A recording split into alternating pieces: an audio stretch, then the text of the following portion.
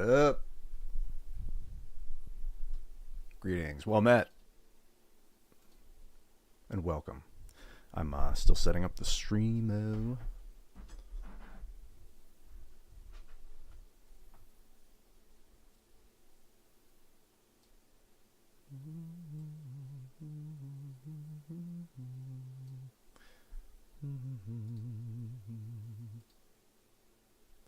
Wanted it so much.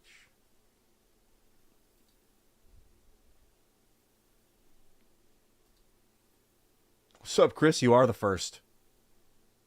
The first of many. Oh yeah, that's ayahuasca in the thumbnail. What's up, dudes? Hello there, Matt. K9 Striker. Oh, actually, I don't know if that's ayahuasca in the thumbnail. I don't know what thumbnail you saw, actually. I don't know if it's a screenshot of me chilling in my black and green shirt or what's good. Perta, Owl Knight, hello. Hello, good sirs. Welcome to the show. Just setting up the stream as we speak. It doesn't automatically load it as monetized, so I've got to go in and it doesn't automatically load it. I might be able to switch it up, but it doesn't load it into my playlist either. I've got a gaming playlist on YouTube. Clips are doing well, relatively, for a fresh set of clips. We just started editing clips with an editing team, and that was pretty cool. So we're checking the analytics, got like 500 views on the first night, which was pretty good. I mean, that's comparable to like what the streams themselves get for like a 20-second clip. That was pretty cool. You're actually quite fit, Morbidly Obese. It's just a clever name then. Hello, everyone. Sean Freitas Gasposito. Gasposito, that's what it is. Gasposito 22. Hello, dude. Martin Acosta Santana. Greetings, my excellent friends. Hello, dude. And David Miller also. Yeah, this is a good BioWare game. I can confirm. In fact, it's so good I'm going to load it up right now. I didn't have it loaded. Oh, man, I was playing Roguebook last night.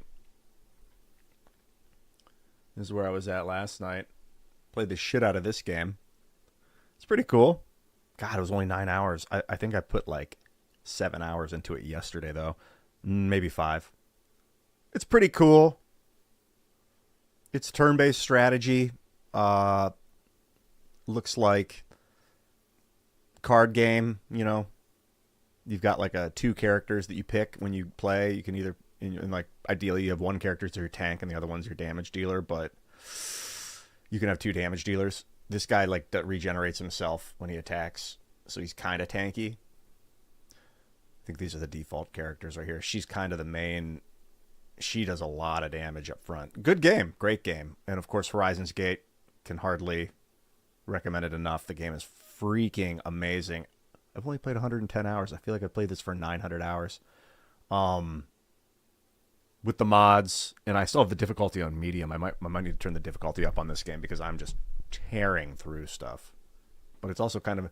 Actually, it's very enjoyable to tear through stuff, but it has gotten to the point where I'm like, this feels tedious, which is why I haven't played it in a while. So, the game of the stream, Mass Effect, is going into effect as we speak here now. I'm loading it up. How are you guys doing? What's up, Taekwondo guy? Blank Field. Hello. Mass Effect is a BioWare game. BioWare is a video game development company, and it is basically like an RPG, squad-based, real-time combat, over-the-shoulder, third-person view. But you can kind of pause battle by hitting shift in the middle of it and like issue commands to your team. So it's like not really turn-based, but it's like squad-based, pause-based, kind of like Baldur's Gate. Stuff has cooldowns, and then it's like space. It's like space sci-fi. The Mass Effect is like they uncovered this drive, this mass effect, this effect that they're able to warp mass in space-time. And it was after they'd colonized Mars, like 2180 AD or something like that. They uncovered some ancient civilization's warp drive technology, which led them to a gate. I believe it's the first gate that humanity found, and when it's this thing. Oh, wait. So here, let me pull this up. Mass Effect, dude. Once they figured out how to activate these gates, I don't know the full story about how they developed the gates or like how they figured out how to use them, if the technology led them to use them. I haven't actually ever heard that story yet. But they hit through the gate and they found it, the gate took them to this like central nexus, this city, this like gigantic colony city in space, where other spacefaring civilizations had also arrived to through gates that they'd found. I think they were called the Prometheans. So there's this ancient culture. I'm sorry if I'm getting some of the story wrong, but there's this ancient civilization. And so they were all like, well, we found their technology too. And so they had, by the time the humans got there, they'd already formed a galactic or like a federation, an alliance of races, of species that have also uncovered the Mass Effect drives, the mass drives. And so it picks up, you're John Shepard, or you can make your own guy, and he's like a like this soldier. Or the default character of John Shepard is he's like an orphan from Earth, and he joined the Alliance military, and through exemplary service had been promoted to like, dropship commander, and he gets sussed out to join this galactic basically secret service, the secret police called the Spectres. And so the Alliance has their eyes on him, and that's where the game starts, is you're like on a mission that the Alliance has asked humanity to go do. Particularly humanity, I think, because they're checking out Shepard. And it's pretty fucking cool. The story is excellent. The gameplay is very good. The pathing's a little weird on the first one. Sometimes dudes run in front of you while you're shooting, or you're like running and bumping into stuff or whatever. For the most part, it's pretty good. And some of the voice acting's a little iffy, but for the most part, it's pretty good. Like, definitely, I would give it a B- at worst, the voice acting. It's like one of BioWare's better games. And apparently the second one is better. Yeah, that's what people say. Mass Effect 2 is like the best of all of them. So what happened was they released Mass Effect Legendary Edition a few years ago, and it's Mass Effect 1, 2, and 3 all packaged together. And when you beat the first game, you can import your main character into the second game and continue on with your build. And that's the plan. Right now, I'm in the middle of the first game. It's awesome. Commander Peanut, R.I.P. Shout out to Anima. Who's it? Akabi? So here's my party right now. I've got this dude, Rex. He's a... I don't know what the race is called exact. And Tally, she's like a mechanics. This race of creatures that live on board their flotillas. They live on spaceships, basically. Those are their home. I think their home world. I don't know if it was destroyed or what. I think it was ravaged by this ancient marauding race of creatures. And so she is on her pilgrimage right now, and I ran into her, and she's kind of joined our crew, joined me as part of her pilgrimage, and then she's planning on reporting back. Krogan. Yeah, he's a Krogan. That's the name of this species, Rex. They're genetically, at the current day, they're genetically altered to die. Like they can't reproduce. As far as I know, they don't reproduce, and their genome is being weeded out. At some point, I'd like to help him find a cure for that. I think he's looking for it. And yeah, she's a Quarian. So he's actually like a kind of a tanky dude. At least the way I built this is John Shepard, my guy, and you can see I've spec'd him into sniper rifles, assault rifles, armor. Pretty good. He's a soldier class, which can use every weapon. Good armor. Just kind of a basic. Rex, the big dude, is Krogan. He's biotics. That's like this game's version of magic. He has the ability to warp and throw dudes. He also can create biotic barriers and put people in stasis. Stasis is pretty wicked. And then I made him and turned him into a shotgun expert. And I think I'm gonna. I mean, I've got her as pistols because pistols are so unique. But everyone keeps telling me, explosive shotguns are so busted in this game. Like, I might end up pumping out her shotguns and pivoting over and giving her a shotgun too. I like the idea of everybody using a unique weapon. It's just kind of a cool concept. But for the most part, she's good with machines. These people, these creatures, yeah, they're people. Quarians are people too. Yeah, they created this race of like sentient. They were kind of like artificial. Well, they say they're not artificial intelligence. It's called the Geth. Thank you, Opportunist, for reminding me. The Quarians created these creatures called the Geth, and then the Geth rose up and overthrew them, and took over their homeworld, destroyed it, and sent these guys in these Quarians into exile. So that's like kind of a lesson about building artificial intelligence and then abusing it, or treating it like a slave. She's great. Voice acting wise, these two are not my favorites. I think some of the other characters are better voice actors. But their builds are like exactly synergistic with how I made my guy. I've got a technical character that can hack and run electronics, and then I've got Rex, who can toss dudes around with his barrier stuff. I haven't done a lot of first aid. It's probably not a bad idea. I never use this metagel. I probably should more. But like by the time I defeat battle, I'm regenerating with my soldier class. He regenerates with his Krogan Battlemaster, and then she's got a regeneration pack in her armor. So I don't ever really need to use first aid after battle. It's really just about doing it in the middle of combat. It might be nice too, but like I'd rather pump points in his like assault rifle. Once you got 4 points, so they're all. Oh, I could put her at maximum marksman, or I could get her armor up. She also has the option of first aid. These are pretty good too. Shield capacity is probably really good for her. There's a lot of shield capacity I could give her for 4 points. So much to think about. What's up, dudes? Hardy Harmonica in the chat. Greetings, dude. Welcome, everybody on YouTube and Twitch that's watching, and on X. Big sure to subscribe to me on all the channels, X, YouTube, and Twitch. Those are my big channels. We're pumping all of them. I really want to get the Twitch partner. That's the that's the medium-term, short-term goal on the sprint is we're going to Twitch partner. I want to see who else is in the chat here. We got Randizzle Swizzle. What's up, dog? Is that Marty McFat? No, it's Matt McFat. Even better. Owl Knight. Whenever I see your name, it makes me want to play, not whenever, but right now. Sometimes when I see your name, it makes me think of Owl Bears from Dungeons & Dragons, and it makes me want to play Pathfinder. Because on Pathfinder, it shows them a big owl bear is like the enemy that they're fighting on the... Do you know what I'm talking about? Let me see if I can... Pathfinder Kingmaker.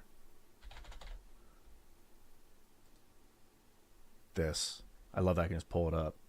I don't think you can see the top. This thing. It's an owl bear. That's what I think of when I see Owl Knight 32. Oh, I'm so glad I could just reference that. Not have to like tell a story about it. I think it's an owl bear. It looks like an owl bear. Owl bears, you would think that they're kind of easy to kill, but they're actually very tough in D&D. All right, let's fucking roll. I'm just about to do some combat here. I did it the other night. I think it was last night. And I was like, oh, I got slaughtered. And I was like, yeah, I'm going to do this when I have more energy.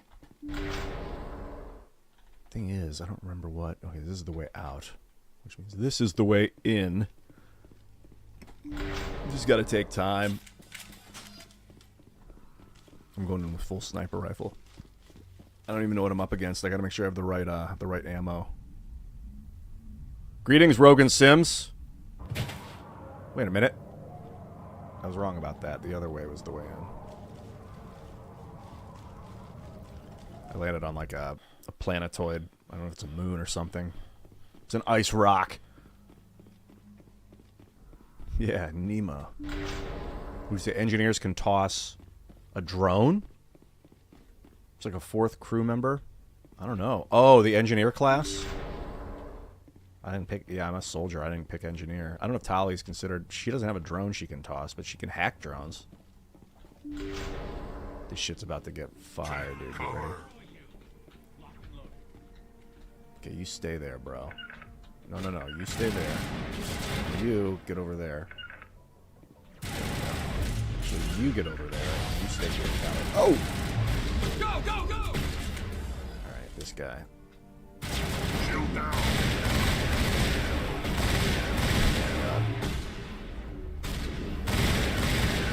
Jeez, this twitchy ass fucking.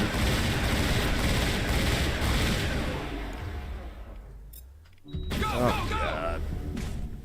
Let's do this. So I need to heal.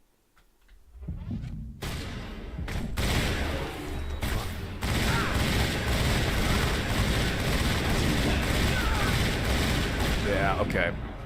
I need to work this out a little better. Maybe I don't know if my mouse is too sensitive for the game combat, or if I suck, or if the reality is this battle's very easy if I do it the way I'm supposed to do it. Were those guys biotic or not? What's that? Heavy armor. The way I'm supposed to do it is go through, make sure all my weapons are upgraded firstly. This is one of the problems with this. The game's not perfect. Is inventory management is fucking, it's so annoying. You get so many different rifles with different names. Like, can't they just give me Assault Rifle 5, Assault Rifle 4, Assault Rifle 3? I know they want to make it cool. There's all these different companies that make different weapons and stuff. It's great for the lore, but like the reality is when I have a Banshee level 5 that's worse than an Avenger level 3, I'm like, what is happening with life right now? So I've got a Tsunami 4, far superior to the Banshee 4. How can you even call that a 4? The Banshee 4 is like, or that rather the Tsunami is like just such a better weapon. Okay, he's good. And then what am I fighting? These things. Shield bypass. Going back with polonium. Maybe, I think these heat sinks have kind of run their course. Because I have that overdrive ability.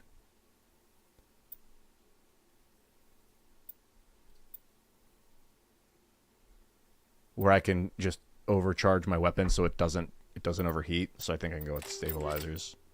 I'll try stabilizers for now. Let's see what Rex is using the shoddy. They're ready to slaughter synths, but I think these things are human. I can't tell. So why don't you take your cryo rounds back?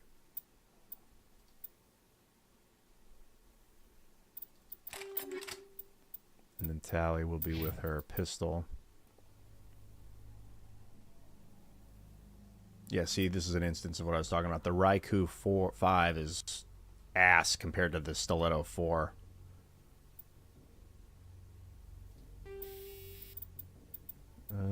Cryo, maybe incendiary rounds. Let's do polonium rounds. No, let's do incendiary rounds. So we've got cryo, incendiary, and polonium. Yeah. Hammerhead. Oh, that's his jank-ass pistol. I don't use it. Yeah, polonium, cryo, and incendiary. For the full gamut of DP, I guess that would be DPS. Yo, Opportunist with the bit cheer. Thank you very much, man. Thanks for the 10,000 bits, dude. 10,000 bits, Commander. All right, bro. For you, I'm going to win this battle. Not even a question. Just want to make sure all my stuff is upgraded. And, like, she's got a pistol. Like, come on. She should have a shotgun. I'm just playing kind of adding a little bit of role play in here as much as I can. Keep things fun. There's fun and versatility. Like, if everyone has explosive shotguns, like, eh. Oh, yeah, I could go upgrade. I could go back to the Citadel and upgrade my weapons. I thought about going back to the Citadel. Maybe I'll rock the rest of this planet. I'll finish through here and then go back to the Citadel. I've been meaning to. He could use a better biotic amp, too. He's still running this old one. Okay, so what's his armor? He's got kinetic buffering. I like it. Mobile accuracy. Cooldown reduction. This is just great all around for him. Shields, cooldown. This might be better for Tally, actually. Except for Tally, I've got this. Medical interface. Gives her the regen. Yeah. Oh, okay, so I can upgrade Rex's kinetic buffering. What's Shepard wearing? He's got the exoskeleton. It's good if I punch shit. But I think damage reduction. Exoskeleton's great, but for now, exoskeleton's all around. Kinetic buffer. I don't know what his shields are like. I don't even know if he has shields, does he? Oh, yeah, he's got shields, okay. He's got a lot of shields here. Maybe he should have this. Nah, he has so many abilities that cool down. I'll let him keep that. Okay. Oh, heavy armor upgrade? No, that's what he's wearing. There's an armor upgrade. The Ursa 4 is better than the Duelist 5. I found it. It's like picking through a haystack, finding rare pieces. I've got it sorted by level, but level doesn't always mean quality. Alright, he's wearing his Ursa 4 armor. What's he got? This junk ass. Also, I'll go through and sell a lot of the older stuff. The problem is sometimes the lower level stuff is better. So I got to be careful that I don't just spam sell all my low level stuff and accidentally sell a good piece of quality armor. She's got this excellent tool. This is what the Omni tool they use for tech. Given to me by a scientist. Yeah, I think that we're clear and ready to... You know what? She doesn't use any of this stuff. I want to make sure that I don't forget about a quality upgrade, and that I don't have junky upgrades in my weapons in case I do want to switch her over to shotgun, which maybe. No, I don't know. I got a feeling that there's like the best shotgun, the best pistol, the best assault rifle. Like I want all my characters to have the best of the best. Oh, the katana. Far superior shotgun. I'm gonna blow my nose here real quick. Ever thought about streaming 4-player co-op Baldur's Gate? That'd be fucking awesome.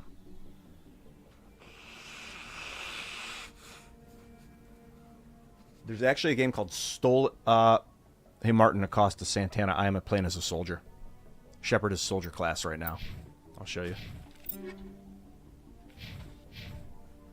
Here's the layout. His charm's maxed out. No, I mean it's not all the way, but there it is. There's a game called Stolen Lands that I've been looking at playing with Menthol. That game looks really cool. It looks like Baldur's Gate, Divinity, but it's more like just combat. It's like a roguelike. So the problem with playing a Baldur's Gate game 4-player is that we gotta commit. It's a long game.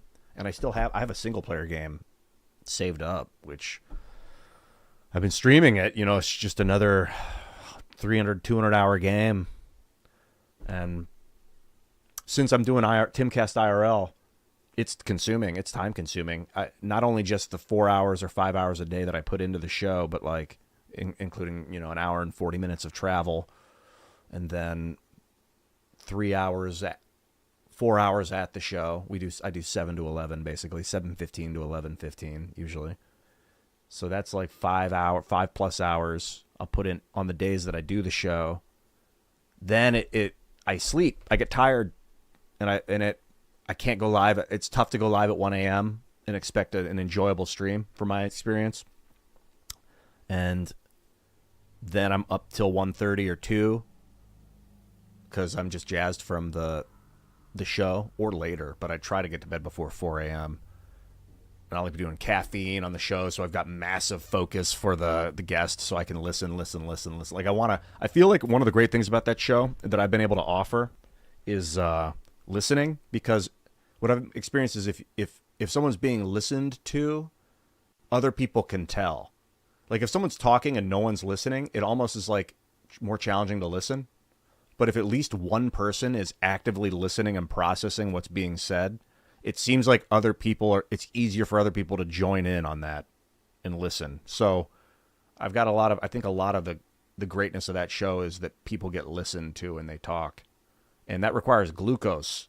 Read a book on willpower and forcing yourself to like process data, and like it requires sugar, glucose, basic simple sugars. And like, 7 to 11 at night, I'm like, oh God, here we go, bro. So I'll stim out on coffee or Alpha Brain, and then I'm wired till 2 in the morning. And then I get up usually around like noon, between noon and 4, because I want to be rested. I really want to give all my energy to that show when I'm doing it. But what happens if I'm doing it? I don't have a lot of time or mental capacity to game. And these games are long. They require a lot of attention, a lot of focus. Because I put the same kind of focus into games. Like, I don't rush them. I want to make sure that I'm min-maxing. I like to do it the best I can. I'm not just like playing it to beat it. I don't really care about that. If I want to see the ending of a game, I'll just go on YouTube and watch gameplay footage of it, which I do from time to time. But if I want to enjoy the game, the process is the destination. It's the actual gameplay itself and the mechanics and finding secrets and all that stuff. And then I feel like I'm learning the minds of the developers too, which is kind of exciting. All right, I talk too much about that, but that's kind of where I'm at with Baldur's Gate and picking up a new game. Is like I just got to find the time and the energy, because I would love to put 14 hours a day into games often, but it doesn't leave a lot of mental capacity for other projects. And Timcast IRL is an important one for me right now. Although I think I'm about taking some time off after the election cycle. We're gonna go down to Nashville, and then I'm gonna bounce down to Florida, I think, for a little while. Spend some time with Luke Rutkowski, I think. I'm processing it right now. I may end up doing that. Okay, I think everybody's got the right equipment and loadouts right now.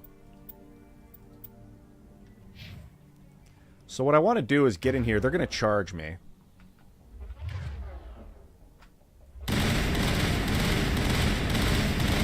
Yeah, this thing's not going brah, brah, brah. It used to. Now it's at least holding in place. They're going to charge, so I've got to be ready to... I'm going to stay back. It's an awkward setup in here. Let's see what happens. Maybe I use grenades. Grenade. G. Is it not G?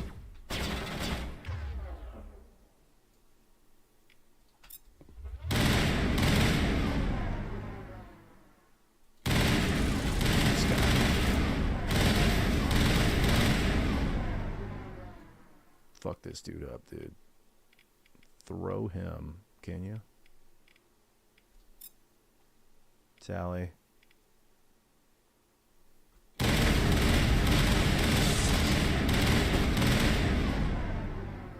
Yeah, this is much better. And now you're gonna warp this guy.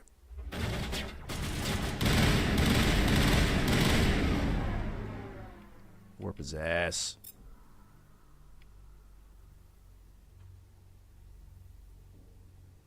Shields are down, so I'm gonna go on overkill.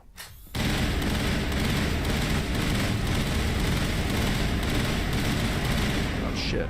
Now's not the time to be running back and forth, homies. How's he holding up? Once I get these shock troopers down. Oh yeah, his shields are up. Bust his shields, baby.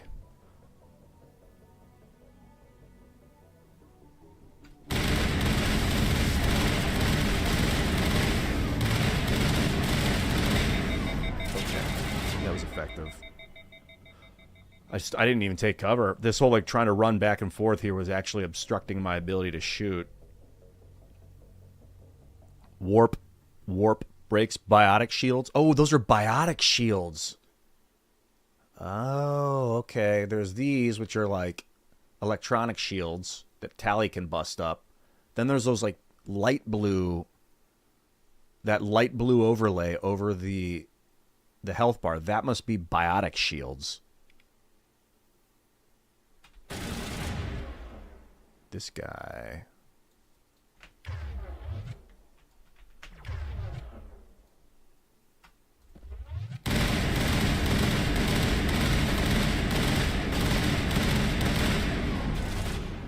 cannot overstate this. Now we got some time. See how his life is turned green? Or maybe that's not a biotic shield. Dude, this assault rifle is so good. We're not out of the woods yet. I gotta let Rex's shields... Oh shit! Sniper! How about a little counter sniper fire? Fool, you should take your red laser off. Wait a minute. Oh, it's one of them. Is that real? That's not one that's pointing at me.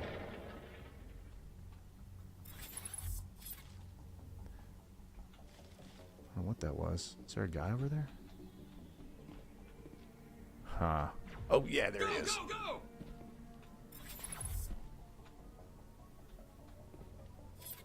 Get the fuck out of my way, bro.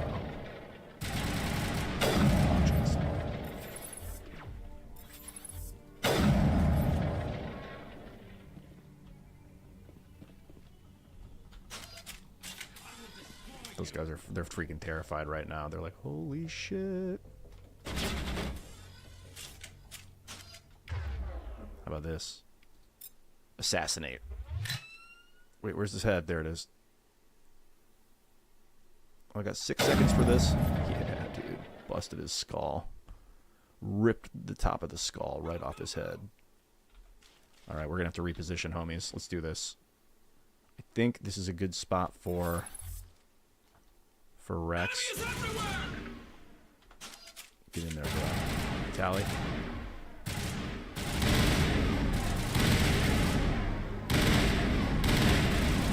Yeah. Give me the rifle. Go, go, go!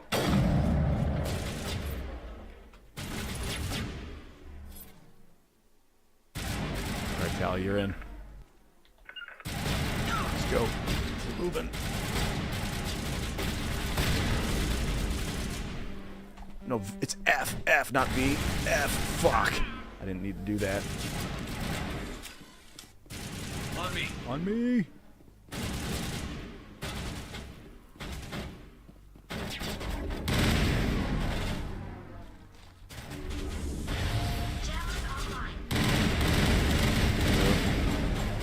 Oh, they're doing some biotic jump.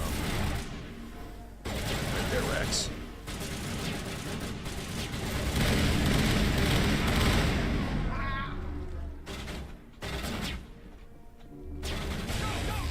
Nice shot. Oh, he's still up. Crime boss.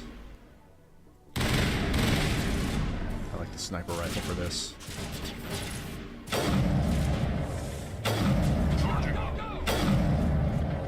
Did he just bug? Crime lord defeated. Seriously, quite the operation going. That's all going to change. 1 down, just 1 more to go. Oh yeah, Helena. I didn't realize this was the guy she wanted me to take out. Perimeter clear. Thank you, Tally. Perimeter clear, that is. You've been around since the start of the Krigler show? Dude, Adam Krigler's the fucking man, dude. We're working on a new song, one that he wrote called The Forge, that I sing harmonies on. It's really, really good. Welcome to The Forge. I don't know if you guys have heard it yet. He plays it live from time to time. He's going to be recording and producing that. I'll be offering vocals remotely. Yeah, I was there at the house while they were working in the very early days. Me and Tim were like, let's do a show. He's like, yeah, like way, way before IRL ever started. Tim was like, want to do a show? I was like, yeah. He's like, let's do some weird-ass show. I was like, yeah, that sounds cool. And then I kind of I didn't jump. He went back to his house in Jersey to start it up. And we were like, want to do it in hard mode where it's just me and you? And we'll like push the buttons, or do you want to do it? Wait till I get a producer. I was like, let's just wait till you get a producer. And so I was on the East Coast. He was back in Jersey, and then time was just passing, and I wasn't following up on it. So he had Krigler come out to do a show because he's always wanted to do a show just in general with his friends. And Krigler came out, and they started up IRL. And I was like, oh shit, I'm missing out. So I hit him up, and I was like, I got to get out there, bro. And he was like, anytime, man. I got a couch. So I flew out.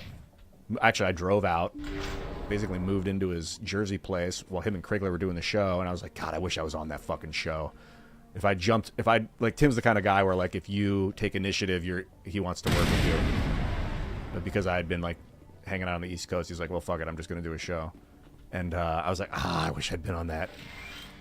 And it was sad because I love them both so much that that we're not all doing a show together, you know, for whatever reasons.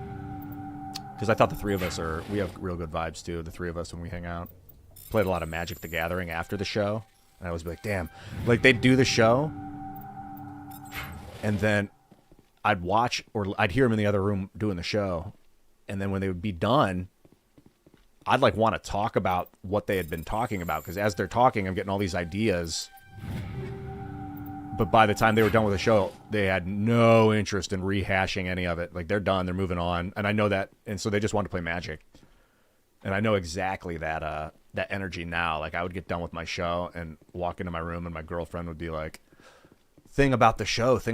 What did you say about it? And I'm like, oh, God, trying to remember the past is not, like, I'm still in the flow right now. Like, I'm just in my room, and it's relaxing, and I'm, like, coming down from the show. I don't want to talk about it. It hurts to, like, take my head back there. It's funny. Getting a taste of what they've been going through. You know, it was always fun, though. Like, I figured it out pretty quick. Flow state. What's there? What is this? Let's get moving.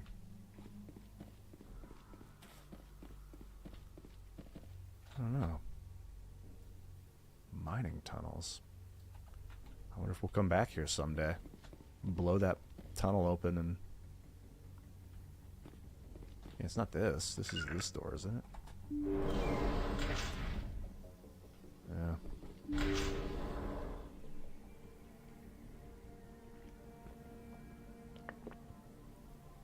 Yeah, we do need to be mining the moon. Opportunist. I made a video about that, like, in 2009 or something on YouTube. I was like, mine the moon! I was getting real angry about, like, colonization and resource gathering, and I was like, mine the fucking moon! And people made a meme out of it. And they're like, Moon Lord. I don't know if that's where Moon Lord came from. I think it's just because I'm spacey, you know, I'm cosmic. They used to call my dad Cosmo at the fire department. I was like, that's cool. But I didn't really realize how cosmic he really was. I just thought he was he is a normal guy, but, you know, he's willing to consider crazy ideas sometimes. Not like me. I mean, I'm like the next generation of, like, evolution of that whole being. But for normal firemen, he's a pretty cosmic dude. I guess that's where I inherited a lot of these wild traits. But he's actually very normal compared to me. I would even consider him conservative, but not in the way that you would vote or any of that. Just in, like, he's 75, you know. I guess as you get older, you're less likely to make dramatic changes sometimes. But I was like, mine the fucking moon. There's so much stuff on the moon. What's up there, dead fish? Dr. Thunder Run, hey, man. I think we just wrapped this little planet. Took me a few tries, but eventually slaughtered that crime boss. Let's get out of here. Back to ship. The Normandy awaits. Syndicate hideout. Yeah, it's gonna... Oh, actually... There was another... Oh, shit. Was there another deposit? I'm going to check it out before I head out. I might be missing a... Damn. Oh. There it is. Great. It's close by. Taking it with me.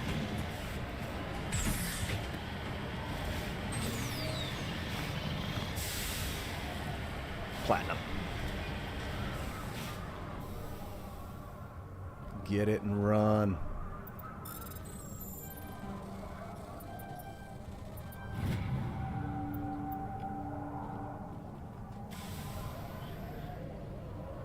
Oh, area map, 4,000. That indicates that we've cleared the area. That's cool. That's good to know. So you're saying mine the moon, vehicle on the moon, the process is the regolith. breaking up the silicone as it moves, slowly moves across the lunar equator, laying down silicone solar collectors. In a band, the lunar equator is in constant sunlight. That's pretty cool. Yeah, the moon's wonderful. It's an excellent resource, not only for tidal control and life as we know it. Bobby, you want to do Timcast Clan for Star Citizen? Yeah, Star Citizen's looking really fine. I just hope there's more to do in it. Because it looked kind of like an empty world in a lot of ways. Alright, the rest of this solar system is cleared. I've already checked it. But I haven't checked the rest of the star system, so let's pop around here. We got Farinata.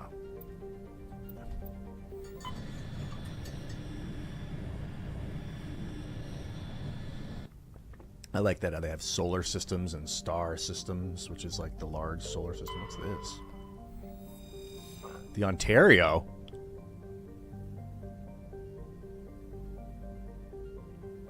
I'm gonna board this mech. I'm like, hey, it's a ship. Let's board it. I accept you, squad. Let me get my microphone there in my face. There we go. That's a little better. I accept you for who you are. I was like, accept, squad. I do. Now that we've boarded this ship that I don't know what is going on, we're going to slaughter everyone on board. Because that's just how we roll. That's how we roll here at Mass Effect. Oh, more equipment that I got to measure against my equipment. I should do it. That's how I won the last battle. A Tsunami 5. Yeah, that's an upgrade from the Tsunami 4. Rex. Your katana. Looks like nothing really stands up to the katana. And Tally's stiletto. I don't think anything eclipses that. Yeah, the stiletto's the best. Oh, and then I'm like, did I get fucking... I gotta check and see. Cryo rounds 5. Rex, what are you using? Polonium rounds 6. Gazow. He's using cryo rounds 2. Was Tally not... Tally was not using cryo rounds? Oh, what are you using? You got cryo rounds 5, but what you want is polonium rounds 6. That's badass. You have cryo rounds 5. I am using... Oh, I'm the one with polonium rounds. Tally's got incendiary rounds. That's how I'm going to do it. Actually...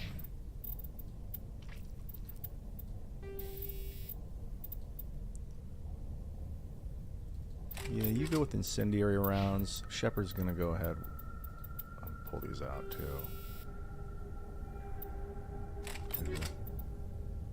Yeah, I'm not wasting my pistol. I don't ever use pistols. Just want to make sure my sniper rifle's whacked out too. So I'm gonna take the polonium round 6 in my assault rifle. Stabilizer. We got a combat scanner, stabilizers, heat sinks. I think a stabilizer in this weapon might be nice. Rail extensions are better, extra damage. And then it's got tungsten rounds for synthetic destruction.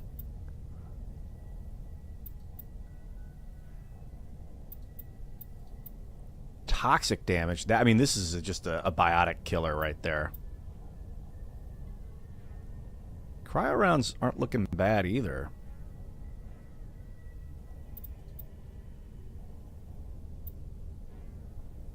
If I'm up against synths, we're good to go. If I need biotics, I gotta switch out that ammo. So we got polonium rounds and a stabilizer. Yeah. Polonium rounds are definitely for organics. Cryo rounds. What's he using as his backup? As a kinetic stabilizer also. That works.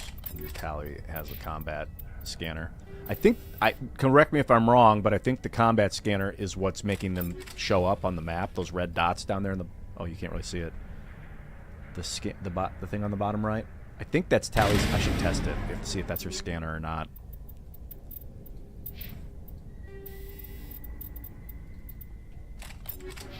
No, they're still showing up.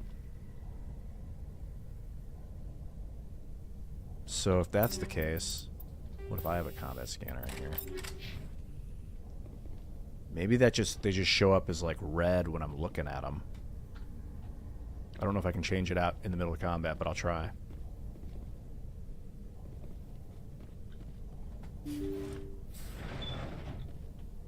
This is a test run right here. I just want to see what the combat scanner does.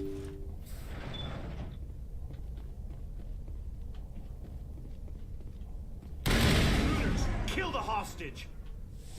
Down, my I don't think I need a combat scanner. I don't think it does anything. I'm sure it does. Oh, okay. It's showing up on the bottom right. It was like they were glowing. The triangles were glowing. Like a little yellow circle would go around the triangles. It's very useless for me. I like the stabilizer. It's huge for the assault rifle. And then Tally with your pistol. Oh, yeah, incendiary's great. We've got a stabilizer for the pistol? No. Barrel? Extra damage? I don't know. She doesn't need a stabilizer. Let's just keep this. Some enemies use jamming tech to block the radar. Combat scanner upgrades, improves. Oh, so they'll go stealth by jamming your equipment. And that makes it so they can't. Maybe just having one weapon out makes it so, like if me and Rex, if my weapon goes down, I wonder if I lose the radar as long as Tally's weapon's still out. Trial by error, that's the only way to figure it out. I'm going to hit the bathroom really quick and then I'm ready to rock these motherfuckers.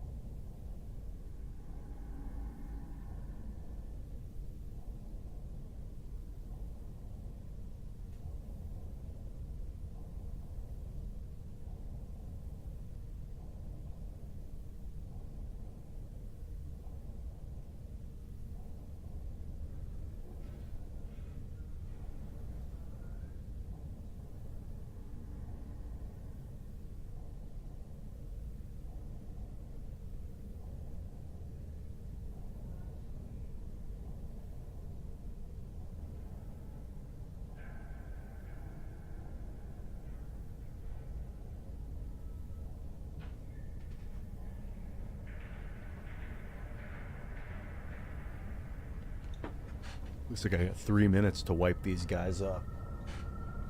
We're boarding their craft. They're about to set some alarm off or something if I don't take them out quickly. Yeah, hot-ass chair cast, dude. That's what we're talking about. What's up, Grofty? Ed Faust, hello. Yeah, they were just chilling. They were like, he needs to release his bowels. Everyone. Just so you know, we're waiting. Alright, follow me, homies. If you need to go to the bathroom, do it. Don't wait. Your body doesn't understand. It's like an animal that doesn't have a brain, and you need to treat that body right. If it feels the urge to do something, allow it to do it. Especially with going to the bathroom, release that toxin. It's not that it gets confused, it just starts to take damage if you don't release the toxins. But if you do, if you prioritize going to the bathroom, when you need to go to the bathroom, your body will heal and stay young for so much longer. It's so important. Even just when you get that first pulse of like, I think I gotta pee, go pee.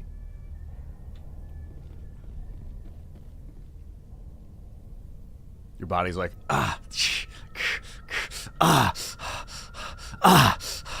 whenever you have to go to the bathroom and you're not doing it. It's like taking it starts to take DP dot damage over time. All right, I'm gonna need to pound these guys in real time. So they're looks like they're biotic. I think my sniper rifle I need to take out these rounds, these tungsten rounds, and put it.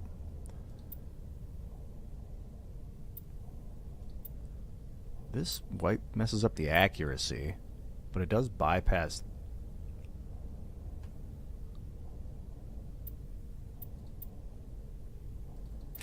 Tungsten rounds are just fine. They still don't know we're in here. Look out! Intruders! Kill the hostage! Oh shit. Sniper rifle it is. Get off the ground, bro. Lost shields. Jeez. They're tossing me around like a fucking rag doll.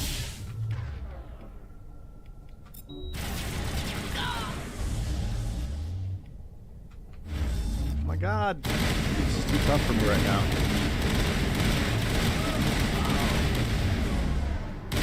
Jesus! Where do I go? I gotta be more careful. They're doing to me what I like to do to them. You must die. All right. What I need to do is, firstly, immunity. Then this.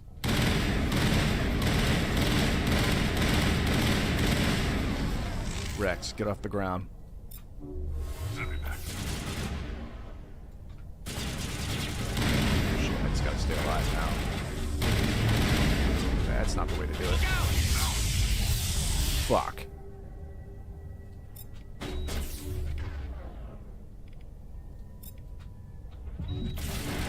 I will destroy you. Oh, it's still taking damage? Are you kidding me? Is that really gonna go down to 0? Sit there and watch. What do we got here? Warp his ass. And you can't hack him.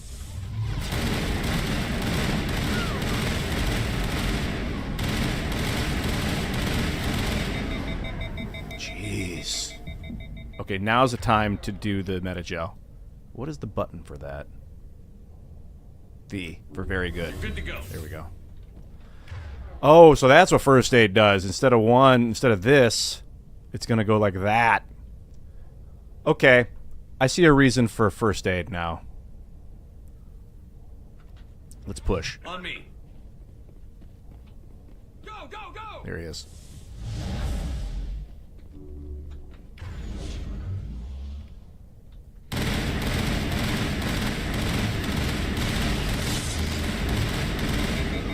Fuck.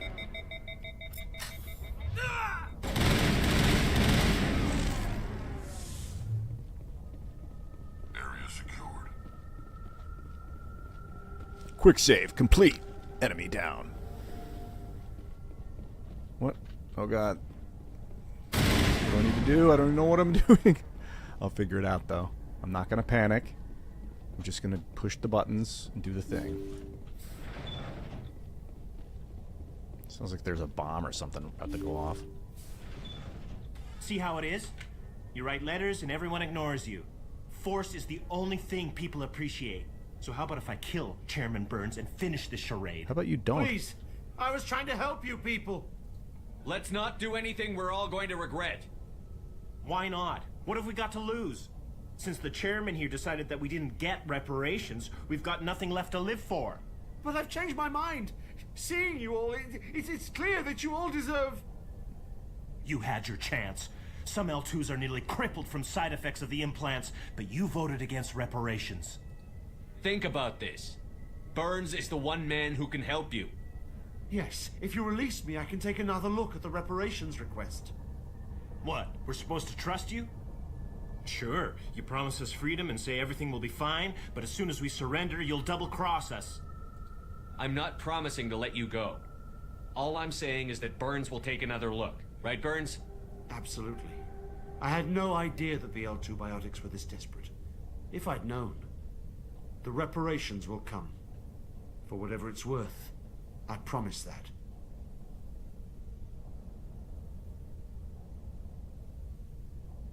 You're right. I don't want to die. Maybe something will happen this time. We surrender. Thank you, Commander. I thought I was dead when they took me. I'll see to it that the reparations discussion is reopened. I didn't know they were so desperate. A Fifth Fleet cruiser will be by shortly to pick you and the prisoners up.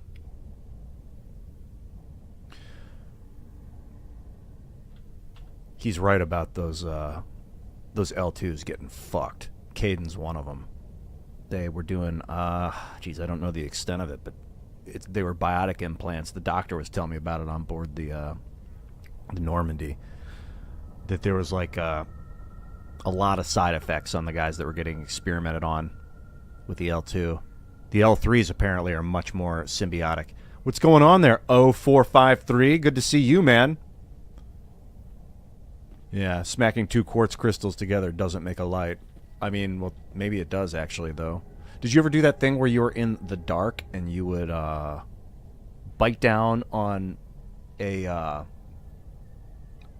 one of those menthol lifesavers and it would spark? I don't recommend it because it's like maybe not the best thing for your teeth in general, but also I don't know what's in that crap. But we used to do it when we were like 14. We were like, check it out. You go in the closet and you're like, and you bite down on it real hard and you'd see a spark. That might have been piezoelectric. I don't know. Chairman. Thank you, Commander. I thought I was dead when they took me. It's my pleasure, dude. You did the right thing. Hey. And I'm going to rob the place. Threading the needle. Oh, we got some upgrades here. I'll take them all.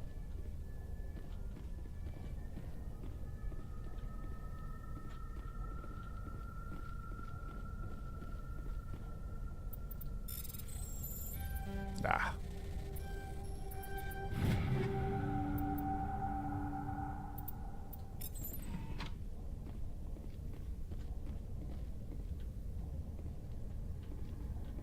That'd been fun to get up here and be like, plop, plop, plop, if there's a battle. Show me what else you have. These guys are like, we're just trying to get along, man. Oh, shit. Okay, I can go through here. The Explorer. Turian armor.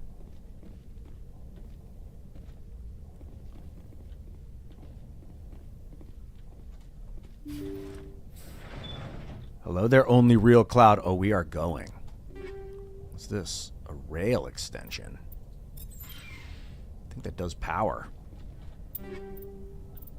So when I go to inventory, recovered items, maybe that's off the corpses of dudes I slaughtered most recently. Because I've noticed every once in a while I'll go to my inventory and there'll be recovered items. Energized weave. You know I'm all about the weave. Hello there, Justice Plays. Welcome to the stream, man. Doing Mass Effect 1, 2, 3. We're doing the series. Tungsten rounds 5. Those are the synthetic slayers. Shredder, tungsten, shredder rounds. What are these?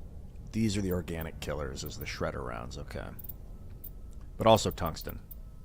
No, tungsten synthetic, shredder is hominid is a squishy. What's this rail extension? Damage and heat absorption. That's going on the sniper rifle. Improving my rail extension. And then what else am I using here? They're using tungsten rounds.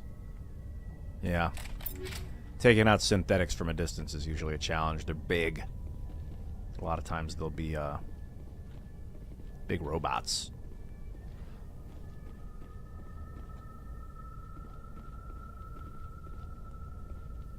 Looks like I've cleared these areas. I didn't really look around this room yet. Check for boxes. Boxes of stuff. Things I want. Pork Nasty, thank you for the resubscription, man. The 3 months, dude. That's awesome. I love that you can resubscribe on Twitch. Thank you very much, man. Pork Nasty. Pork Nasty. There's a box. There's got to be a box in here. BioWare wouldn't do me wrong like that. They usually reward a little bit of curiosity. Or this might have just been a battle chamber with corridors and stuff. Waiting locked up. Got up out of this.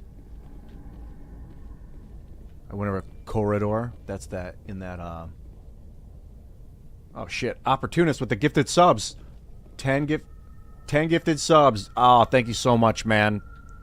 10 gifted Twitch subs, dude. That's badass as fuck. Thank you, man. Opportunist. Seizing the opportunity. Alright, this room looks clear. Big gifted subs. Pork Nasty is named after Buck Nasty. Character played by Charlie Murphy.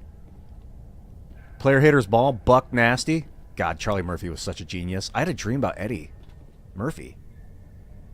Last night, I was like, I'm tired. I'm going to go to bed early. And I went to bed at like 10:30. And then I woke up. I had a dream. And I woke up out of my dream at midnight or 12:30. So I got about 2 hours of sleep. And then I was up till 7 a.m. And then I slept till 4:30. And then I got up and just did a meeting with, just a text meeting with my editor. And then jumped on the game. But the dream was wild. It was back to the Normandy. I do this thing. I started doing this thing where I would communicate with people with my thoughts instead of my words. Like, I'd look at you in the eyes and I'd be like, instead of saying hello, how are you, I'd go, you're doing well. And I would think it instead of say it. Like, I'd think you're doing well instead of say you're doing well. I'd look at him in the eyes and think the words and think like, you're healthy, healthy, healthy. And I'd repeat it over and over, and I'd test like if I would repeat phrases in my thoughts, if they would have different impacts than if I would say them once. It's just like messing with like memetics and stuff. And it was kind of one of the bonuses of clearing out my mind and like being honest, because I wouldn't get these intrusive thoughts anymore. It like quelled my subconscious in a lot of ways, and I could kind of like snap when you think words instead of say them. You snap your thoughts to the collective consciousness, and then you can pull the collective consciousness around with your own thoughts, and you kind of guide it. I think that's truly happening, is that our own thoughts are affecting other people's subconscious.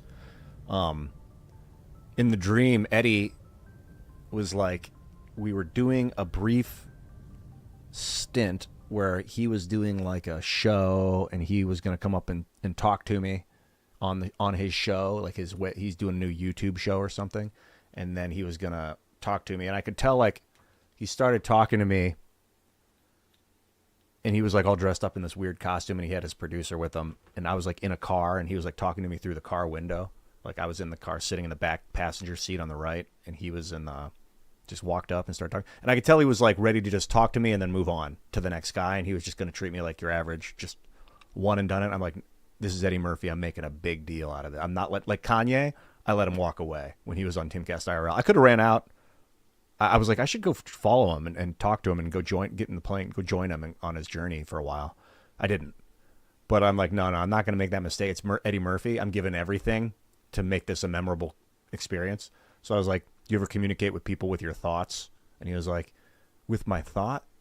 Yeah. Like after he was like, hey, yeah, something. And then I was like, you ever communicate with, and he was like, huh, with your thought? And then I looked at him in the eyes and went, you're doing well. I thought it.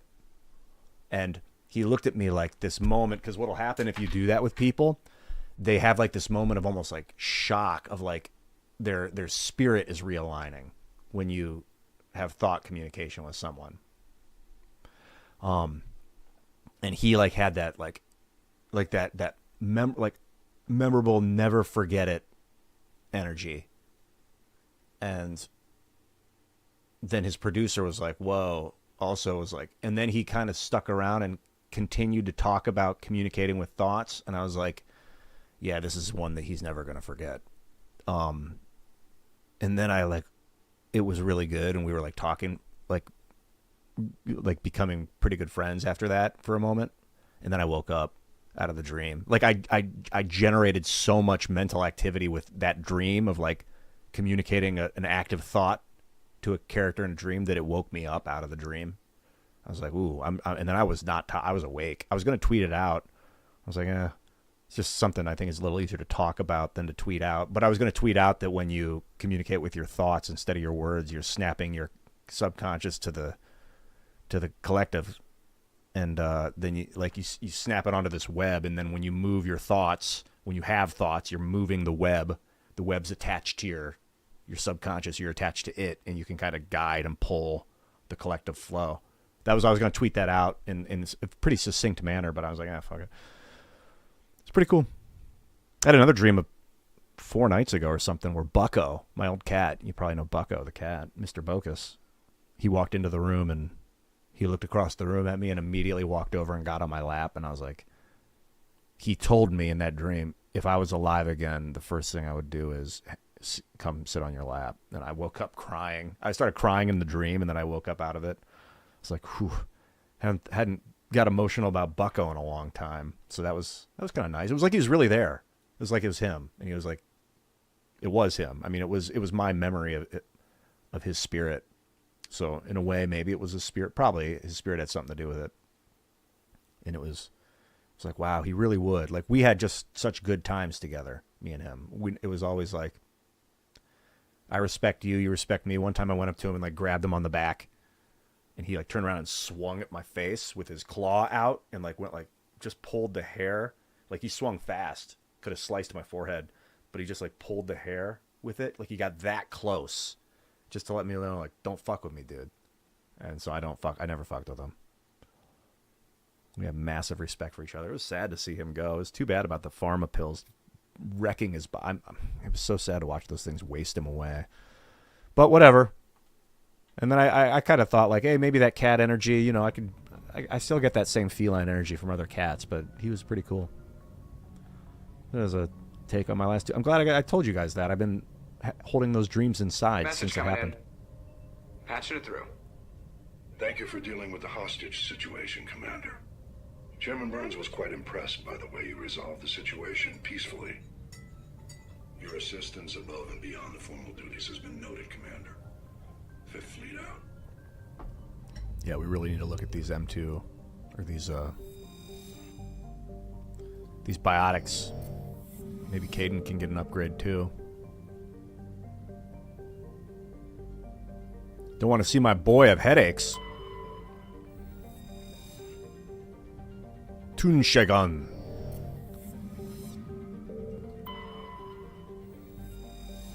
Jun Tao Ma. This is like kind of like busy work. They're like, did you do the work? If so, we'll give you the reward. Nepnew. Some dude's just sitting in a room spamming a keyboard. They're like, just give us as many weird sounding words as you can and we'll make planet names out of them. Antaeus. Oh god, what was the other one? Dis. I've already been to Dis. I gotta check out Antaeus. Just a little Dane Bramage. Speaking of Dane Bramage, did you see Joe Rogan just had John Fetterman on the show? That was cool to watch those guys go at it. I swear, I think Fetterman's on the road to recovery in a big way. I wonder if he'll end up doing like psilocybin treatment and having neurogenesis kick in. If you haven't really read about neurogenesis, it's basically the growth. People used to say you can't, once brain cells are damaged, they're gone forever. That is not the case. Brain cells can regrow. It's this. Process nervous system cells. The neurons are produced by neural stem cells. Advancements in science have led us to realize that you can regrow brain cells. And from what I've read and heard, psilocybin induces neurogenesis. The neurosphere of neural stem cells. Peripheral types of neuro stem cells, neuroepithelial cells. This is a little out of my pay grade. Glial cells, those are like brain cells. Progenitor cells, responsible for producing all of the neurons in the cerebral cortex. So they're considered stem cells. Neural stem cells. Basal progenitors. I like that they call them progenitor cells, the ones that produce neurons. Intermediate neuronal precursors. It's so weird that just 20 years ago they said you can't regrow. Once you lose your brain cells, they're gone forever. Like what? That's how humanity is in so many ways. They're like, we can't measure it, therefore it doesn't exist. And you're like, what the fuck kind of assumption is that weird thing?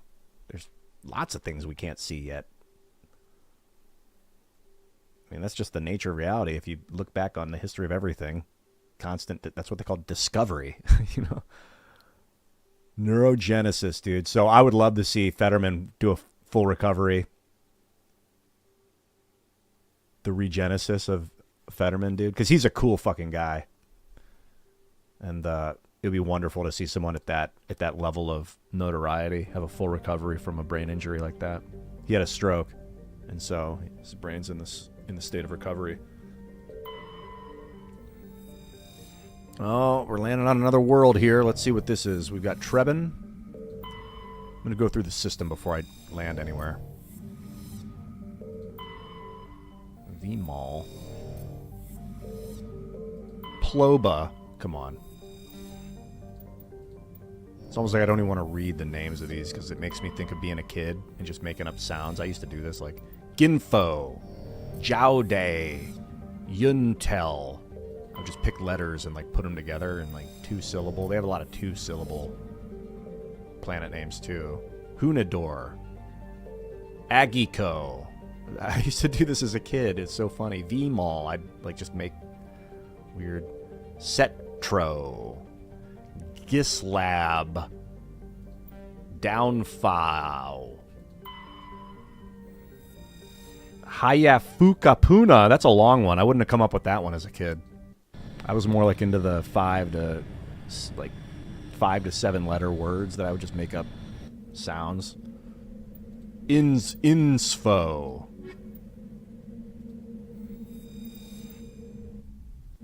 Aglu. Agiyu. Youngdao. Wartooth 88. Sup? Oh, good question. I want to answer it.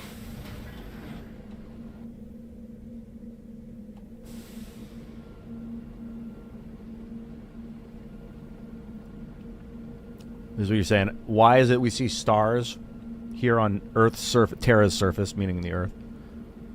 But on the ISS, the International Space Station, video feeds show no star field. It's possible that the video cameras don't have good enough resolution to be able to pick up the star fields. Like, video cameras are notoriously not as high res as, like, super deep cameras. So they might just have cameras that aren't calibrated for it. But like we were saying earlier, well, like I was saying earlier, just because it can't see it doesn't mean it's not there. Might just not be perceiving it. And Bill Shatner also said he didn't see, on his SpaceX trip, he said he didn't see stars in the video feed, or he didn't see the stars with his own eyes when he was on a SpaceX trip. It's also possible that the Earth's atmosphere is like a magnifying glass. It's a lens, so that it's actually bringing things into focus that might be more out of focus when you're outside of a curvatured atmosphere, a liquid curvature. That's assuming that your premise is correct. I don't know. This is the first I've heard that they weren't picking up stars on the ISS video feed. I have to look more into it to find out. First thing I do is go this direction. It's farthest away from everything, and I'm close to it. Just want to make sure. I want to mine the moon, if you know what I'm saying.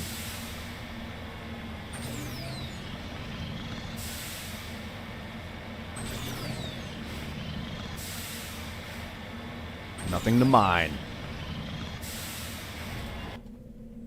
Well, I guess we'll make a northern run. I used to watch streamers, and when they'd be like, all right, we're going to get the biggest upgrade, and then we're going to head north. And I'm like, why do they keep saying we? We are going, it's me. I'm going to do this, and then I'm going to do that. But I feel like you're here with me, and we're experiencing the game together, even though I'm the one pushing the controls. So I keep saying we, and I'm like, oh, it's like a natural thing to say. And it does feel like we are doing this. Like, I don't feel like I'm alone in the room. It's like I'm driving a car, and I'm like, we're going to the gas station, and then we're going to the beach. We're going to go to the beach. Oh, the train's outside. It sounds so good. Yes, I'm taking you with me, Versiris. What's up, Psylocke? Oh, yeah, Psylocke. Yeah, exactly. Oh, dude, these guys are waiting, just asking for it. Oh, rockets to the face. All right, come on. You got one shot, bro. Just do it. Make it count.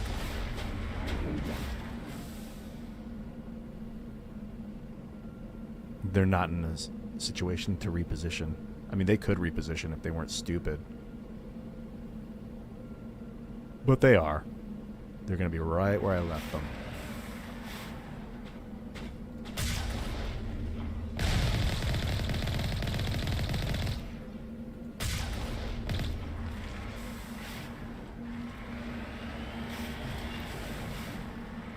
I mean, there wasn't really anywhere to run to. I would have run to that thing and taken cover.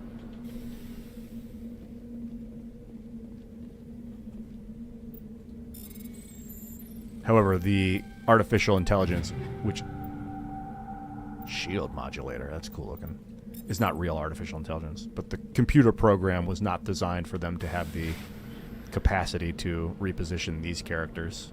They just stand there. All right, north we go. The James Webb Telescope. Man, some of these telescopic images of the universe are so fascinating. I have this.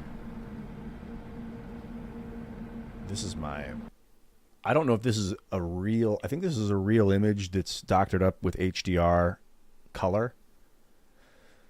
But I was just looking for... I like to put badass universal pictures on my desktop. It's really peaceful to look at in a lot of ways.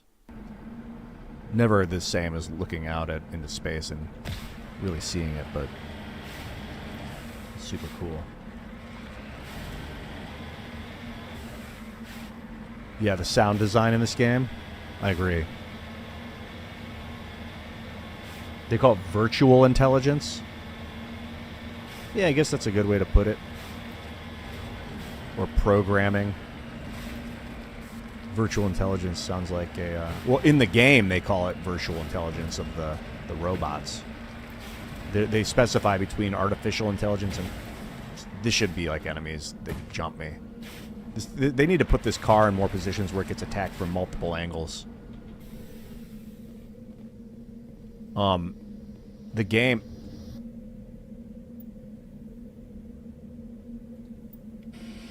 Yeah, fix it up, bro. What else we got over here? Anything? This game talks a lot about how artificial intelligence has been outlawed because of how wrong it's gone, and that their systems are just using virtual intelligence. Let's go here and then cut south, which is really cool. A cool piece of the lore. Yeah, that the AI's gone rogue, or that AI in the past has become too dangerous. It's cool. It's a really cool anticipatory concept. Dude, whoever the expert, the BioWare, the science people that they tapped to write this game are fucking, they did the right thing. They did really I would say a boon to humanity. That might be taking it a little bit too far, but if you can make games this good, you can make them better. And this one's really good.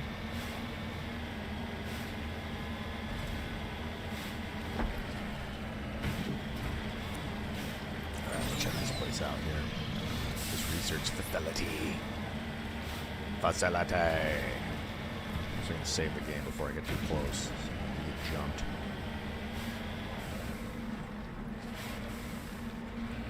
Into the facility.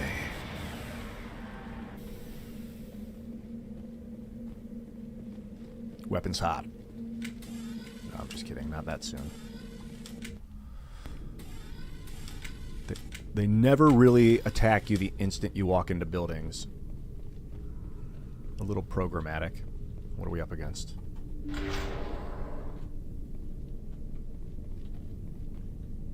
They usually give you like a minute to fan out before they come flying at you.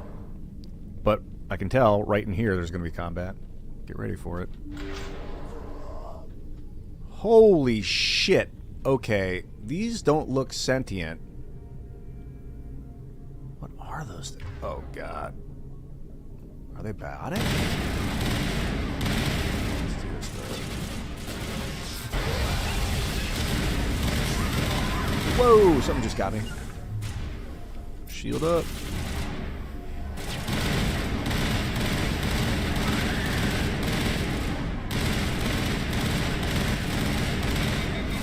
I don't know what I'm gonna do here. Cover me. Overheat weapons. Jeez, she can't do... Disables enemy biotics and tech. The green must mean... Maybe that means that they're taking poison damage. Warp his ass, bro. They're using biotics. I don't mind letting the first battle just... Because I could have easily opened up on those guys when I was just watching. Just assessing. In fact, let's just do this now. Alright, so what are these things? A husk.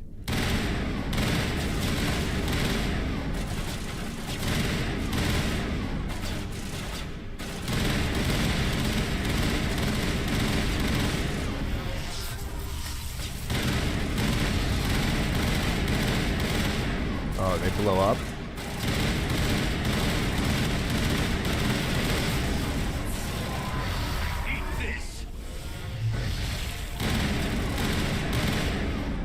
Grenades. That's reasonable. Do what you gotta do, Rex.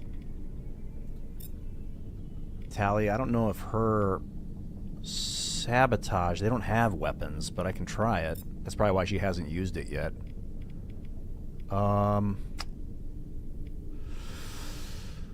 Shout out from Korea, man. What's up, homie? Oh, dude. Loving the Korean fucking shout out. Veilguard.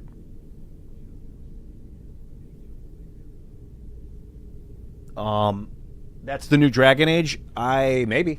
But yeah, actually, yes, I want to play Dragon Age a lot. So what I want to do, I'm committed to Mass Effect, because I almost played a different game today. I like to play different games. You know, last night I played, like I was saying earlier, what is it? Not Inkbound. That turn-based strategy game. I'll pop in. Sometimes I don't stream the games I'm playing. Dragon Age. I also got Cyberpunk 2077.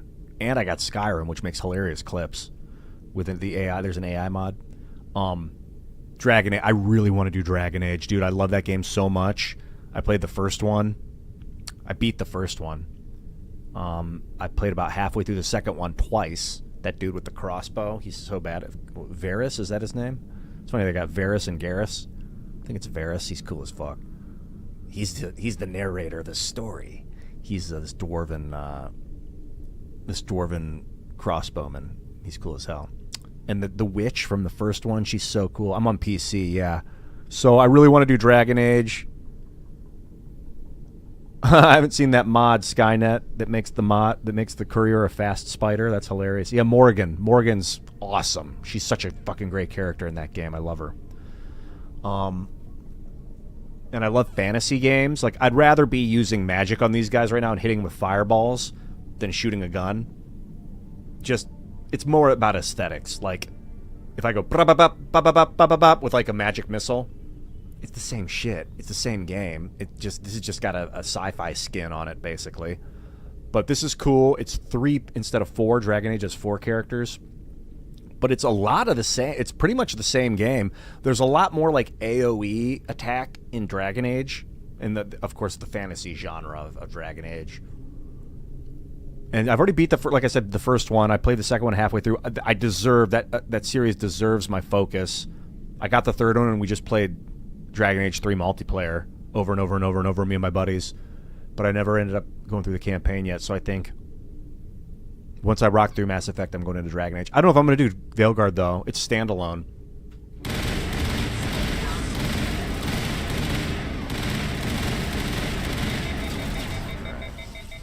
Let's do this.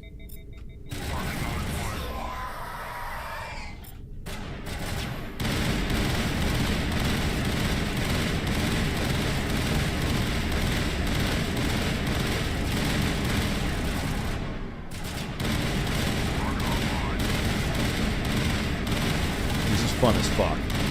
It's like Hogan's Alley. Shit. Whatever they found. Tally file. Long gone now. Come on, Tally, get it back on your feet.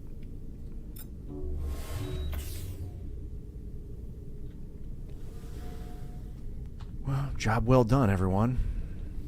Those things explode for nasty range damage, but they were just focusing her because she was up in front of us.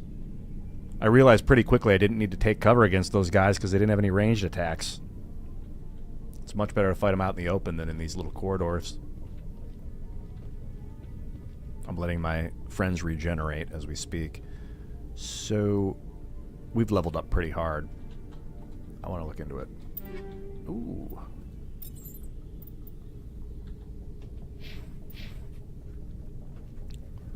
The new Dragon Age, I did see a clip where they were like, he's a non-binary. Oops, I said he. I have to do push-ups now to punish myself. And I'm like, oh my god. What the fuck? Look. Hey, man. Love your fellow neighbors for sure as people, but like, you don't need to be putting that in a fantasy game. It has no purpose. I don't know. It was really sad. Like, maybe it was just, I was talking to Tim about it actually on IRL. Maybe it was just like, yeah, Banzai, you can, and I will. Maybe it was just like a side, like how you can do investigate in this game and like get them to talk about some side shit. Maybe they just put that in there as like a little Easter egg, but if they force you to like talk about that stuff and self-flagellation for saying the wrong things, like, dude, you can call someone a he in the United States that's a girl. Welcome to the free speech, the realm of reality where you're allowed to say whatever you want and you don't have to feel guilty about it. Like, you can. I used to use offensive language, and then one of my friends' brothers was gay. And I used to say, like, use gay as an offensive term. And then one time I was at the bar. I just knew him as a friend of mine. I didn't know anything about his sexuality, and I was just making fun of gay people. And after we left, my buddy was like, yo, her brother's gay. And I was like, oh my God. I realized I've been sitting there with him and saying these cruel things about his sexual preferences for a joke.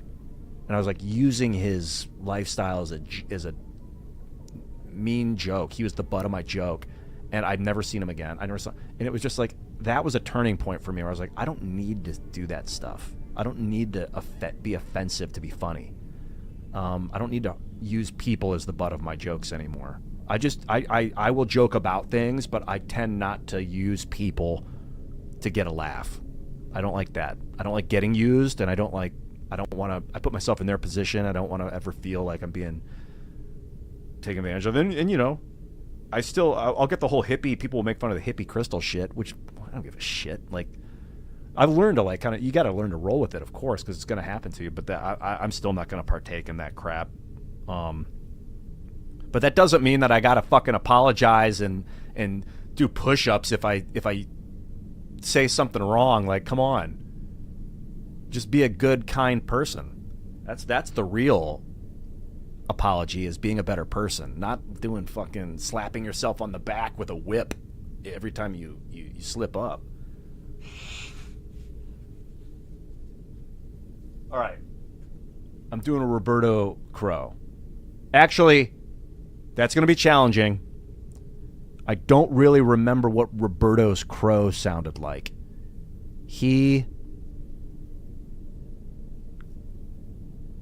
I remember him yelling outside. I know Roberto Jr.'s crow very well, because that motherfucker would wake me up at 4:30 in the morning, 7 days a week. I got to the point where I could sleep through it, like traffic.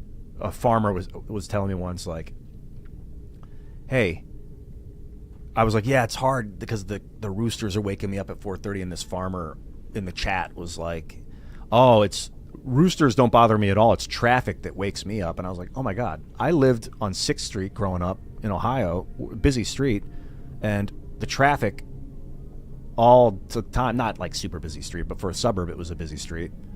And I just would sleep through it. I remember just learning as a young kid, like, the traffic's outside,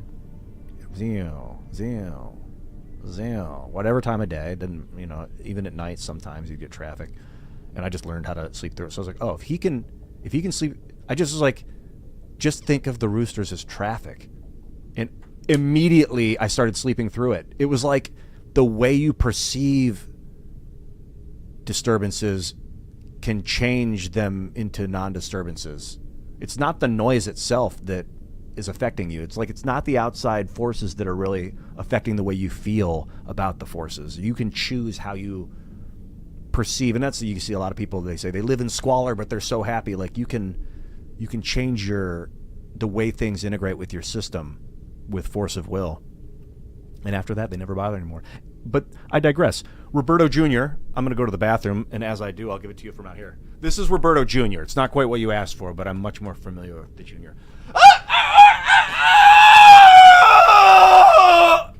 It was like that.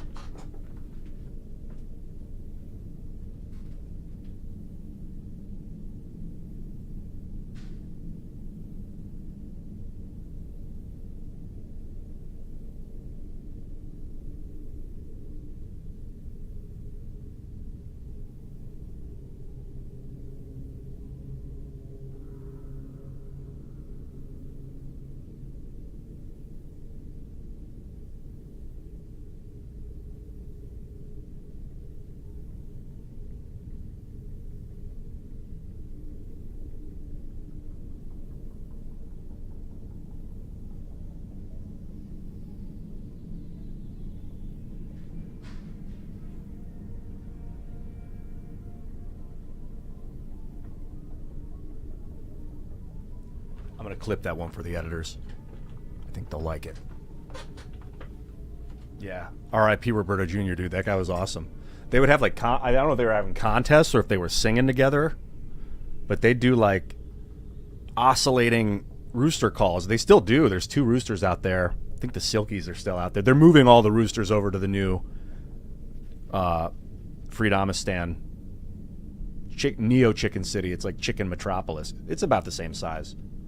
It's not quite as big, but there's still a few roosters here making their magic. Thank you very much, you Jitter. I love this guy. If you were talking about me, if not, that's still a really cool thing to say about whoever you love. Thank you. That's cool. What's up, Dragon Fruit? Please watch this. You got a link. Shy Bash, Twitch.Ian Crossland, Shy Bash. Let's check this out. I don't know if I can pull it up on the stream, though. If it's copyrighted, I want to be careful about it. Although, I don't know, fuck it. People super chat, so that, like, pays the revenue.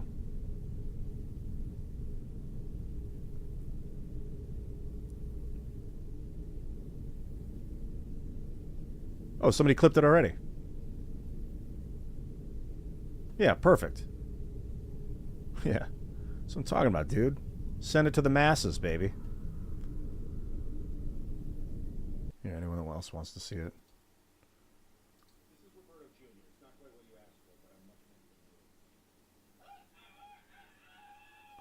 Are you getting that? Oh, that was pretty funny. Did that play through? Let me make sure. Let me see if that audio went through. Did that audio go through? No audio. Here, tell me. I'm going to test that out again. You're getting some desktop audio. Is there a delay on this? This is Roberto Jr. It's not quite what you asked for, but I'm much more familiar with the Jr. Is there delay on that? Yeah, very heavy delay. That's my desktop. I can't really use desktop audio on my streams anymore. So I got my side monitor, but that is audio. Let me make sure. Let me see if I can get my properties up for this side monitor. No, not that. I just want it to be...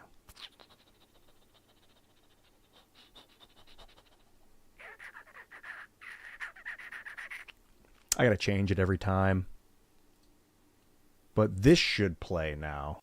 This is Roberto Jr. It's not quite what you asked for, but I'm much more familiar with the Jr.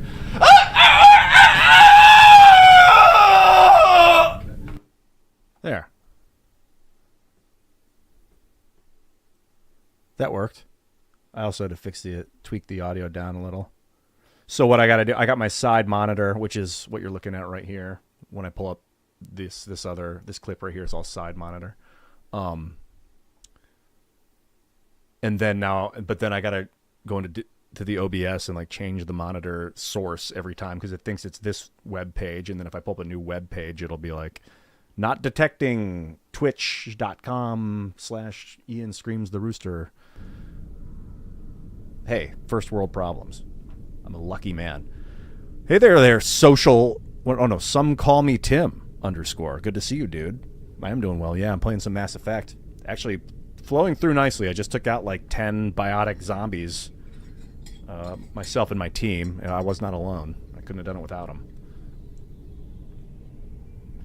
Oh, hello there, Red Dog BT. Okay, your original message deleted. I don't think so. Thank you. I didn't see your, but I didn't see your original message. So fire it off again. And oh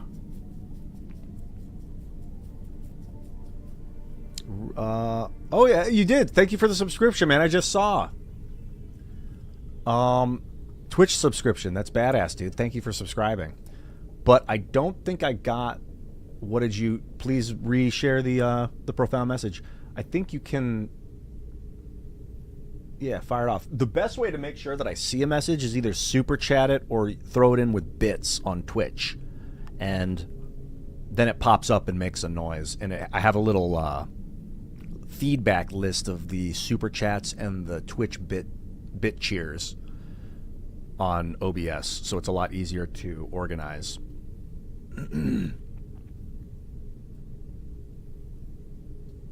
You want to send me something to look at? Let me. Oh God, I don't think I can share. I don't think I can copy that, unfortunately. What the heck? Normally I can copy and paste. Yeah, I'm not able to copy that through the chat. Thank you for the link, though. Yeah, keep it in the Discord, bro. Discord or Twitch or X or wherever. And I will look at it when I see it. Do I read? I do read. I have quite excellent cognitive skills when it comes to perceiving text. Yes, as an actor, I've spent hundreds of hours reading scripts, books, reviews, web stories, all sorts of things. Data, I read charts, I read I read trends. I can see shapes and images and the way things are phrased. Yeah. So I guess the short answer is yes. I read. All right, let's fucking keep this going. But I'd prefer to learn through listening. I've noticed that over the course of my life. Some people learn through visualization. Some people learn through reading about it. Some people learn through hearing it. My two favorite ways to learn are through hearing. Like I can listen. That's I think why I'm so into music too. I've always been an oral learner. AURAL, oral, which is audio listening. And I learn through doing. So like if I've got to learn software code, for instance, actually typing the code in the machine and watching the code go, I'm like, oh, I can do that again now. I memorized how to do it. Once I do it once, I've basically locked in how it's done. That might be common for most people, but like being told how to do it, it's okay, but actually doing it and then reading about how to do it, no. If I'm reading about how to do it, I've got to actually do it once to learn how to do it. A lot of things with like swinging a baseball bat, like I can watch someone do it, but as soon as I do it once, I'm like, I'm getting it now. That's probably common. People learn through doing, imitating. But really it's listening. Wow, they expected me to fight those things in here. Took them out in a corridor. That's the way to do it. They were kind of silly. They would run and they would get... Tally was in front of us. They'd get into like far proximity from Tally and then they'd start to erupt. So Rex and I were safe. Tally was taking the brunt of the explosions. And yeah, I was using grenades. I think I used all of them. Yeah, as you can see. How do I look at that actually? There should be a pop-up here when you mouse over to tell you what the fuck this is. I still don't know what this is. This is my grenades. I'm out. Also, I'd like to be able to... Ooh, an upgrade. To buy grenades somewhere. I don't think I can.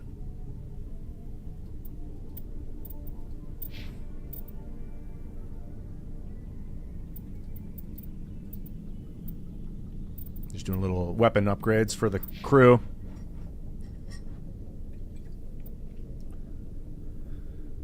You got an amphibious ultralight airplane? Dude, that sounds awesome.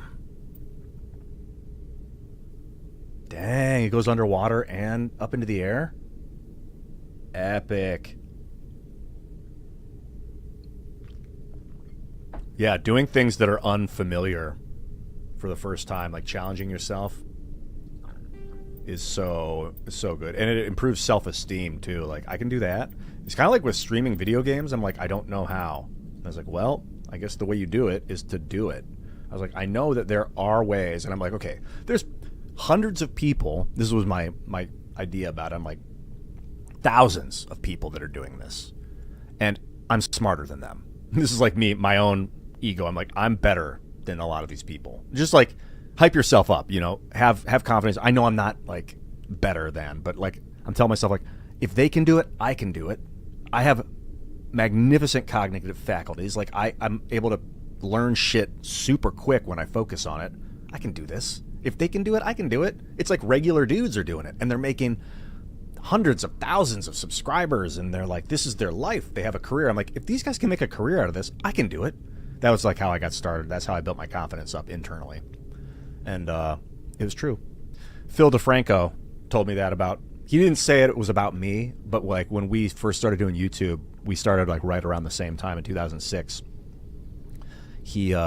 I'd been making videos, and I was doing a lot of videos, but they were disorganized, and it'd be like me screaming at a camera or ranting or talking about my feelings.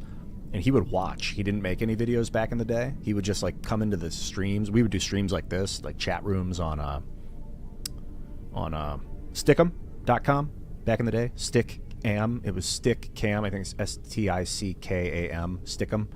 It was like a video chat server website. And I'd do these streams. I'd go live. I'd be like, make a YouTube video. I'd be like, okay, I'm going on Stickem tonight at 10. And then I'd go live and like 30 or 50 or 100 people would come watch or whatever. And Phil would be one of the people to come, and people could put their cameras up on the side, and you'd have like one guy would be the main talker, and then other people could put their video cameras up and talk. They could unmute, and there would be like 6 of them. And so we could have like 7 people in a chat room. Phil would come in, and he'd just be watching. I remember seeing his face, his big eyes, and he'd have a black and white camera, and I'd see his face like watching me, and like watching us talk, and he wouldn't say anything in the early days. And he was just like watching, and then later he was like, he was talking about it, he's like, oh yeah, I remember back in the day. This is after he was like hugely successful, Phil DeFranco. Most people know Phil. He was like, I used to watch these guys back in the day, and I thought like, oh God, I can do this, and I can do it actually way better.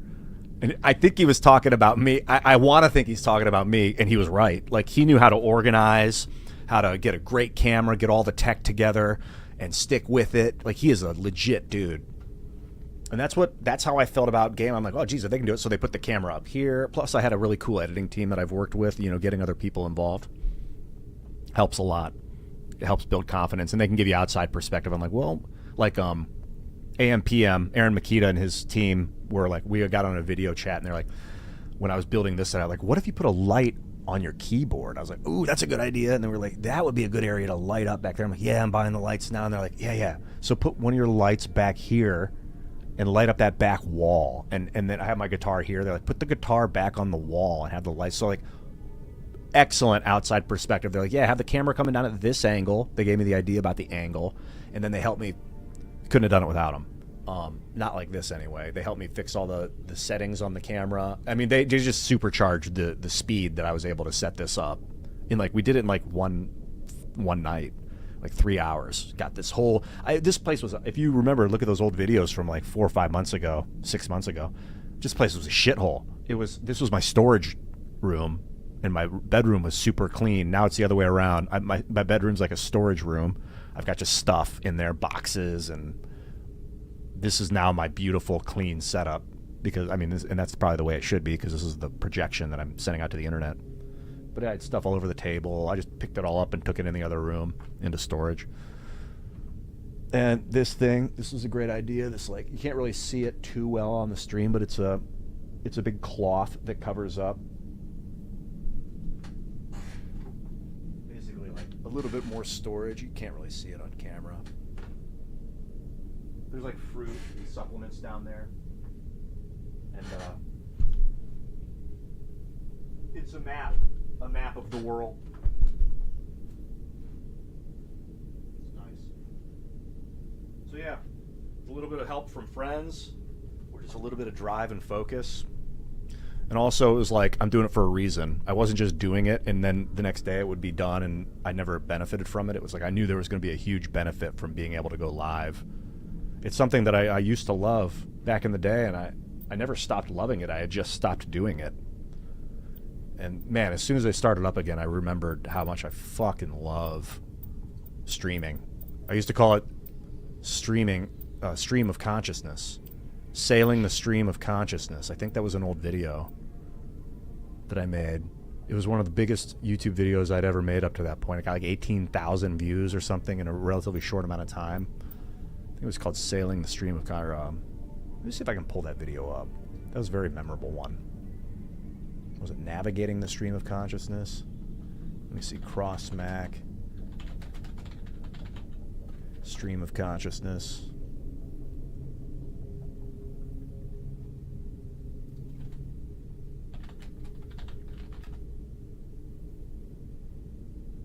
Swimming in the Stream of Consciousness is what it was called. I mean, I made some wild...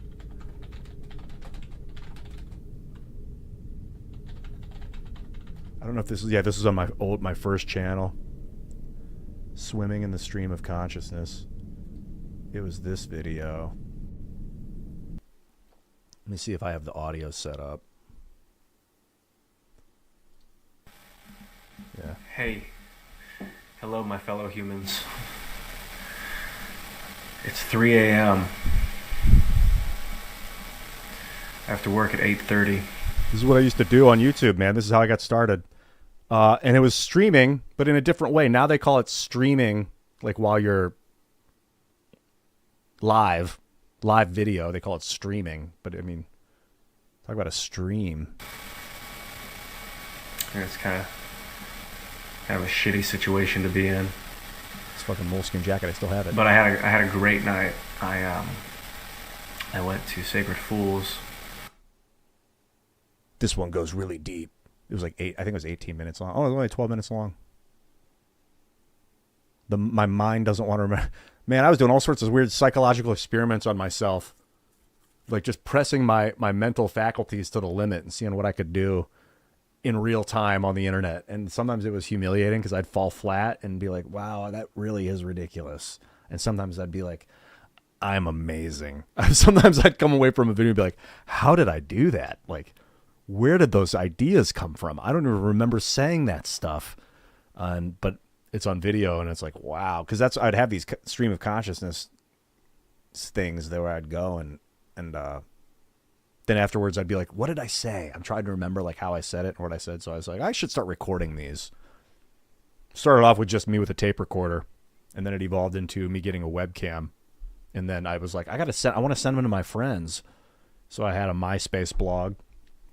I think I've got that here actually. If you're not following me on MySpace, you should be. That's kind of a joke. I don't really use MySpace anymore.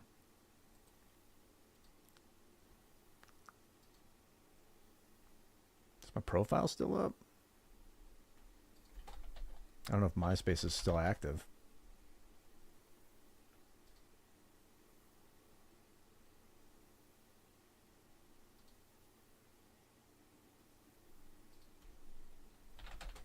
You guys use MySpace anymore? I wouldn't be surprised if my account was, wow, it still takes fucking forever to search anything on MySpace. All right, I didn't start this stream to, oh yeah, Ian Crossland.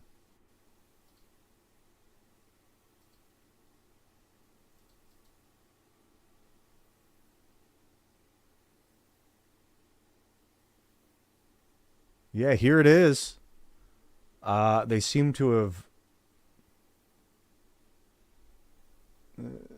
there's no posts. It seems like it was purged at some point. That's unfortunate. I had some funny stuff on MySpace. That's how I got started, was I would make blogs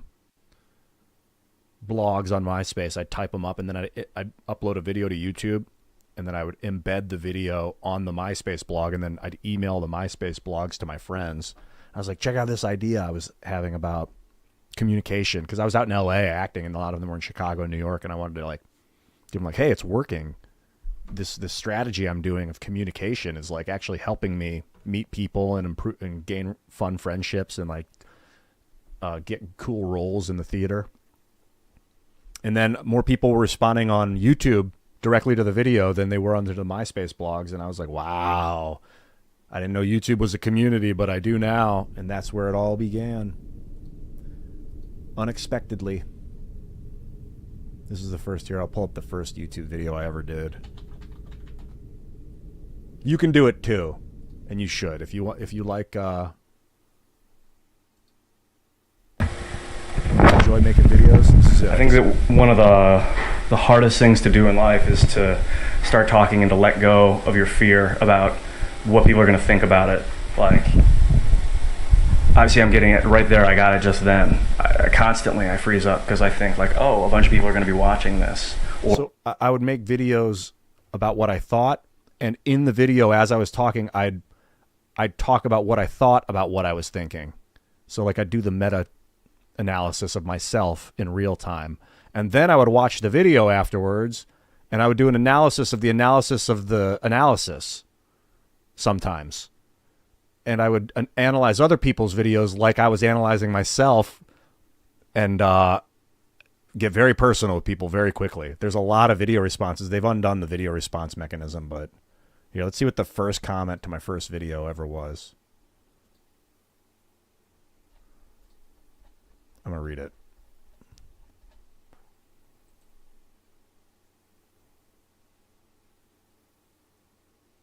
The first comment to my first video. Can you see it? It's this one. I love what you're doing, though. I've only watched 2 of your 4 videos so far. I'm right with the messages you're sending in both of them. On this, I have one comment of disagreement, but just one. Some people do want to fight and don't really care who. These people are probably all mentally ill, but they do exist.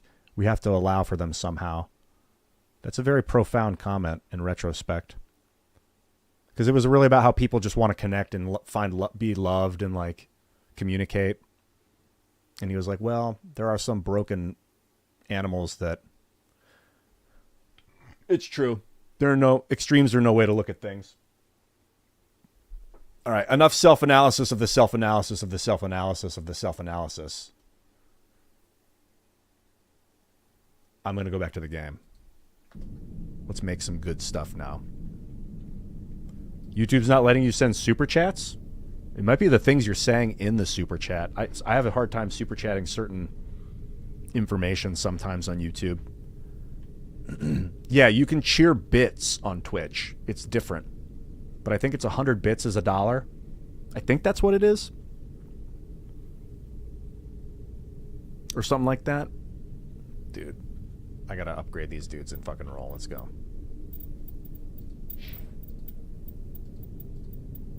All right, our weapons are hot. How about armor? I don't know if I need to do this right now. I can do it after the run. Duelist armor, yeah. I just know that I got a new armor upgrade. The energized weave, shield recovery, and hardening. What's hardening? Advanced firewall technology. So what I'm wearing is the ablative coating and damage protection. Shield recovery and hardening. Advanced models also are kinetic barriers. Kinetic buffer, shields. Wait a minute, no. Ablative coating.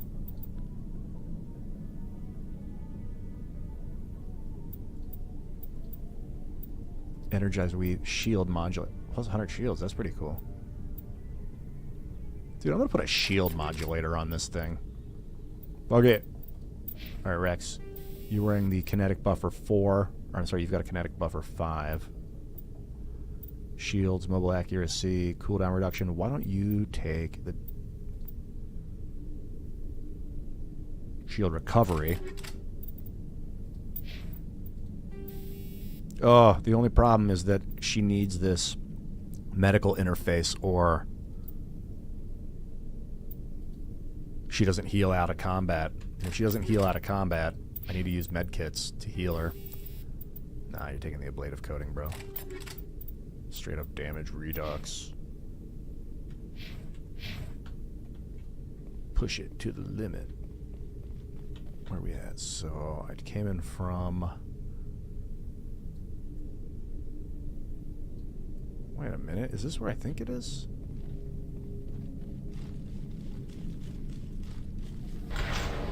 Oh yeah!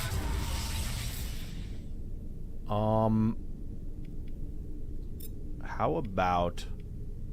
Run!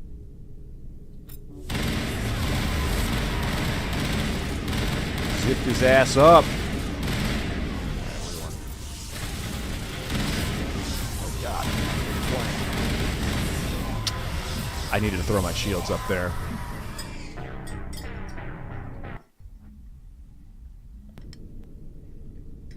This game is so freaking epic, dude. No flanky. Be prepared. What's that?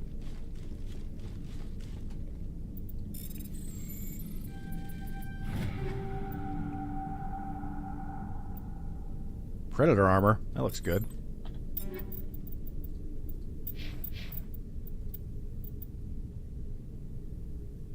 Krogan armor. Where is it? Heavy Krogan armor.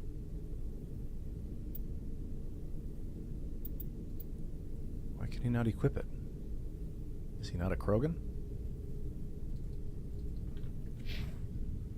Can he not use heavy armor yet? Oh, he can't use it yet. Oh, rectify that. Rectify that.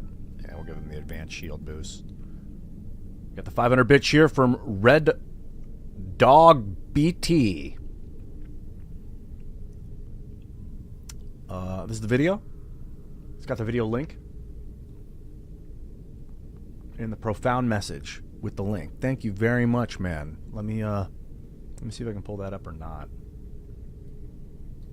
No, I'm not able to copy that from where I'm at. Oh wait, can I? There, I think I can.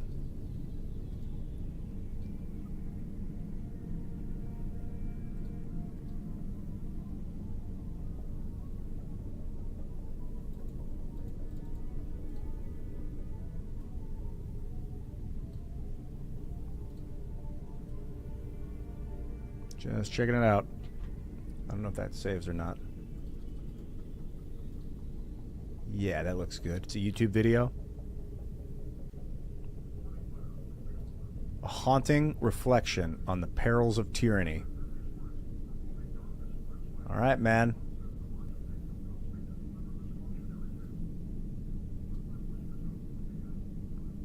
Got it going. This is something you made? This is pretty cool.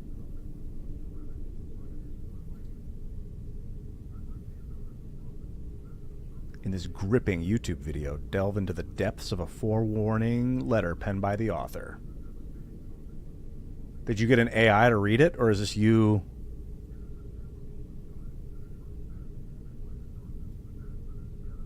It's like a manifesto, bro. It's pretty cool.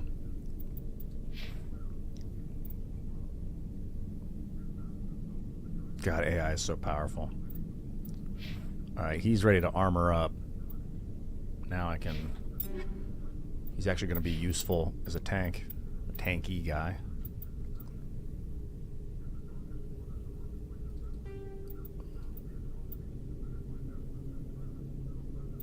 Dude, this is like how I got started too, man.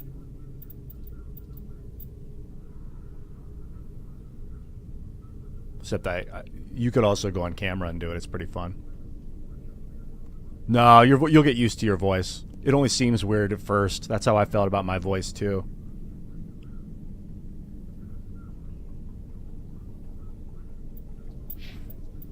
I was like, why doesn't my voice sounds like a horn? I was like, I'm used to it now. In the beginning, I was like,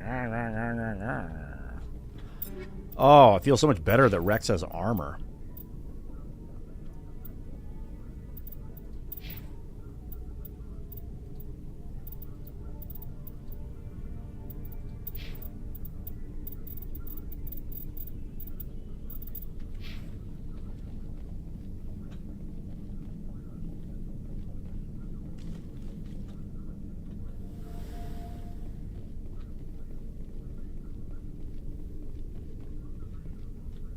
This shit's about to get wild. Alright, first thing we gotta do is run the fuck back here and then lay these things out. Can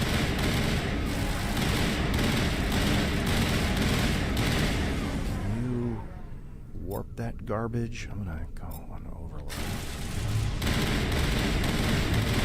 Yeah, Rex.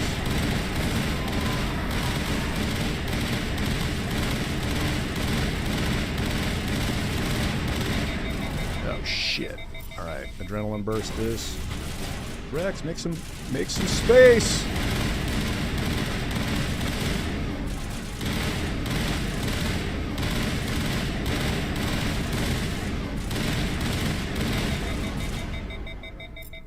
Oh fuck.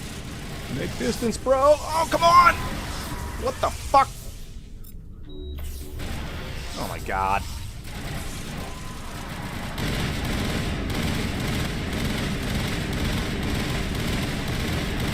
Headshot these garbage. Fuck. Fuck him up. Fuck him up. It's F.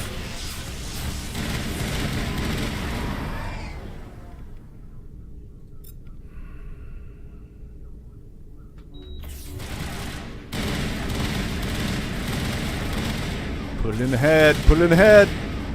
Oh, jeez. At least they're mindless. They just...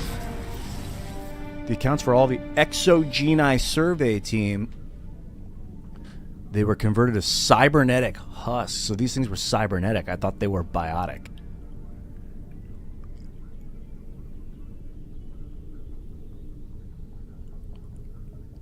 By devices similar to those.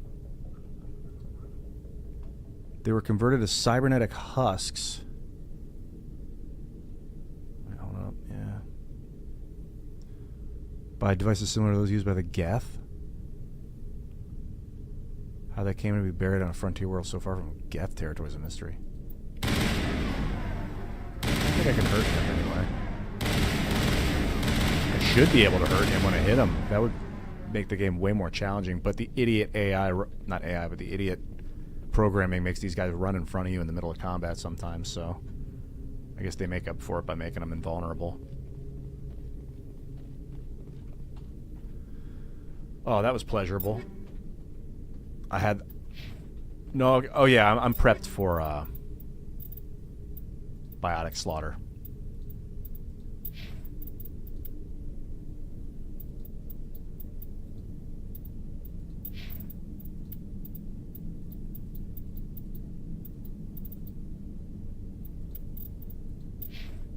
This is the one that is...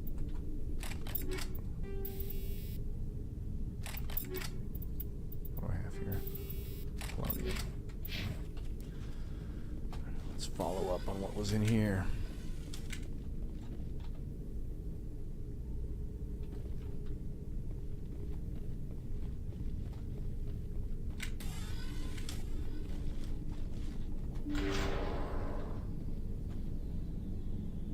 These spikes, where they take a human body and just gore them. They throw them up on one, they would lay them down here, and then kazoo, and it shoots up through their body. See those cybernetic husks impaled on these spires from time to time. Making my move.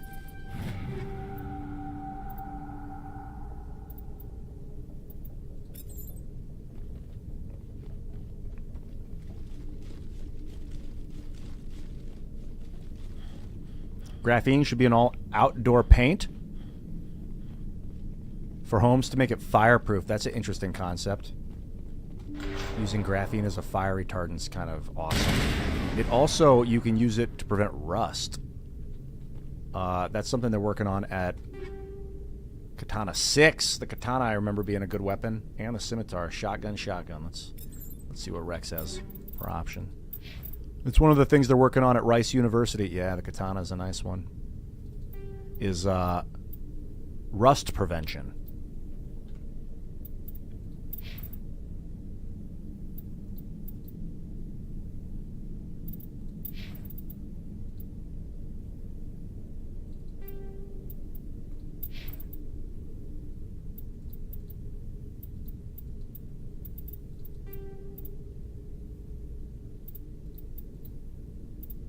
Giving everybody a basic firearms upgrade.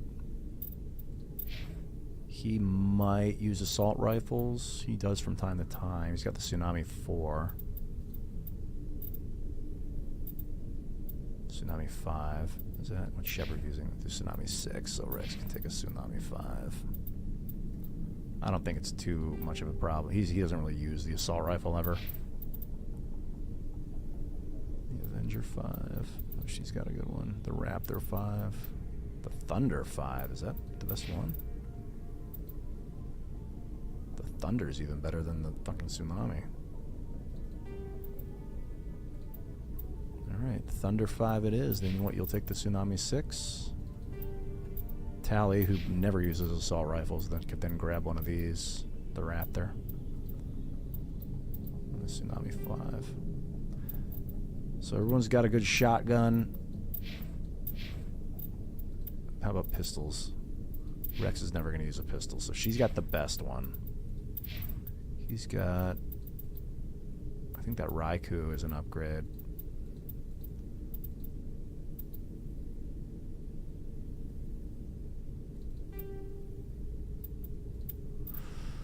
I don't really need to give them sniper rifles. Shepard's on Shepard's using the best of the best. I mean, I might as well at least give him a little bit of sniper rifle upgrade. You never know when it's going to come in handy.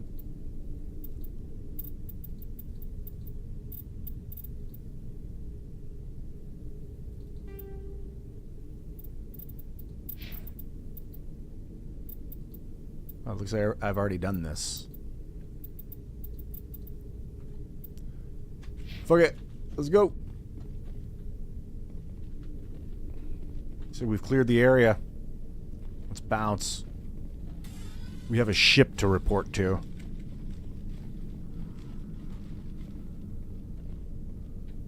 guys talking hydrogen tech? That's a good conversation. Hydrogen, dude. The lightest molecule. The lightest atom? The lightest atom. It is but a proton, revolved by many electrons. Well, why by one? I heard that someone was saying that water, which is H2O, is actually HO, but wait, I think this is the way they were explaining it, and I don't know if it's true. Well, hello there, Haydo. It's good to see you, man. It's going fucking nice, dude. Well rested and just jamming on Mass Effect. That the hydrogen's like, it's a hydrogen and an oxygen, and it's sharing hydrogen is like rapidly coming and going so fast that it looks like two hydrogens and one oxygen at all times. But it's like one hydrogen's leaving and another one's joining in like rapid succession, so it's like sharing the hydrogens in the water bond. I didn't ever really go clear on like confirming that. It was a really interesting concept. Long live King Charles. I'll say that out loud, dude. I have much love for that man. I want him to live a long, healthy life. Deserted. And his family. It's deserted. My true goal, and I'll be honest about it, is to become very good friends with all the people in that family and encourage them to install a really sweet-ass republic. Or, like, make an evolution of government, like make a super amazing government. According to these data and logs, then the survey corporatize team the family unearthed wealth. some kind of alien technology. What? According to these data logs, the survey team unearthed some kind of alien technology. Okay, what kind of alien tech? I want to learn more. Can I find it here? I don't think I'm going to get much more out of this area than that.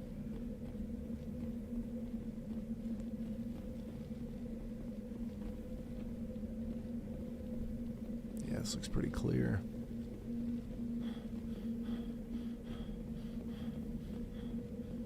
Back to the Mako.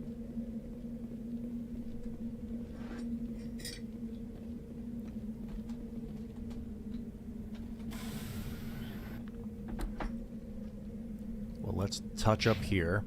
I'm going to bounce south. We've essentially cleared this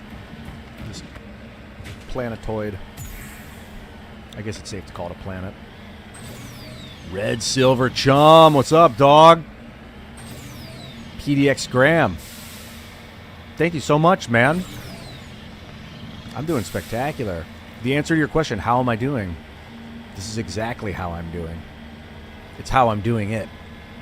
Mass Effect, bro. I like that when people are like, how are things? And you're like, well, they're connecting. Like how do you build a shovel?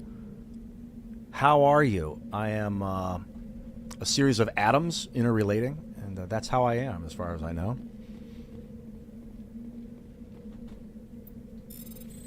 Survey this shit. I want to know more. Uranium. Let's just stand right next to it for a long time. I'm just kidding. It's radioactive. I think our suits are going to make it safe. They probably figured that out by the year 2680 or whenever the hell we're doing. This is on the PC. You tell people you're adorable. That's how you respond to how are you? How are you constructed? Through a series of subatomic spin, better known as bosonic and fermionic activity. Well, there's probably a more simplified version. Got an X in the distance. I like that. Oh, it's one of these things. Shit. I knew as soon as I got close. God, these things do a lot of damage.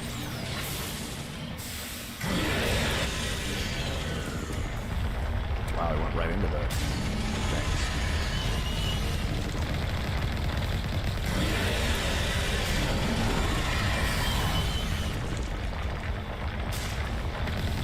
Come here, bitch. Oh, fuck. Don't get close to the tentacles.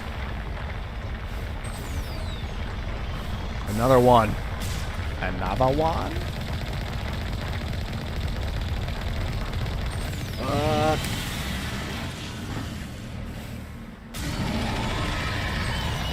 You ain't got shit on me. Now that I got the shift button, these things are a lot easier. That thing. The boosters. I was playing without a booster for a long time.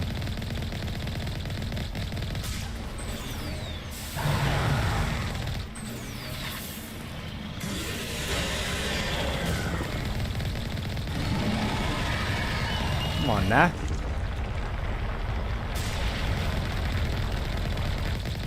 Oh! Don't sit still against that guy. Circle, run, and fire, basically. It's just, I was like, how can I finish this battle faster? Well, I can lose the battle. That's one way to finish it faster. Yeah, how can I win the battle faster? That's what I want to know. I don't think there is a fast way to do it. The machine gun barely things us up. Can I get close? No.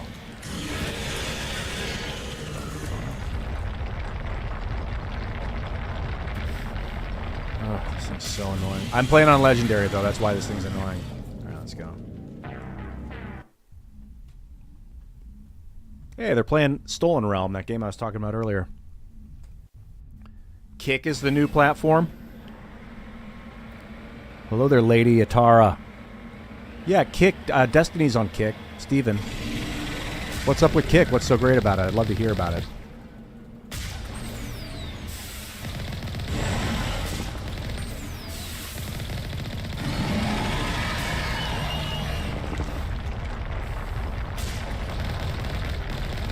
Don't sit still. Oh my god. I need like a shotgun on this thing or something. Holy fuck. Oh, he comes back out. I don't need to kill him, I guess. I had to kill those little spines every time. Okay, it does damage him at least. Oh, did he know I was gonna...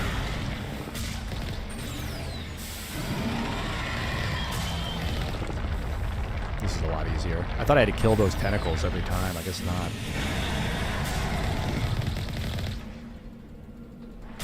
I like that once you shoot your machine gun, it needs to cool down before your rockets can fire again. So you can't just like rocket and then machine gun, machine gun, machine gun, machine gun, rocket, machine gun, machine gun, machine gun. Like, you need to let your weapon cool down before you can access the other weapon. It's like he's panicking. No, dude, there's no escape.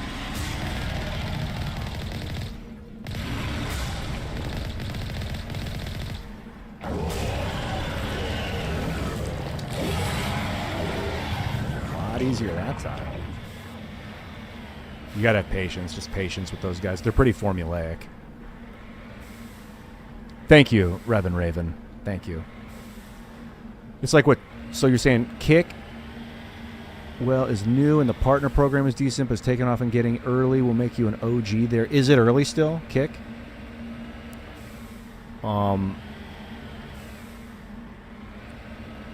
Yeah, hey, I'm open. I think I can stream to Kick in addition to streaming to YouTube and Twitch. Like, I think I can... Oh, an artifact.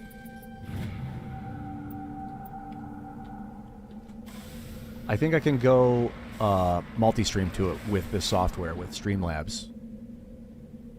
Okay, I think that there's probably going to be another piece of ore over to the west, and then... Here, the research base, excavation site, crash probe, transmitter. So I'll go south and then go east. Beta, multi-stream. Huh?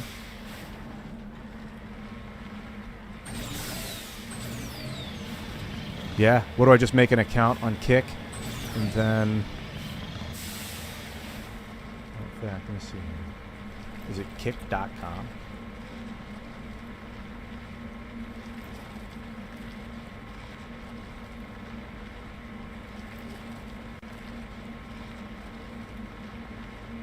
Oh, it's like literally looks like Twitch.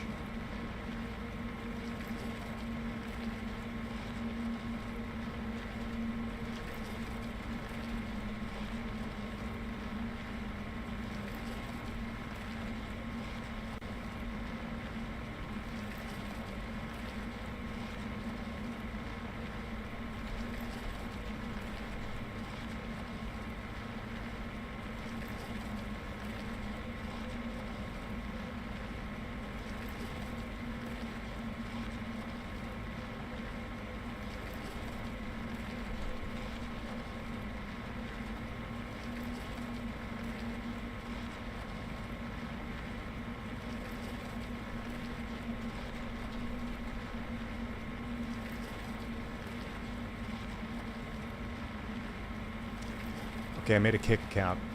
Thank you for pointing that out. That website's been around for a while. Long enough that I was able to get my username, which is Ian Crossland. Thank you very much, because if I'd waited, someone might have taken Ian Crossland, the username. I like getting in early on these social networks. Now I'm reading the terms and conditions, which are super long, and I'm not going to read them. Sorry, Kick. I just read them really quick. I accept your terms. Get started.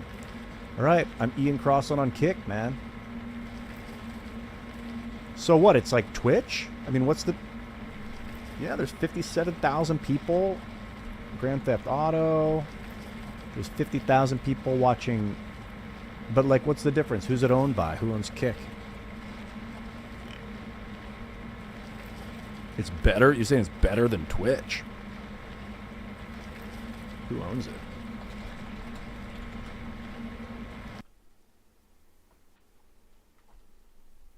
Ashwood Holdings and Bijan Tarani. Bijan is the one of the co-founders. He had an online casino.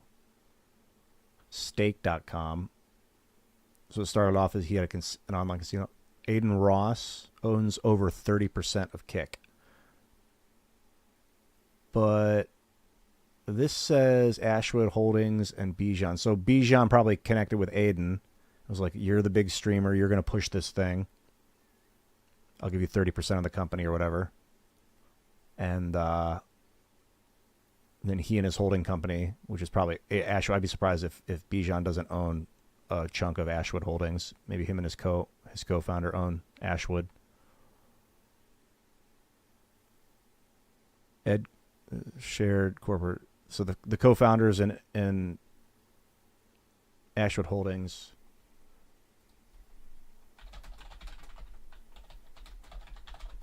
Who owns Ashwood Holdings? Chris Mustich. Maybe this guy's their this guy funded it probably. Chris Muscatello. Oh, he's in Nashville. I'll be in Nashville next week. I don't know for sure that this is the guy, but this is what came up when I said who owns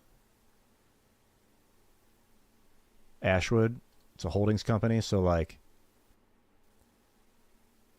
real estate investment manager. So they invested. It looks like Chris probably came in with Ashwood and invested in Bijan and Ed. And they got it off the ground, and then they got Aiden to come publicize it. That's cool. I don't know much about any of them. Australian billionaire is Ashwood. Is he the Australian billionaire, Chris? He's in Nashville. Or the company's based in Nashville. I don't know if he's an Australian dude or not. Looks cool. Looks like Brian Callen. Okay, so it's like a private thing, man. Whereas Twitch is owned by Amazon.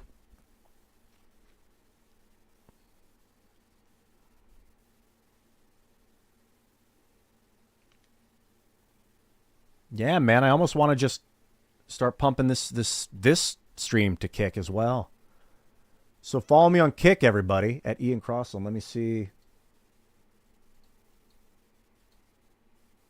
Yeah, kick.com/Ian Crossland. Not much to it yet, but here it is. It looks like a Twitch clone, basically. Hey, the more the better.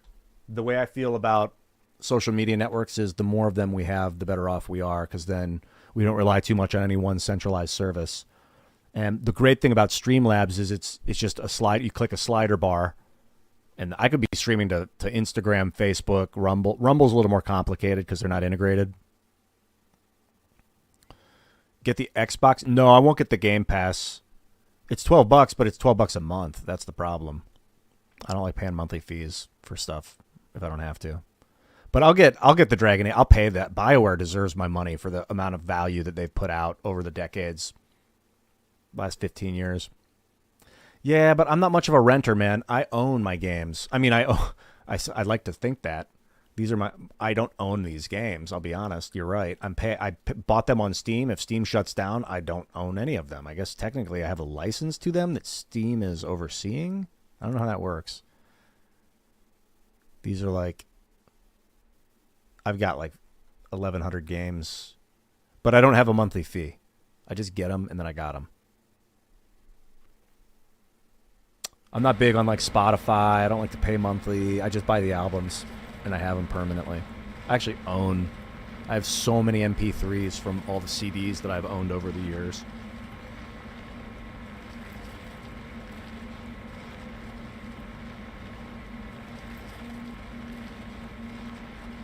And other ways that people have, I've received them. But I like having the MP3s on file. Like, I have them backed up on multiple data drives and stuff. If the power goes out, I can still turn them on like a generator. I don't need internet access to listen to my music. I don't need internet access to play my games, my Steam games. If I have them downloaded, I can just play them. I don't know a lot about BioWare's what they're doing in corporate policy. I just saw that new Dragon Age game. Yeah, dude, thanks. Red Dog, I really appreciate the push to get on Kick. I'm glad I locked in my name early. So I think tonight I'll probably do a little Kick tweak.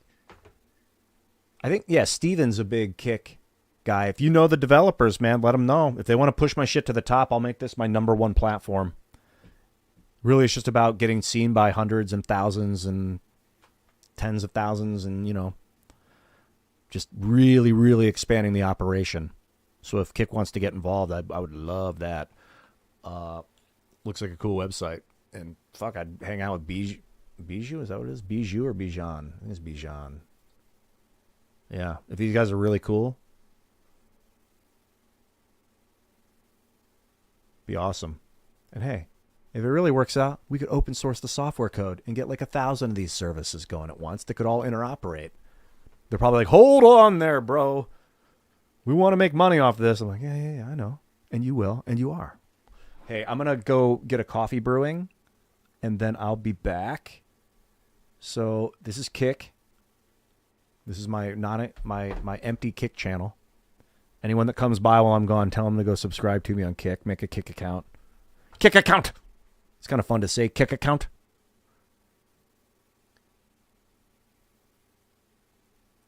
I'll be back. Give me about, 5 minutes or so. I need some music that goes ding, ding, ding, ding, ding, ding, ding, ding, like away music that plays while I'm gone. Here, maybe I can play this video while I'm away. Let's see what I got here.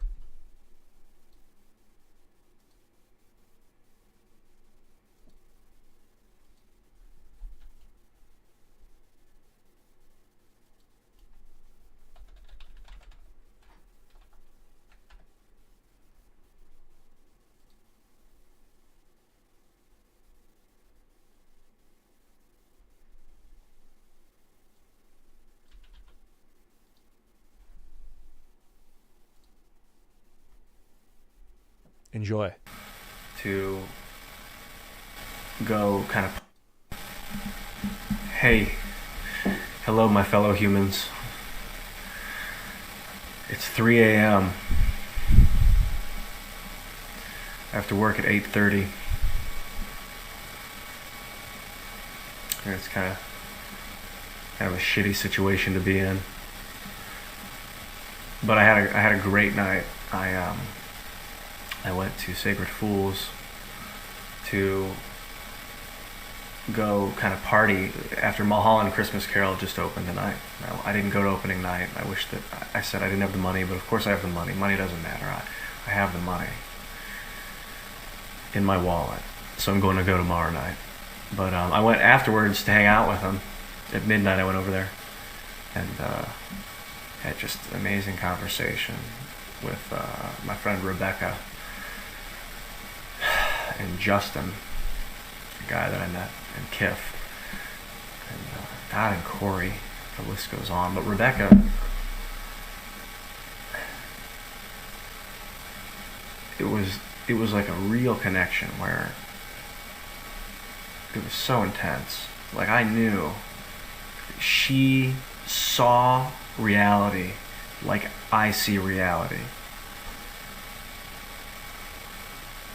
Not that we aren't constantly growing from each other, but there was this moment of like where I was like just like, wow.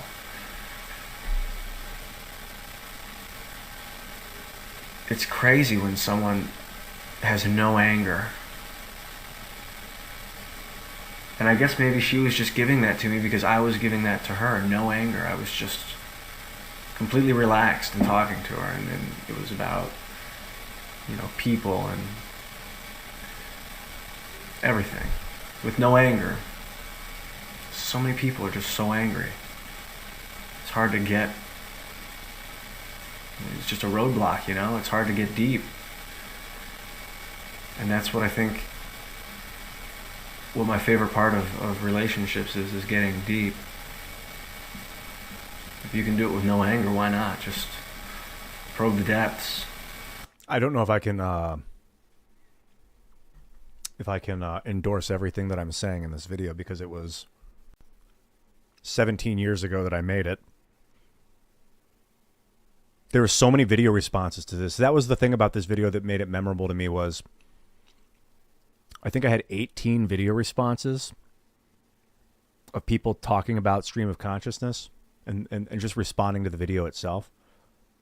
It was the most video responses I'd ever received to a video, because I'll tell people, make a video response. Back then, especially when I was community building, is what I was like really, really enjoying back then. I became, what happened was I did it and then I got overwhelmed by what I'd created. I was like, I can't respond to all 18 people. I wanted to, but it was like and they would be like 10, 20-minute videos sometimes, and I was like, I can't do 3 hours to listen to everybody and respond, and then it would be 28 people would respond, and it was like, oh, it's not scalable. But I have changed a lot. That was the great thing about doing it, is I learned about myself, watching myself, and like I saw a lot of my faults in real time. I used to talk a lot. I mean, I still talk a lot. I used to not listen back in the day. I didn't understand how to listen.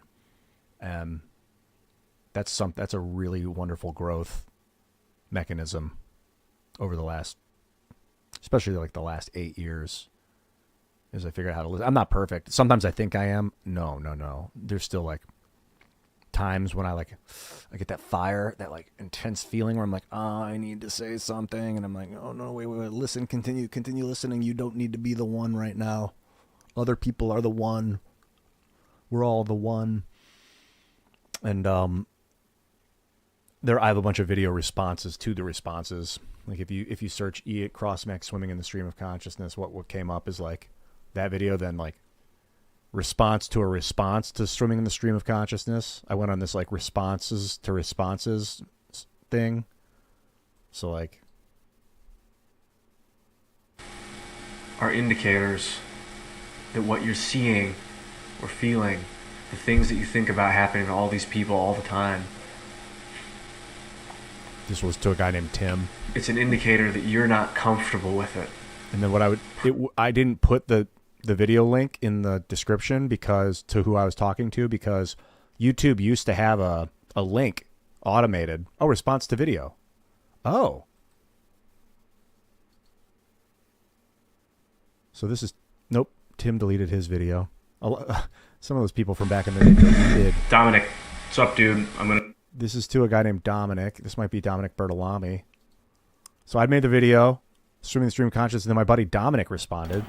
This guy's incredible, by the way. Ian, hey man. Your video, swimming in the stream of consciousness. This is the guy. What I'm doing right now. That's what I'm doing right now. My consciousness. He's the fucking dude. You know, if you ever watch my stuff over the years, you know Dominic Bertolami is one of the. In that video, you said a lot of really interesting things. I wanted to kind of mill over. Got that. One thing you said that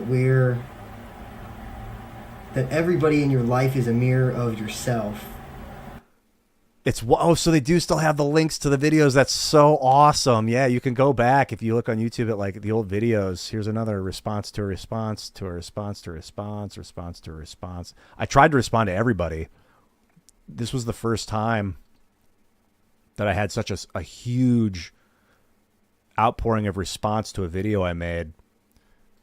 And I wanted to follow up, but then after this experience, I was like, I don't.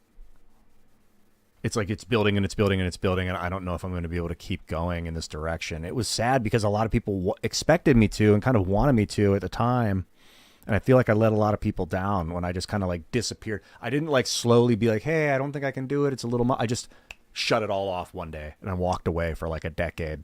I was like, I can't. I hate it. I hate this. I hate you. I hate myself. I don't want to do this anymore. I'm done. I didn't say a lot exactly, but I said a lot of stuff like, humans are fucked. We're all fucked. Like just a real negative self-destruction and disappearance.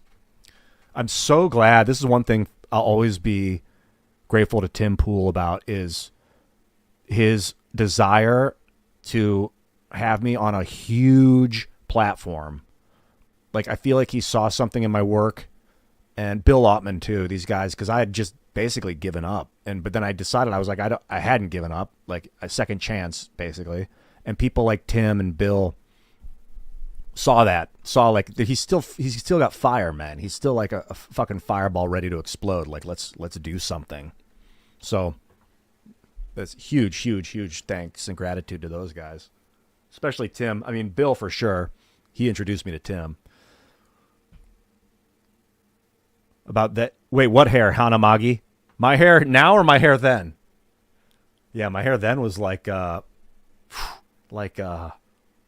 people had like that Jim Morrison energy. Hey, why cut it?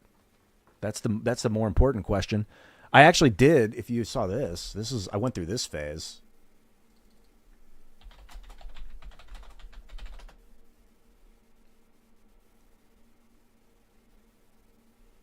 Wait, I'm just showing you a bunch of videos. I'm trying to show you the one of me with a bald head. Too much stuff? No, it's not. I'm happy that I appear in the algorithm. What the fuck? That'd be like Ian Crossland original song. Oh, this was me trying too hard. This video, it's almost embarrassing. I was like, I should do it without a shirt. And I'm like, actually, I should work out if I'm going to do it without a shirt. Don't just show people the skinny bones.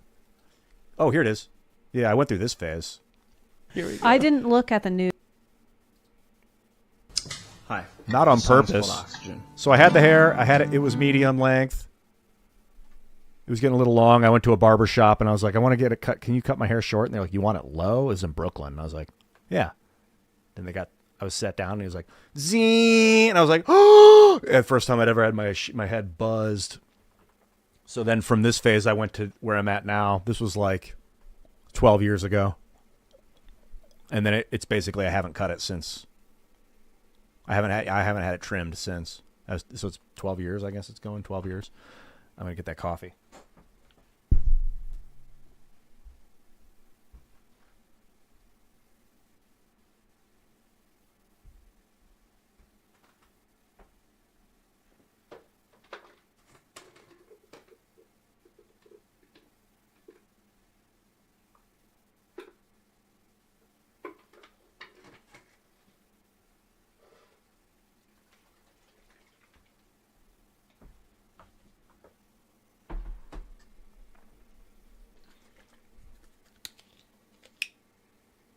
Wait, you're saying that?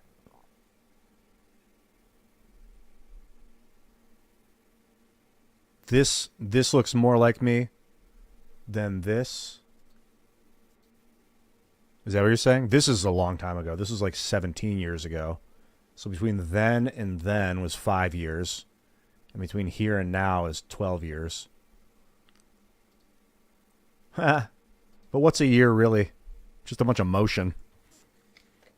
Exactly. Cool G wraps flat cap. That's what I keep telling people, man. Always a hottie, bro. Or sister, whoever the fuck you are. I don't care. I like to call everybody bro and dude and man just because it's easier. Woman. Whoa, man. Let's play some games, dude. I'm into it. Shut down this. It's kind of what I said.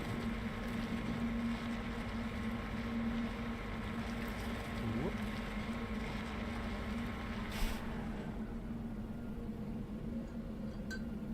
I'm also going to sip on this delicious coffee I've got here. Fresh. Oh, check my notes.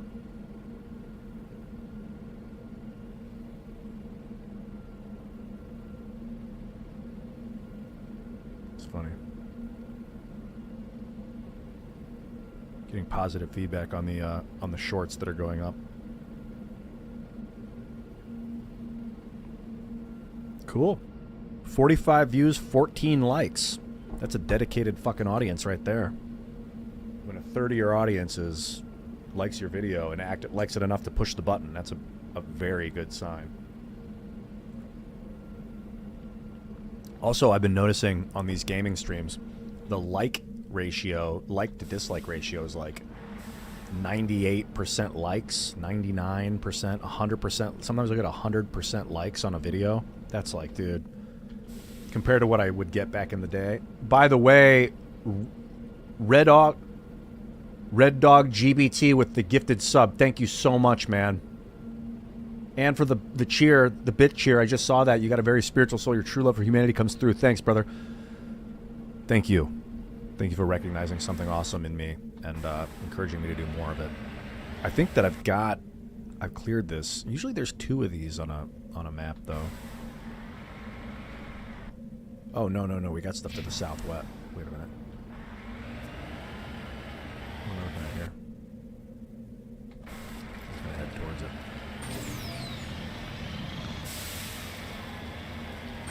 Did I just wrap this? Yeah, I just wrapped these. Maybe I didn't get both of them. I swear I just did this and got that. So I should just check this area out and then get off the planet. This rusty-ass planet. All this red iron dust. Looks like the guts of the planet have been ripped open and spewed all over the place. Shit, I gotta check my YouTube chats. What's up, dude? What's up, Lance Uppercut? Hey, good to see you, man. Droid34, too. Welcome, hello. Yeah. Oh, Anthony Myers, thanks, dude.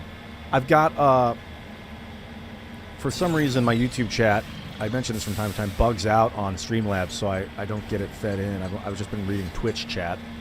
But certainly come over, follow me on Twitch, YouTube X, Red Dog BT. Is it Red Dog BT? Red Dog Bit? Thank you for the cheer, dude. It's, oh, man. Yeah, dude, the great balancer. I'm like, I will be the one that brings balance to the Force. I'm like, oh shit, am I Darth Vader? No. But balance is important. There's a character class in Horizon's Gate called Balancer. I like that class a lot. It's a wizard class. Focuses on magic of light and dark. Yeah, I guess maybe this planet only has one ore deposit.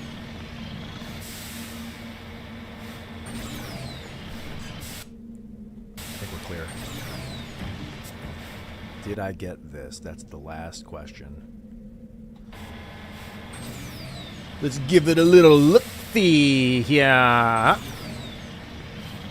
Don't think inside or outside the box. There is no box. No, you said it the other way. Think like the box. Yes. You are both the barrier and the container. You are the entrance and the exit. You are all that is.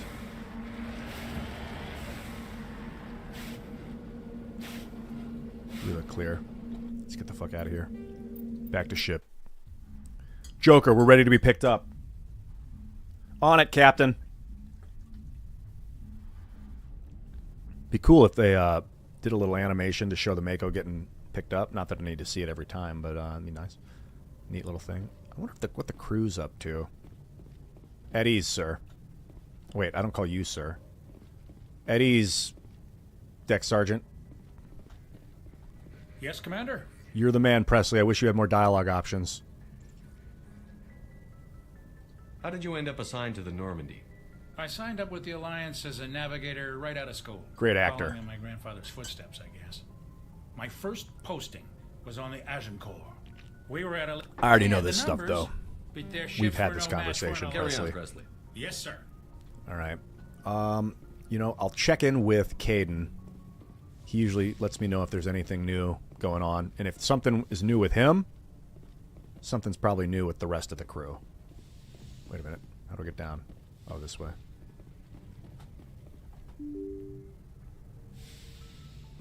You played on the Xbox 360? Yeah, exactly. I could stand for a side quest. Let's see. Plus, talking to Caden's nice because I don't have to go through a load screen. Talk to me.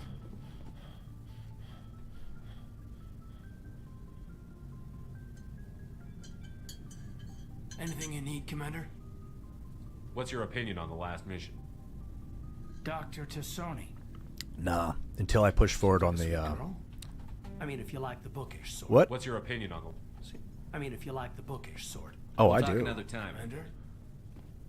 Like, oh, I want to hook up with my crew. No, come on, man. Keep it professional, dude. I'm not going to judge you, but I got a job to do.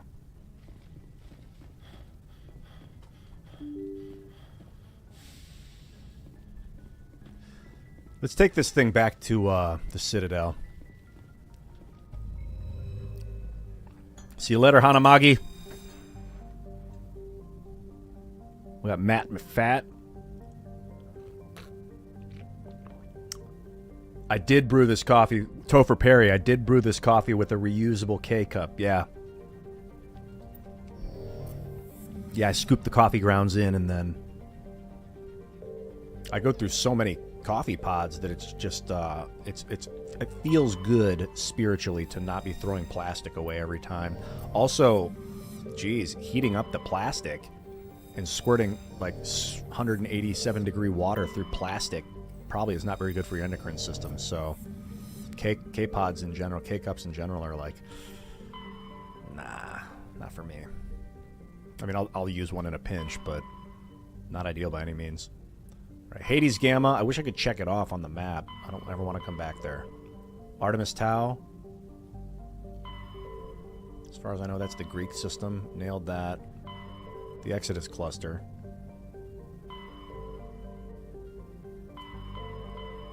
Check out the Exodus cluster before I go to the Citadel.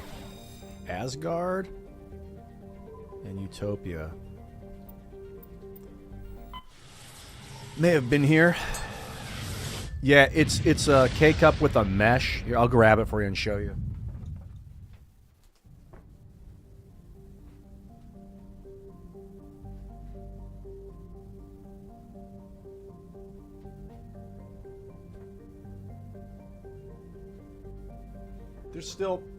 There's still plastic in it.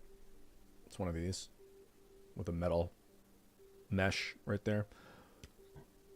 Open it up, put the grounds in, seal it, stick it in. There's still plastic, but it's not that really thin plastic that can get warped by hot water.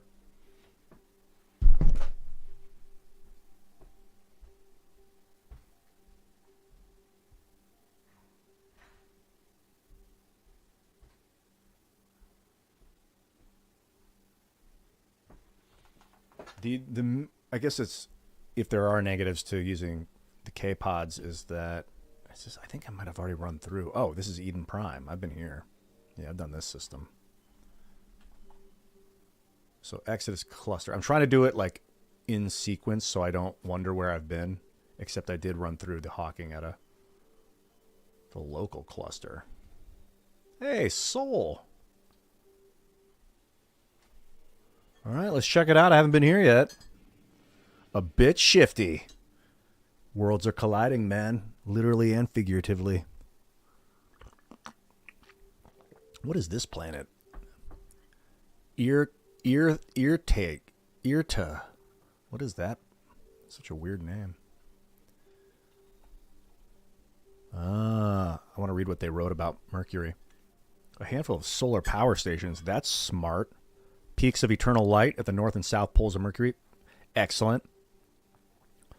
I hear it's very cold on one side of Mercury and very hot on the other. I used to think as a kid, like, so if I was standing on the north pole of Mercury and I was spinning around really fast, my temperature would be just fine then. And I picture myself like jumping and turning and jumping and turning really fast just to keep my temperature. And I wonder if they could build spinning solar capture devices that were spinning super quick on the poles of Mercury to get the solar heat and then discharge it. It's funny. As a kid, I pictured myself jumping and spinning around, and if that actually turned into some actual technology, I was just seeing like the human like thing as a little kid.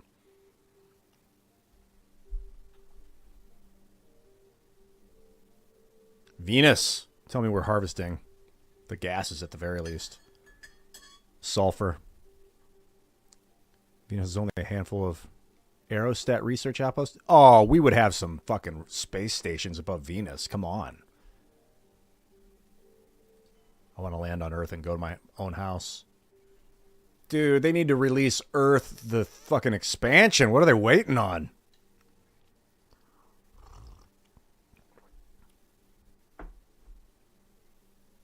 The Earth orbit's riddled with debris. Clean it up, bro. Reuse it. Melt it down. 23.9 Earth hours. That's true. It's not actually 24 hours in a day. That's why we have leap year. Surface temperature 23 Celsius. Talk to me in Fahrenheit, bro. Where do you think I am? British? Just kidding. I love you if you're in England right now. I love all my homies using the metric system. Orbital distance 1 AU. Astronomical unit? I think that's what that stands for. Loving the analytics. Thank you very much. Population L4 and L5 stations. 250,000. Oh, so these are the two space stations. And the surface has 11.4 billion. Come on. We'd have like 60 or 90 billion by this point. Maybe. I think. We should have lots of floating cities. What year is this game taking place in? Come on, man. Hydrogel. You understand the tech? What do they got going on Mars? They still haven't cleaned up this fucking planet? Come on. All that dust is iron. Nice picture, though. And they only got 3.4 million people? What year is this taking place in? They haven't terraformed Mars yet. If this is like the year 2400, oh my God. I apologize. I've been reading the game the whole time. Not the whole time, but for a little while, and you guys were just watching me talk. Thanks. Yeah, I'm going through the solar. So this is what I've been looking at here. This is the solar system. Literally solar. This is Sol. I was looking at Mercury.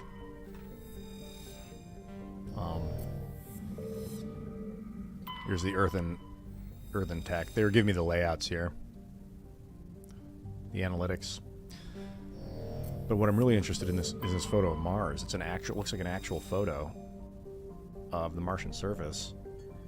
Yeah, once considered, the discovery of faster than light travel. Oh, what the story as it's told says they, that's funny, DDRX. You're like, oh shit, is he winding down? No, bro, I'm in the middle of the heat. I was so excited about the solar system, I didn't even look at the game stream. Oh, also, shout out to Red Dog BT with the 100-bit cheer. Again, I just saw that. A veteran that was your call sign as a tanker. Red is first platoon dog. I got you. Red Dog. Tanker Red. His first platoon dog was our company DCO, and BT is battle test from being deployed. That's cool.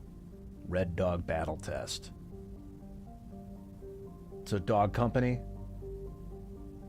Red is first platoon.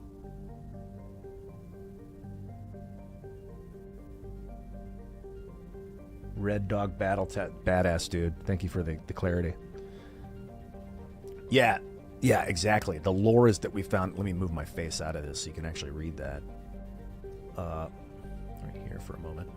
I'll reposition my picture as we go. Yeah, they were in the process of terraforming Mars when they found an alien technology that allowed them to access FTL drives, faster than light space travel. And once they did, they found this directions to the Prothean ruins gave them directions to a mass drive, like this teleportation drive that got them to head towards the Citadel, as far as I can tell, and then from there they just spread out and started colonizing like actual planets that were ready to be colonized, like already, that they didn't need to terraform. I think it was easier to jump to a system where there were like habitable planets than it was to terraform the planet itself. That's interesting. An interesting concept. That travel became so easy, it was easier to... I mean, that's what we did as humans on Earth. We would, instead of trying to fix and mediate our areas, a lot of times they would just spread out and look for areas that were already ready to go. And if transportation became easy enough, that is what humans would do. That is in our nature. Path of least resistance. But still, come on. The planet needs some love. All that ice under the iron dust. And if you know iron fertilization, the process itself, it's this. I'm essentially fascinated by Mars.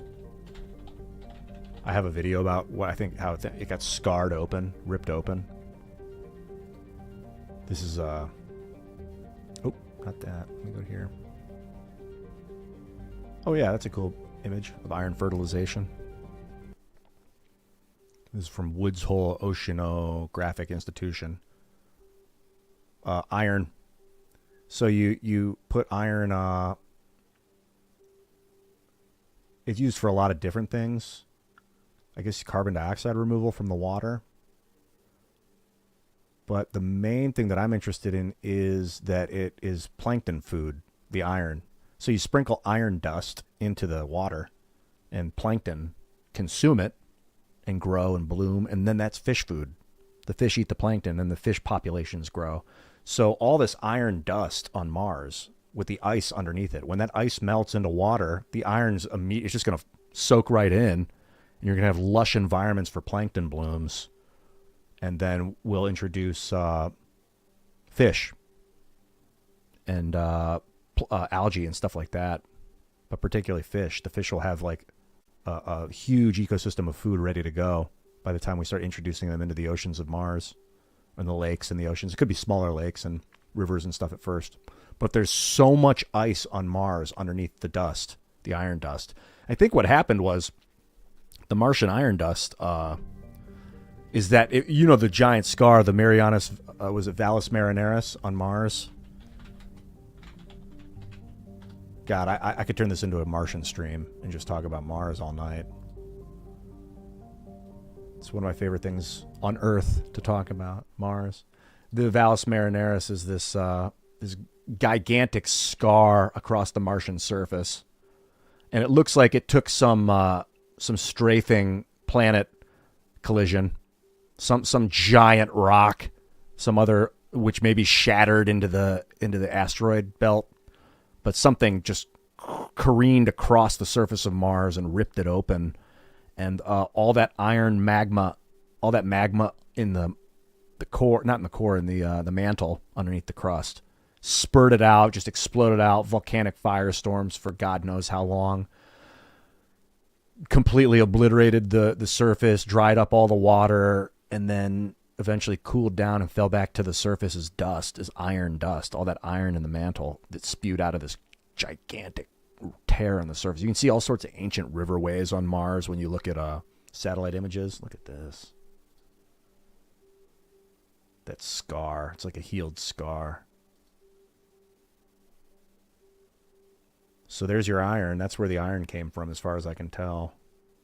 And now Mars is just like waiting to be reactivated. And since I've been reading about planetary cores, and they used to say it's just nickel, like molten nickel, but now they're purporting that it's plasma fields at the center. It's superheated. Molten nickel is superheated into gas, which is superheated into plasma. It's so hot and compressed that it turns into plasma. Plasmatic force, like rotating energy fields of just electrons spinning at the center of the core. So you could magnetically tap into that shit and get it moving and like jolt this motherfucker back to life, like clear, and shock it. And then it's going to be like, get that core moving, which is going to get the thing to start to spin and turn, which is going to create not only gravitational force, but atmospheric force, compressor, whatever you want to compression, and shock this thing back to life. And then it'll be a lot easier to warm up the ice on the surface once it's moving. I want to be around. I want to watch it happen. I want to participate in it. But for now, I'll play Mass Effect so I can earn a bunch of money to create the industries that I want to earn. No, I'm not doing this. It's not just for money. I actually love doing this. But that I actually have my own industry that I'm doing, and part of it has to do with streaming online and playing video games. Stay focused, Crossland. You can talk about things all you want. It's the doing that counts. Let's go, bro. I promised a 14-hour stream. What about the asteroid? You'd think they'd be mining the asteroid belt by now. And what year? Okay. I got to find this out before I go any further. What year does Mass Effect take place in?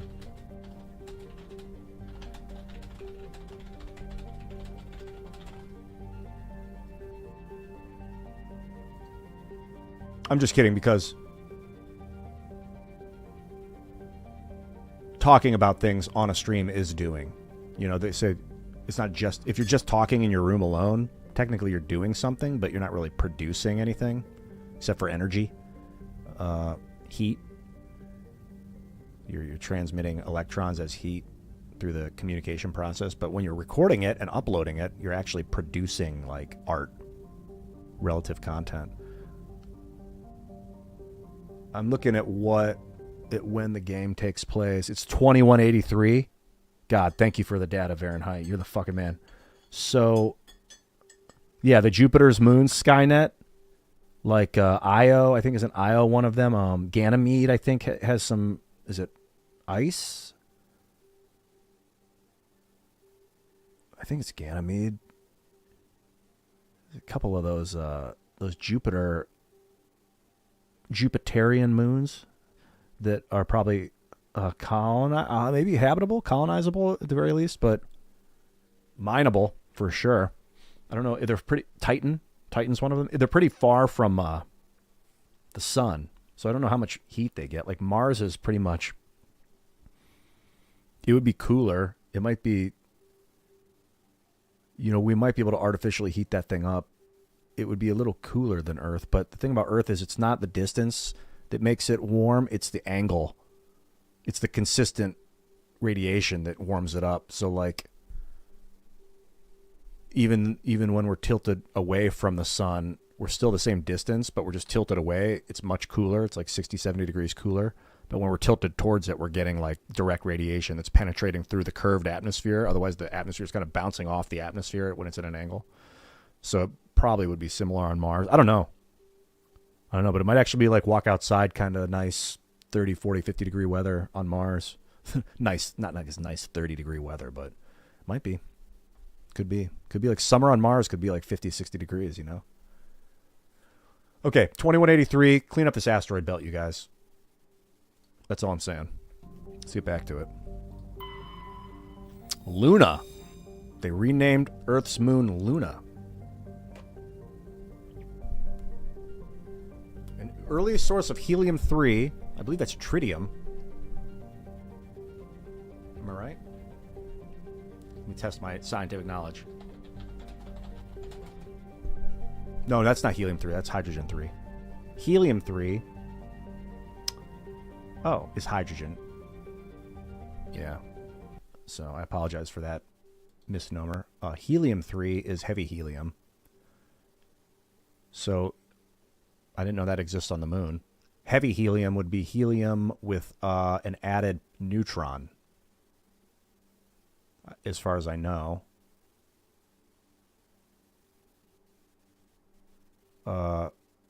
Tritium is hydrogen with 2 added neutrons. It's pretty rare in nature. Here is tritium, radioactive isotope of hydrogen. It decays into helium-3 through beta decay. Helium-3 is extremely rare on Earth.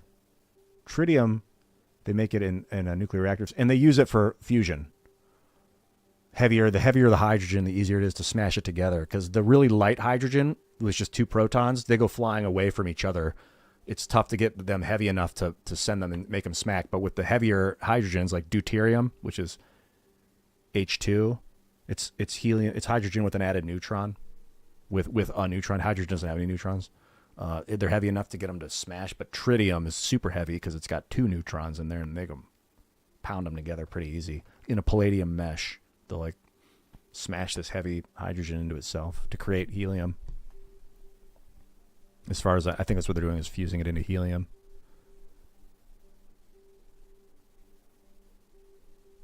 Helium-3. Whoops. Helium-3. 2 protons and 1 neutron. Helium-4 is 2 protons and 2 neutrons. That's more common than helium-3. Isotopes. Different versions of the same element.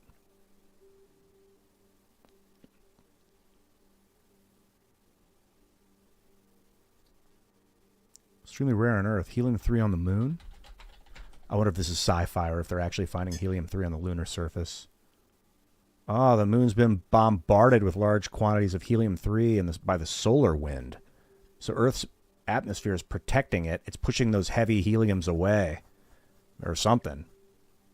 Neutronic resistance. I don't know. It's abundant on the moon.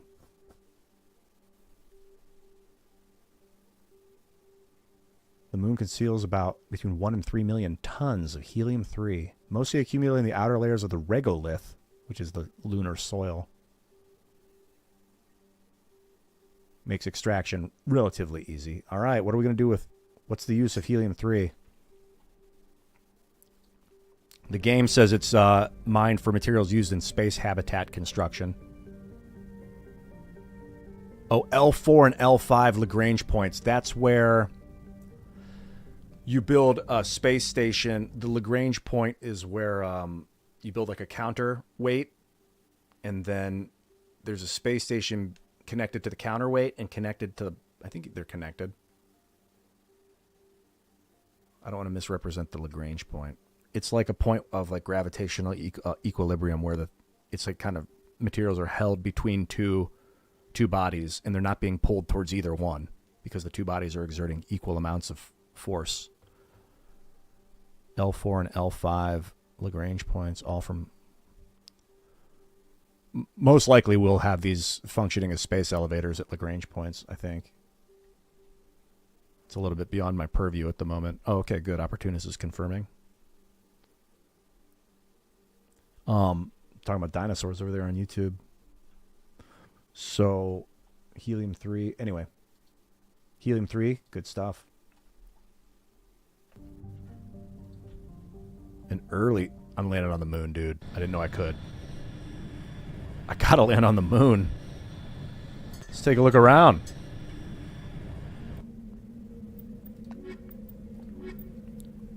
I'm bringing a squad onto the moon, dude. This is why I bought Mass Effect, by the way. Dude, like I don't need to get some sort of confirmation from ground force to land on the fucking moon.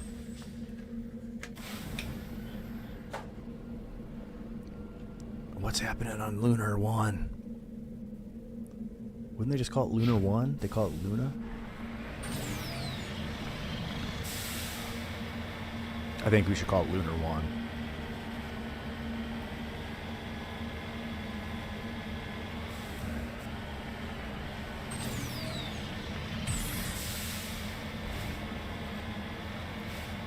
Yeah, The moon, dude. I'm on the moon.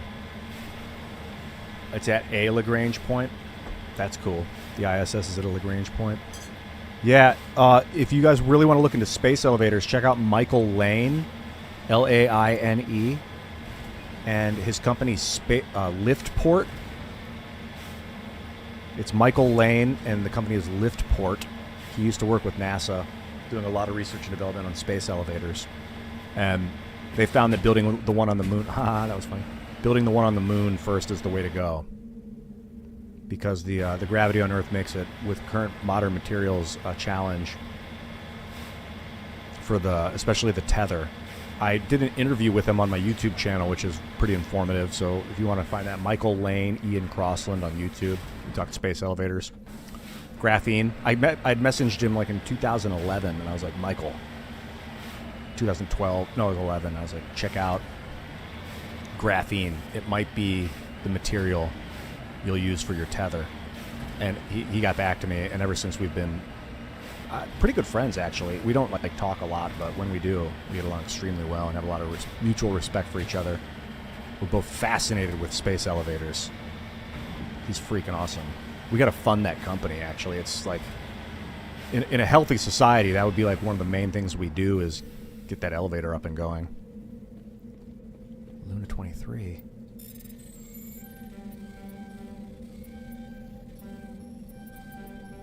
Oh. I definitely bumped into a thing right there. Let me move my face. Whoop.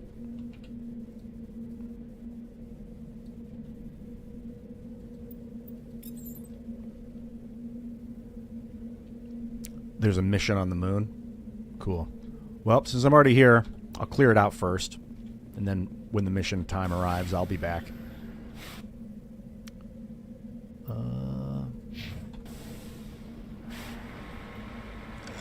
Oh, excuse me. Yes.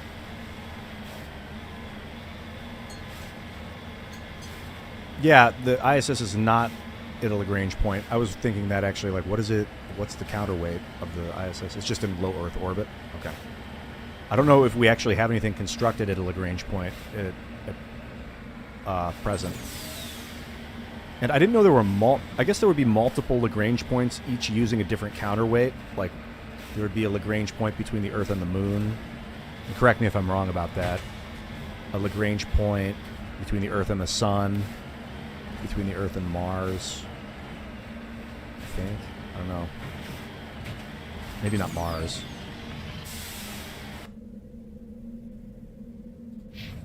They got a training ground on the Moon. That's a smart move. Let's report in. JWST is out by Lagrange point 1.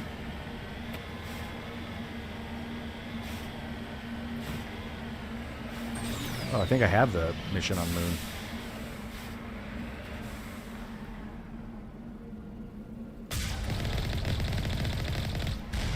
Back it up. Oh.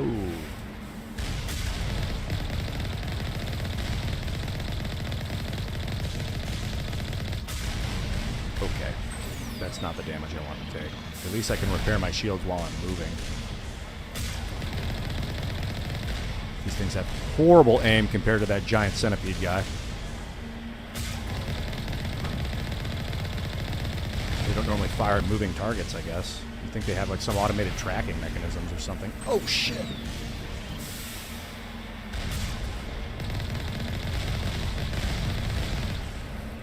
That's right.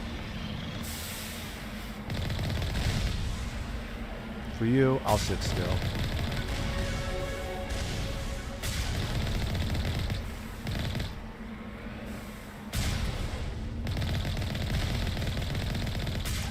Take one to the face. We've cleared the malfunctioning turrets, sir. What now? Let's go inside. We need to repair the console. Or do something to the console, I don't know. Creation Web Novel Studio. What's up, dude? 2 books?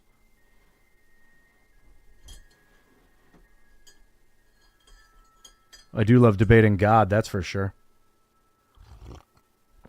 That's funny. Not sure. I'm not even sure why I'm attacking the Alliance base. I think it's a quest here. It's it'd be cool if it like whatever planet you're on, it like pushed it to the top.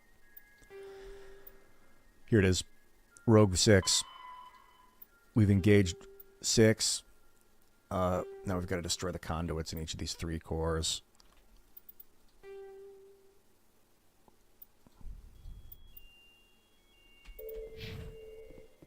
What do we have?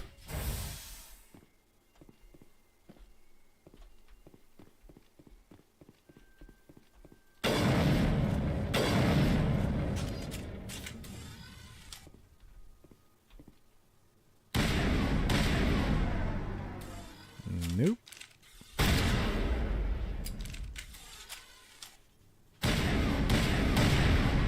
Oh, I've got a new rifle. Yeah, that's the thing about these guns is they fire differently. Instead of this thing has a. It's not even automatic. It's not even burst fire. It's just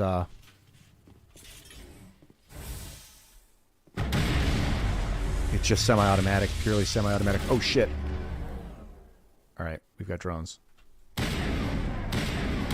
Oh, the accuracy on this thing's terrible at range. Nice job. Let's get ready for drone warfare.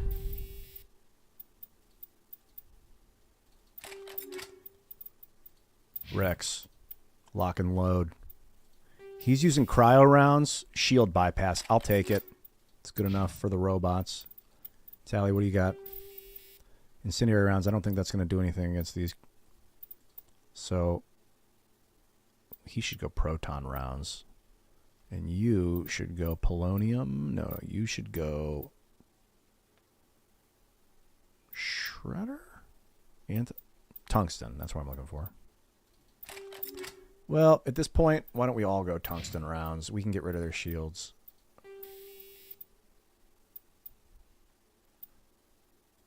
I'll take 1 proton round, 2 tungstens.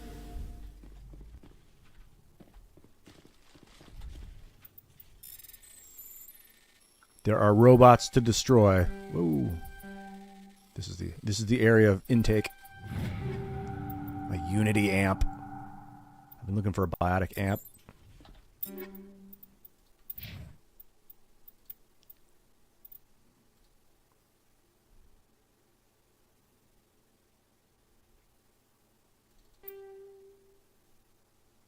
Longer durations, less of a power bonus, more cooldown reduction.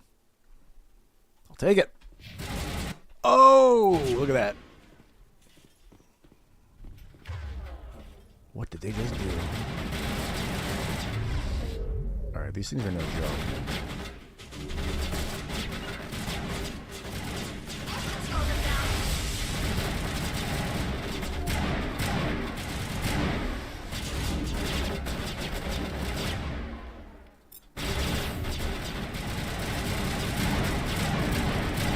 Jumping all over the place. It was easier when there was just one of them.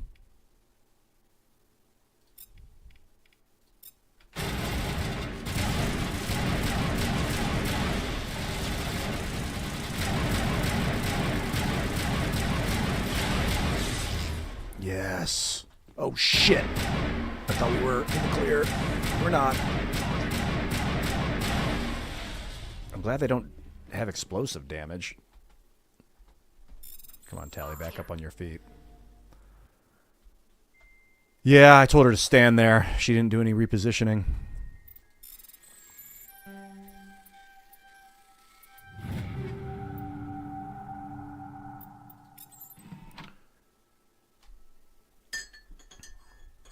I got your note there, Creation Web Novel Studios. It's tough to remember anything in these chats. I mean, I remember in them, at a distance, but if you want to send me data, it's easier to categorize in a direct message on like X.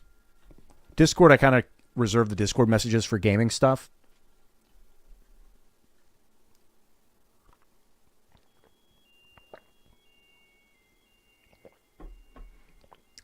Often I have not got a lot of like joy and understanding of researching religions from text. I really like talking to people about ideas, but I guess people get their ideas from texts a lot of times. Like, I like watching the video of it. And I was talking about this earlier. I learn a lot by listening. A lot more from ideas from listening to the idea, someone talk about the idea, than reading about it. Reading is an interesting way of like,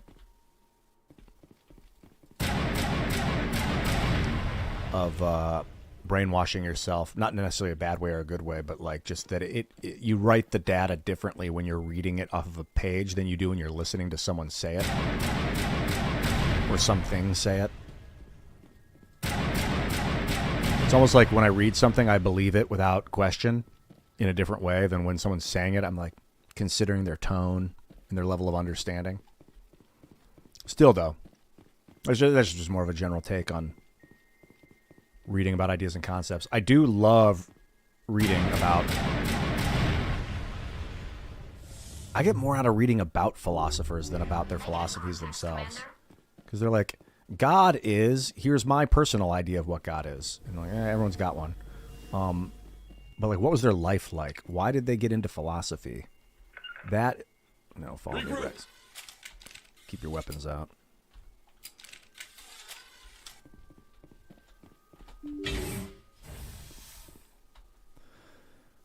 Whew, the core clusters. Fortunately, they're very slow, these drones. And they don't explode. When destroyed, they don't explode in a vicinity. I haven't come into contact with enemies that explode on death. They like run up and explode on you.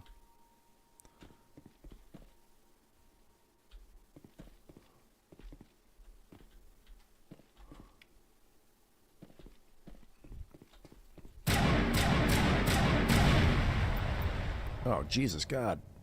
Well, that's not good. Okay, let's move. Don't have a lot of time. Yep, that's drone countermeasures, poisonous gas. We don't have a lot of time. I want to search the area, but Perimeter clear. At least our shields are holding.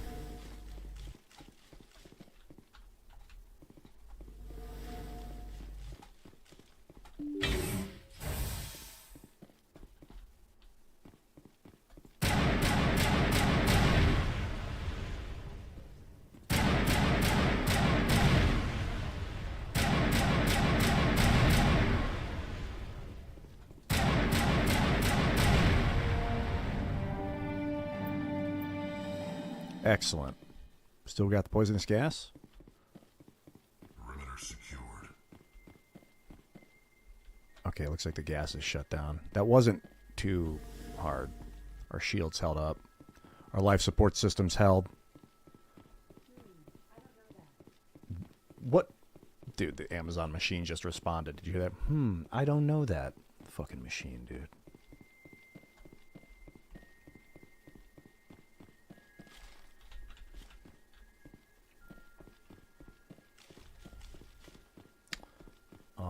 Just saw your thing about listening to, what was his name? Gary Habermas, dedicated his life on the resurrection of Christ. That's an interesting debate. The resurrection of Jesus. Man, I almost got into it with Seamus the other night about it. Seamus Coughlin, who's a devout Catholic. He was like, the thing about religion is it needs to align with reality. If your religion doesn't align with reality, then you've got the wrong religion. Those weren't his exact words, but that's kind of what he was intimating. Like, the more that your religion aligns with reality, the more real it likely is. And I was like, yeah, exactly. Like physical chemistry reality. I'm not saying things that we haven't seen happen aren't possible. Things that science can't explain doesn't mean that they can't happen. But there's some things in certain religions where it's like, hold on a second. Like, in my estimation, spirits don't impregnate humans. Bodies don't just disapparate into spiritual form, but they do get stolen. Like, grave robbers are real, and people lie. That's real. Humans will lie about stuff. So I'm like, well, based on what we know is real, I'm sort of a path of least resistance kind of guy. Like, the most likely scenario is probably the one, or more like the one that is more likely is the one that is like more aligned with real physics and chemistry. Oh shit, I gotta get this. There we go. Had to zoom out and take a look at that map from a distance. Area secured. I think my religion is mathematics. Base 10 mathematics. But I'm open to other forms of mathematics too. I just do my calculations in base 10 because I kind of assume it as my ground for the function of all else. Be it physics, chemistry, geometry, knowledge, data, sound waves, impressions, communication. Take cover and blow this shit. Nice one, Tally. You knock it down, I'll take it out.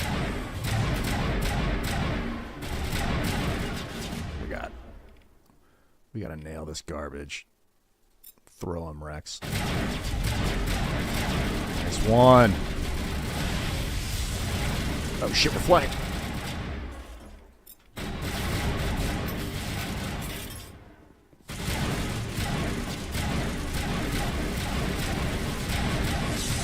I don't stand out in the open out here, but I gotta get it. Oh shit, these things are aggressive. Did we lose Tally? No. Oh, yeah, we did. Okay. Out of my way, bro. Zoom in on this shit. I can shoot it from the hip.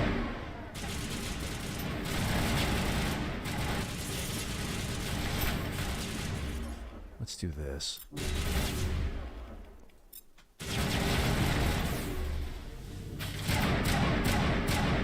He's like, reloading.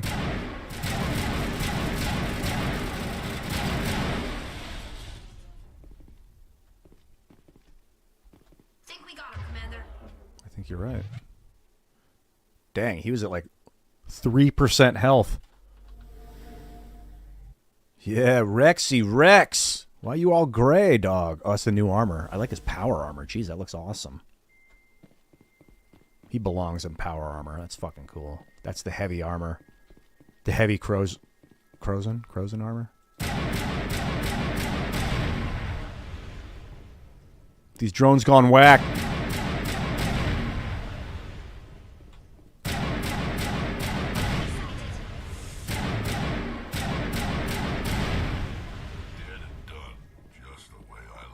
I don't think there's anything to loot in here. I'm okay taking a little look around, though, while they regenerate their health.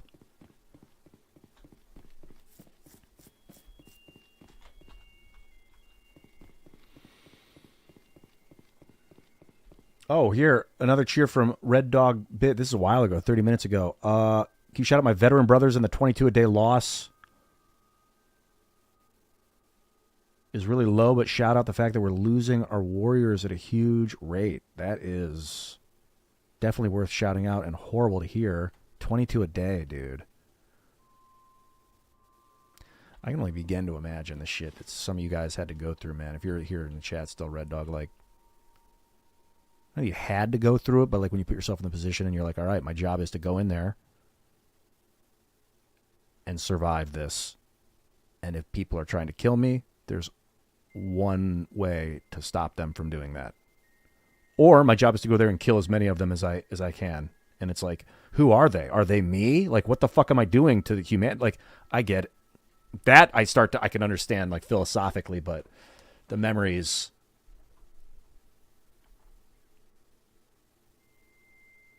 The stories need to be told.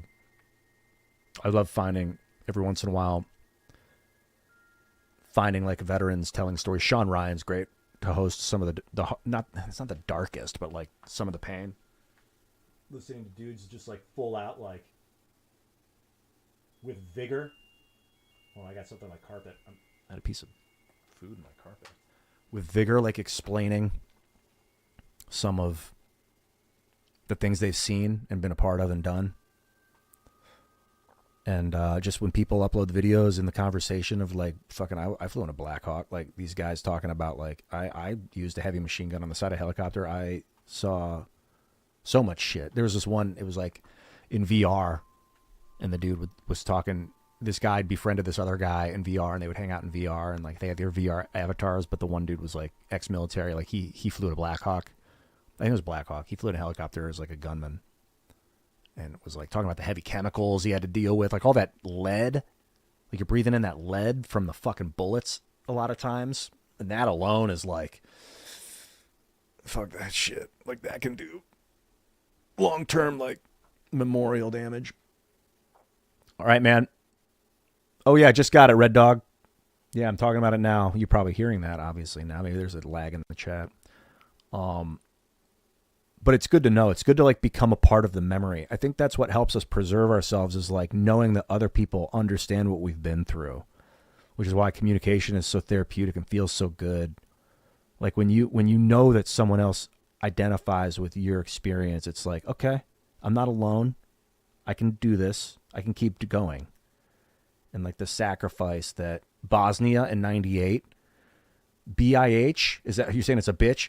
Bosnia, this is the Bosnian devastation. But I remember Bosnia and Kosovo. This is Clinton, during the Clinton era. They talked a lot about it on the news. I didn't know a lot about it. Herzegovina, they would talk about Serbia, Bosnia. There was some shit popped off over there, and we as Americans were kind of on the civilians were kept like,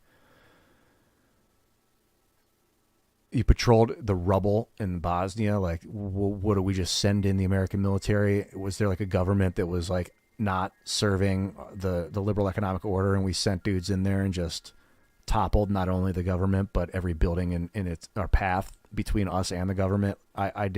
They kept the civilians in the dark.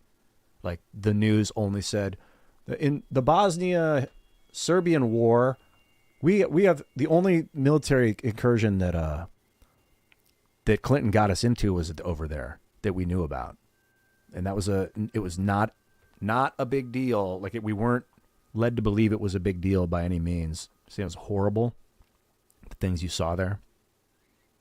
Mass graves perpetrated by, they were fighting each other. It was at American gunships going in and just mowing down entire towns gone. Like it's hardcore, dude. This is like, the Bosnian civilianry was just, I still don't know what the fuck was going on over there. I got to look this up really quick.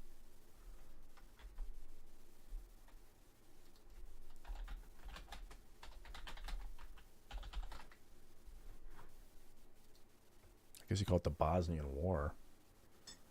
Serbo-Croatian an international armed conflict took place in Bosnia and Herzegovina. That's what I meant when I said Herzegovina. Oh, the Republic of Bosnia and Herzegovina is what the name of it.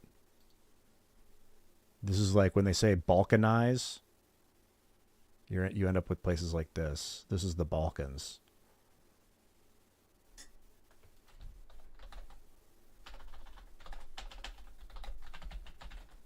I want to make sure I'm getting all this right. Yeah, the Balkans, this area, west of like Turkey.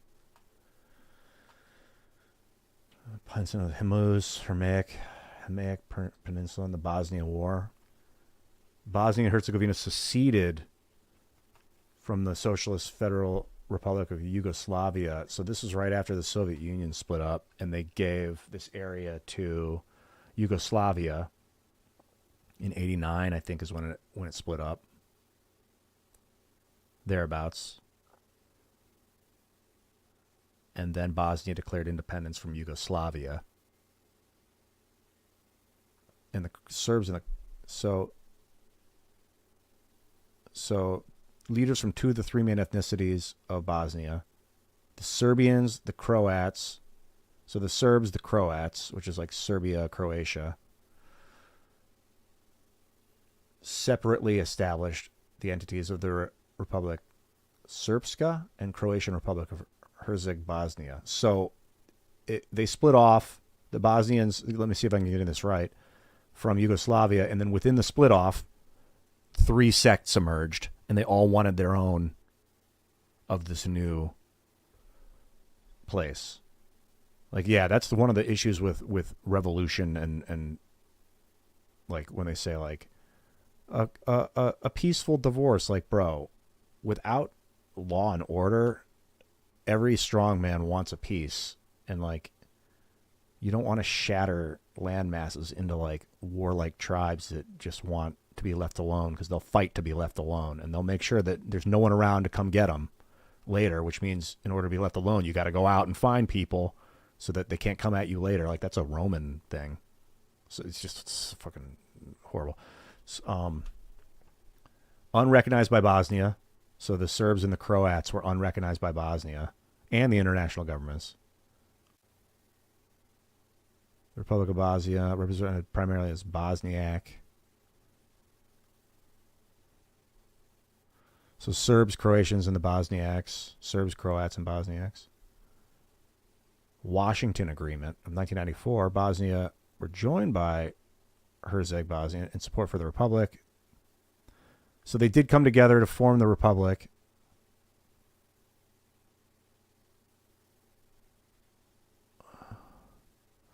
Dayton Peace Accords. With a Serb entity, Serbia wanted its own, I think, Republic Srpska.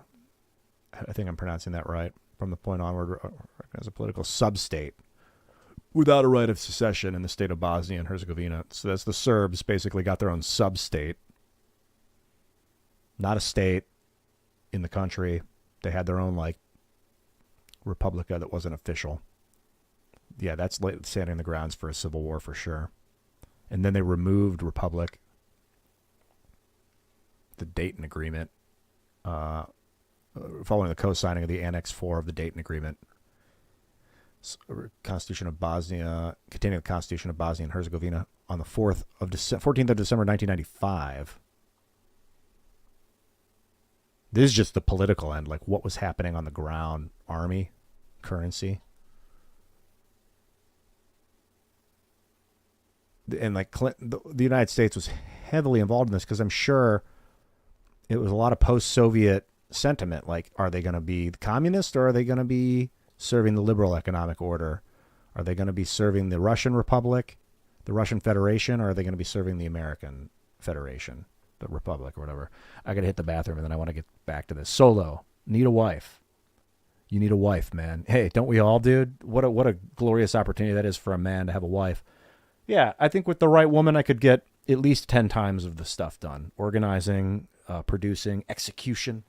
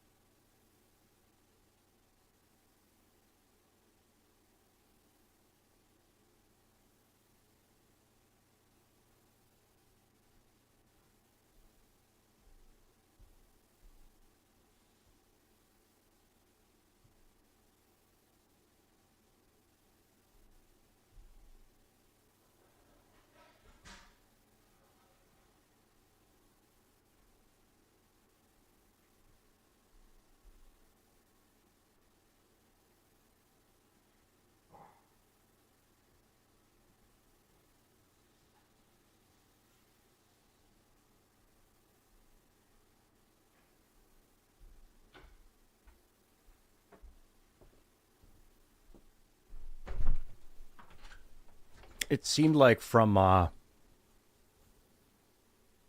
you said the things that they were doing to the kids, the women and the kids, when lawlessness overtakes, like humans are just animals. That's the horrible thing about.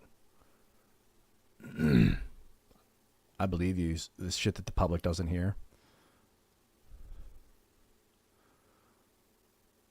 Yeah. I laugh almost as like the horror of the evil that human can do. I only have heard stories and believe it. Like, no part of me wants to test that. And so I talk out of it whenever I can, like the ideas of secession. I was in there in the bathroom thinking about, when people are like, oh, we just have a national divorce. It'd be like, yeah. And then the coal miners of West Virginia don't want to go along with the rest of West Virginia because the rest of West Virginia doesn't represent them. But the West Virginian state capital is like, we can't lose our coal mines, so you're still part of West Virginia. They're like, we're not part of West Virginia. And then like two cities over, they're like, well, we're Muslim. Most of us are Muslim anyway. And it's like, what does that have to do with coal mines? And they're like, it has everything to do with everything. I have identitarian, and they're like, oh God. And then they kill a bunch of people, and they're like, do you identify? And then it's like, hold on, the rivers are the most important thing, and you've got like up and down the waterways, and then bodies in the rivers and trees, and like all the rivers get blocked, like, and that's just a touch of the potential. And that's just like storybooks. I think people, when they hear that stuff, they just picture like a movie, but like the smell, the actual loss, like if you've ever experienced loss in life, like someone's gone. I was thinking about death, and like Bucko, he's gone. There's no second chance. Like when conversation in a video game, in a movie, in a friendship, in a life, there's another chance. Like, yeah, it got fucked up, but there's more with death. It's just the finality of it is like, it's gone. That was it. That was the chance. It's like, we have preserved life at every chance, not zealously at all costs all the time. Like, but yes, life and creation are delicate. And I think with this, like this Bosnian situation, is that what I thought was happening, and maybe it was like the United States got involved to try and stabilize the civil war that was going on in Bosnia and Herzegovina, because the Serbians, the Croats, and the Bosnians all wanted their own separate state, and the Bosnian government was like, well, we got to hold this country together, this new country, and then country. Then the Americans were like, shit. But at the same time, it's right there on the border of the Soviet Union, or the post-Soviet Union. I'm sure it was like what they did in Ukraine. They had the government overthrown, as far as I can tell, to maintain oil pipelines and like keep the Russians weak, because we know what happened in the 20th century when the Russians got too powerful. Oh God, we don't want to.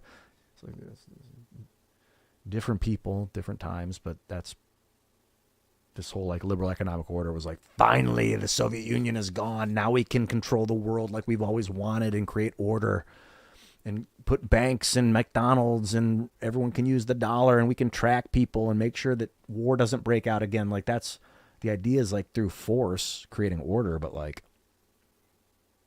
it doesn't always work. Sometimes you got to just create like decentralized order. You can't force it. I was just talking over your comments. Yeah. Being a soldier is probably an honor beyond recognition. I mean, worst case scenario, we're all soldiers. Like, everyone's got to soldier up and protect their property. But then when governments get involved and send people off to do fucking insane, dirty work, like,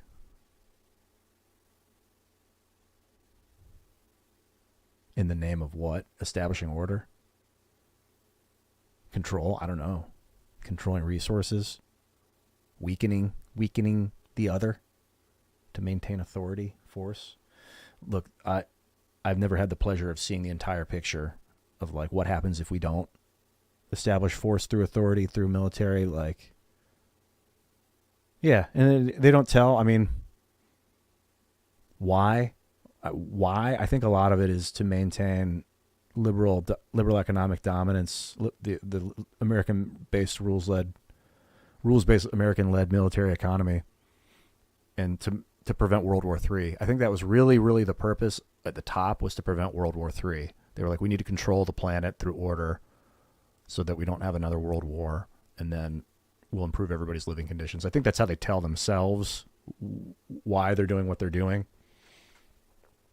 The benevolent indicator, but at what cost? And then like, well, yeah, the cost is high, but what's the cost of not doing it?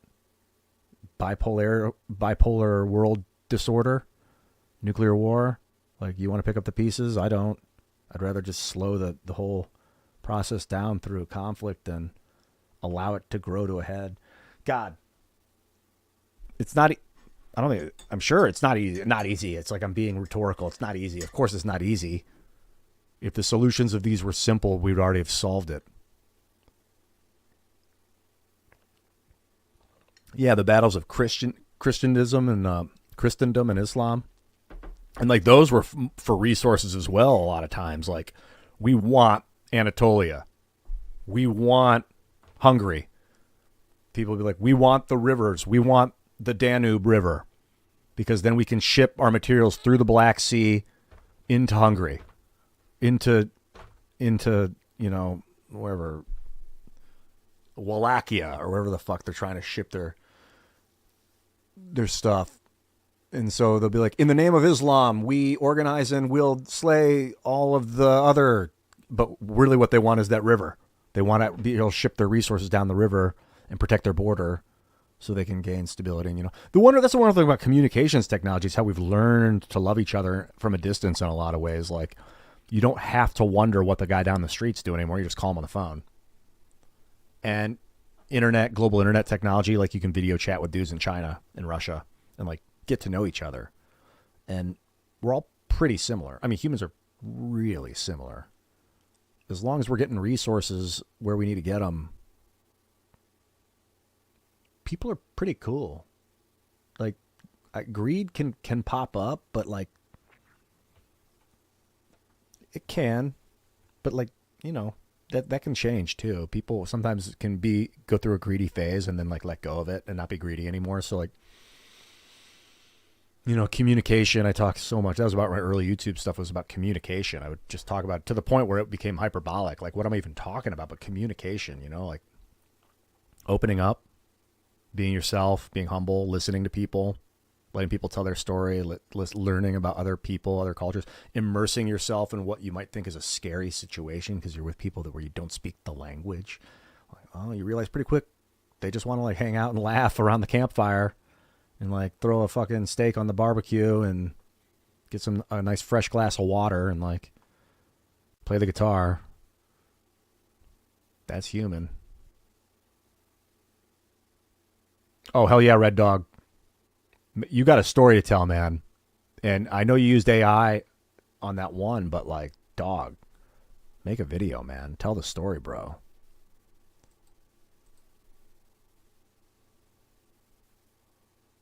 Wait, did you send me that?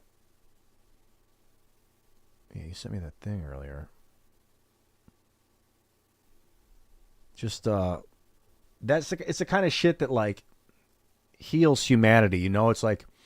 It's like ripping a bandage off of an infested. This is like the pain of memory of these things. And you've been there. You've experienced it. You got dirty.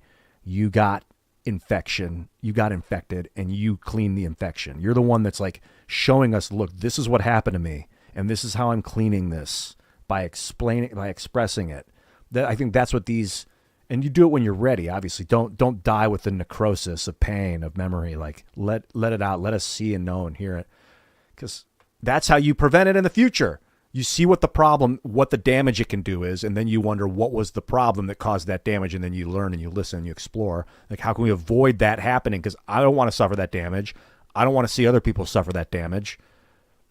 I don't want to. Like, people, there's that phrase, I wouldn't wish it on my worst enemy. That's a very real concept.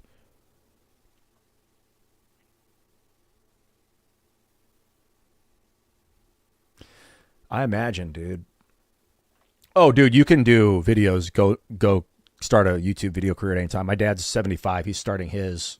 I mean, he started doing it like 10 years ago, 12 years ago, but like I'm 45. Doesn't matter. Age is kind of relative. It may never be like what it was before. It won't be. It never is. It's going to be something new, but it can become better than it is now. That's the wonder. And also you can heal scars. Soaking them in water, I've noticed. The skin will repair and regenerate itself. Especially with modern technology like stem cells and internet video. Like internet video in a way is like the stem cells of our soul. Like the way that we can repair each other and repair ourselves by seeing ourselves on camera. Like when you see yourself expressing the pain, it's different than just feeling the pain. Like you're like, that's me. You acknowledge who you are from a distance. It's a... I digress a bit, but it's like a wide growth. Bro, you're making me want to dive into Mass Effect. You got a YouTube channel? Shout out the YouTube channel because people are listening and reading about it right now. I know you sent it out earlier, but just the name of the YouTube, people will look it up. Yeah, dude. There's something about vibrating the words. Like that creation of sound, of like reliving the tone of the experience. It is, oh God, hyperbolic. It's hard. I know. I've done my own trauma past talking, which doesn't hold a candle to some of the shit you've seen. But it still hurt from my perspective. And being able to express it, it was humiliating. But then they say that's a humility. It's a virtue. And it's like vulnerability isn't weakness. Being able to run a vulnerable campaign is like, yeah, I can defeat the enemy even when I'm vulnerable. Like that's a brave and strong ability. Even in video games, when you suffer the vulnerability debuff and you're taking plus 50% damage, you can still win the fight. Yeah, let them make you vulnerable. If your deck's good enough, you're going to win anyway.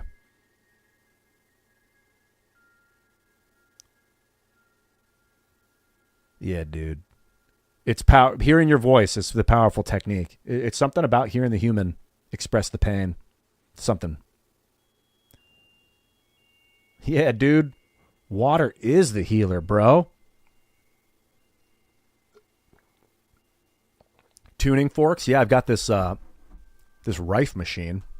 I've ever showed you guys this on stream. Let me pull this up really quick. There's this scientist named Royal. This is the big boss right here. Rife Technology is the company. Guy by the name of Matt Rife sells these.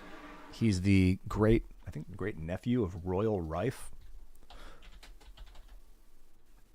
I typed Royal Fire. That's so funny. Rife is not fire. Rife is R-I-F-E, not F-I-R-E. Royal Fire. That's so funny. Royal Rife is a scientist from early 1900s, late 1800s. Oh, he lived until the 70s. I didn't know that. Oh, thank you for the gifted sub, Red Dog BT. Thank you for the gifted sub, homie. Very cool. Royal was working on using vibration, speaking about tuning forks, to heal ailments. It worked with optical compound microscopes, movie camera, time-lapse microscopy. Just a brilliant inventor. You'd think he'd be way more popular because of some of the stuff he did. But science was like, uh-oh. I think a lot of people in the industry were like, they were later rejected by the American Medical Association, American Cancer Society. He was trying to treat and heal cancer through vibration. Let's see what it says. Rife's known for microscopes. This is an inventor, early exponent of high magnification, time-lapse cinemicrography.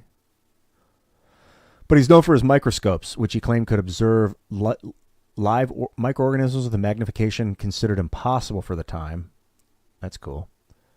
And for an oscillating beam ray invention, which he thought could treat various ailments by devitalizing disease organisms. So he'd use oscillating beams to devitalize disease organisms by like killing bacteria and killing viruses probably. And maybe other things, killing cells that were growing too quick or causing them to like subdue, like changing their growth patterns. Just like you can stimulate growth with vibration, I think you can destimulate it using radio waves. So like radiation. Although he came to collaborate with scientists, doctors, and inventors of the epoch of the time, and his findings were published in newspapers and scientific journals like the Smithsonian Annual Report of 1944.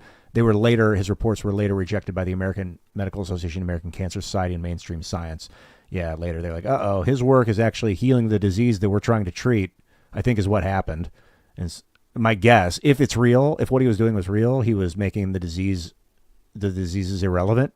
And these industries are like, shit, we're making hundreds of millions off of selling treatments for these diseases, for these ailments. And if they are no longer around, the entire industry is going to dissipate. So we need people to be ill in order to profit off of it. That's the conspiracy theory of why they suppressed Royal Raymond Rife's work. I think this is his great nephew or something, Matt Rife. He's related to him. Very cool guy. He's been on Luke Rudkowski's show with myself. He's basically picked up Royal's technology and advanced it. And so let's see if I can find some of his, like, what's a great piece of tech. He knew Tesla. Royal had, he and Tesla were buddies as far as I know. I think he built, it was either him or Tesla built a platform that you could stand on and it vibrated and it would heal people, according to them. I think it was Tesla built one of those, and then Mark Twain went over to Tesla's house and they were hanging out, and Tesla was like, check out this platform you can stand on, and Mark Twain stood on it. It was like, oh my God, and it healed him. I think that's the story. Is that right? Tesla, let me see if I can find that.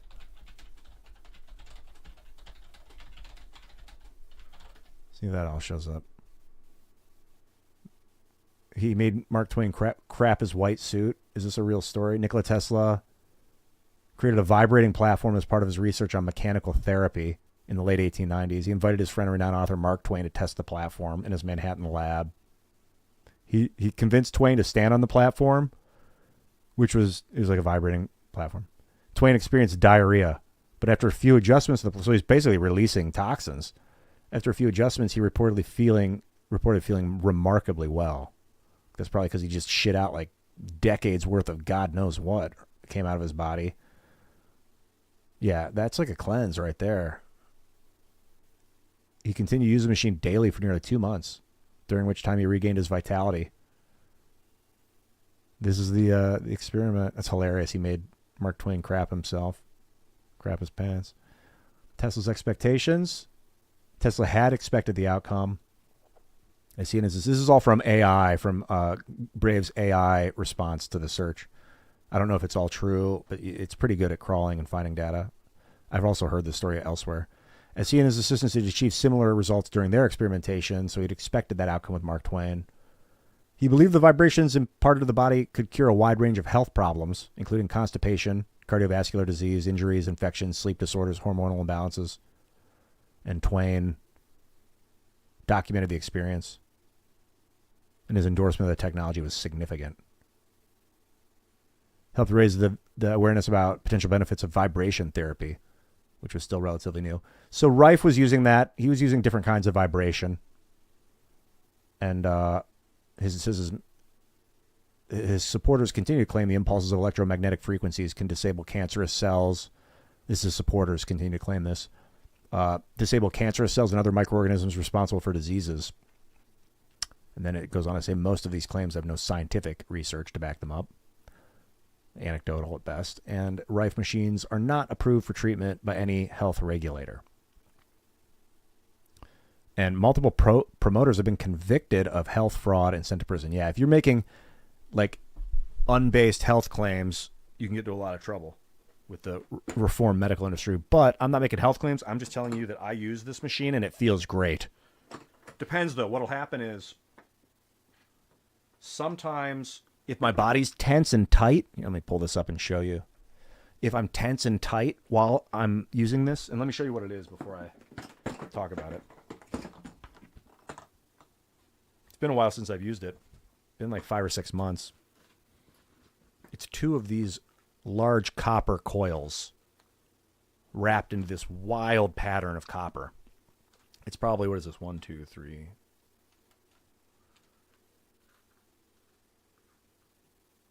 There's 14 like 14 tips of this 14 pointed star of wrappings of copper, and they're interwoven up and down and up and down. This is done by Matt Rife and his company.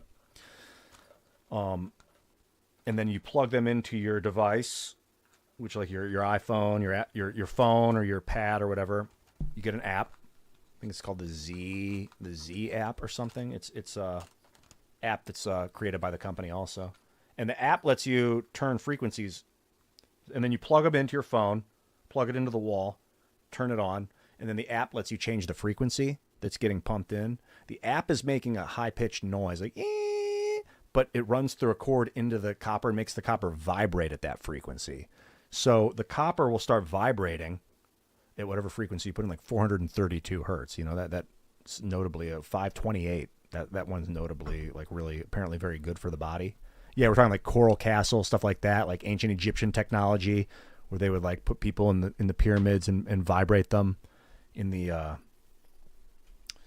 sarcophagi, which apparently were like sensory deprivation chambers potentially.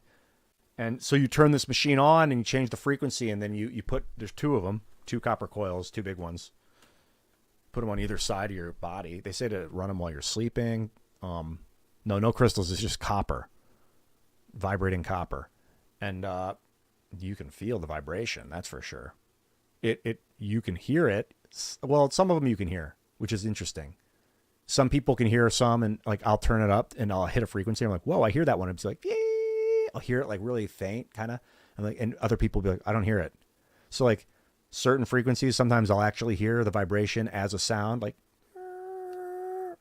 Other times you just feel it. And what I noticed was if I'm tight when it's on, it can start to hurt. Like it over accentuates the tightness. But then if I open up and I just like relax and kind of open my body, it feels like it's vibrating my DNA alive, like healing me. I don't know that it is. It just feels like really good sometimes. And I've noticed it's not about running one frequency and it's like, this is the one. It's about the succession of patterns. So it'll have like different programs that you can set where you pick a bunch of frequencies to run in order, and you'll be like, run this one for 5 minutes, this one for 2 minutes, this one for 9 minutes, this one for 4 minutes.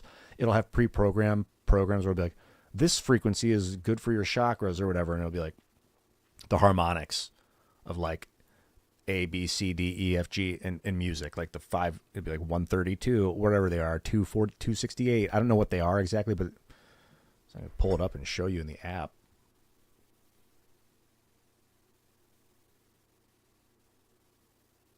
This is the app right here. It's called the Z app. This is what it looks like when it starts. You run sequences, and then they have different ailments that they think the sequences might be good for. You can set up your own sequences. So like I set up this one with these harmonics. Can you see that? I'll read down the list. And then what you do is you hit play. So like I said, it runs that frequency. This is 174 hertz. But when it's plugged into the machine, it turns that sound into vibration. And the thing just starts vibrating at that frequency. And then you'll, so like this is a pattern of frequencies that I built. It's the harmonics. I was like, what are the harmonics? 174, 285, 360, 369. That's funny that's on there. 417, 528, 639, 741, 852, 963. That's funny that 369 and 963 are both on that pattern. And so it's not about playing like 528 from my experience. It's about where you go into 528 and where do you go from 528 into what. And it's like the change of frequency has an effect that's different than the frequency itself. And like what frequency, it's the same. That's exactly it. Voice is a type of vibration. So it's like, what is the music of vibration that you're creating? What is the change in tone and of frequency? And it's the change of frequency that really can have impact in a lot of ways. I'll run it. Sometimes it'll go up and the frequency will get higher and higher and higher. And I'll be like, oh, be feeling really, and then it'll like go back to the low frequency. And I'll be like, oh, why do I feel so bad? It'll be on in the background. I'll forget that it's on. And I'll be like, oh, why do I feel so bad right now? And I'll look over it and it'll be back on the low frequency. I'm like, oh, my body, the frequency had been going up. And I was like, my body was like opening up and elevating. And then it probably could have stood to go higher, but I had it just on a respondent effect. So it was like repeating the cycle. And like we'd go back to the beginning, be like, oh, I'm low again. Oh, here we go. And higher frequency isn't always an elevation. Sometimes the lower frequencies feel better. This is all anecdotal. This is my own experience. And a great shout out to Matt Rife for putting me in touch with the Rife machine in general. I love it. Highly recommend it. It's fun. I like the way I feel when I use it. I think it's Rife Technologies. You can even, it's got this little metal. So when you turn it on and it's running the frequency and it's vibrating, you put this in the circle here.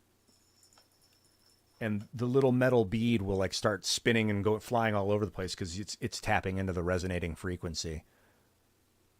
It's cool. It's like it's physical proof that it's actually creating a resonating field. Matt Rife is the guy who was like explaining to me the difference between vibration and resonation, which is like things vibrate, fields resonate. So like I'm like we're vibrating the atmosphere. He's like, no, the atmosphere is resonating. I mean, technically aspects of the atmosphere are vibrating, but we're creating resonation in the atmosphere by vibrating pieces of matter. That's kind of the way to look at it. Of course, the atmosphere is matter, so there's vibration in the atmosphere as well. But the magnetic fields themselves are not vibrations; they're resonations. That was pretty cool. Piece of clarity. He's very cool. We're looking at doing merch. He had aggressively contacted me to build some merch. Matt did. So he and I might do merch. A merch wave. It was just like one more thing I didn't have a lot of time to do at the time. Oh. Final thing I'll bring up before I get back into Mass Effect is merchandise, because I am on the precipice of launching some Magic items. So like hats, shirts, clothing. And Magic in the sense that it's Make America Great Ian Crossland. MAGIC.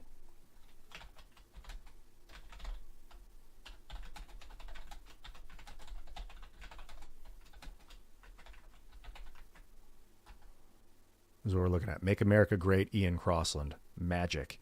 And I got a brand of Magic clothing that I'm gonna sell. So if you like want to buy my Magic hats, and which is kind of funny that I'm selling Magic items. And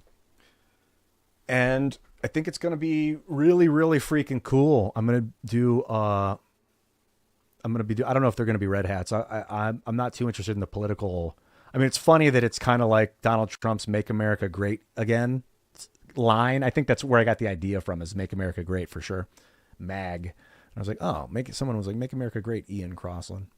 But like the whole design, it'll just be cool, gold, blue, whatever. I don't really care about the colors or the shapes or the patterns.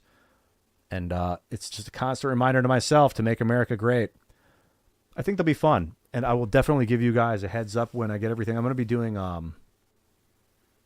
distribution and fulfillment locally. Because I was looking into doing it through a company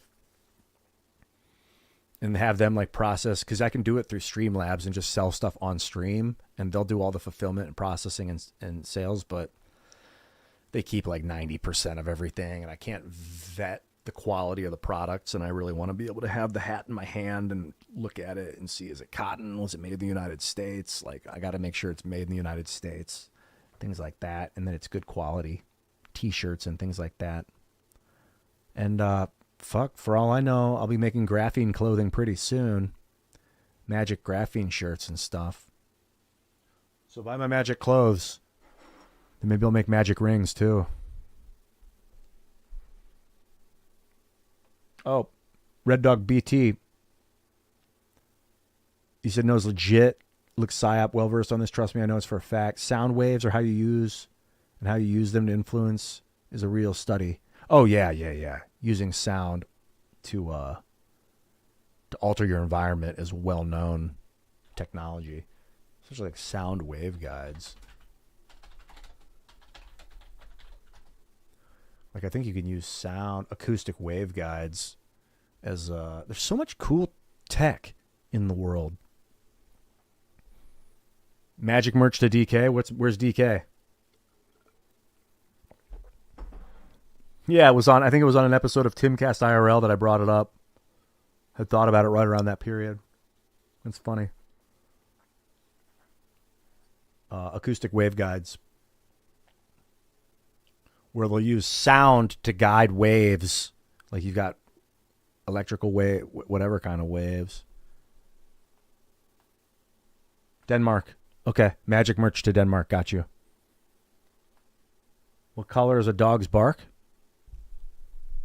Depends on the frequency of the bark, I guess. And what kind of lens you're using to observe it.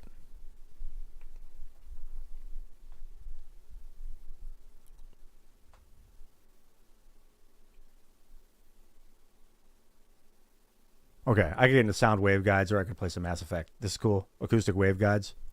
Love it.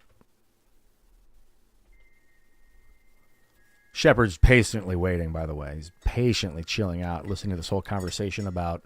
Right, he's like, I have one on board the Normandy. I wouldn't sleep without it. How do you think I heal my combat wounds? He was especially... You'd think he'd suffer some sort of combat fatigue from being on mission after mission after mission. It's the Rife machine. Here, last thing I'll put on that is actually the technologies.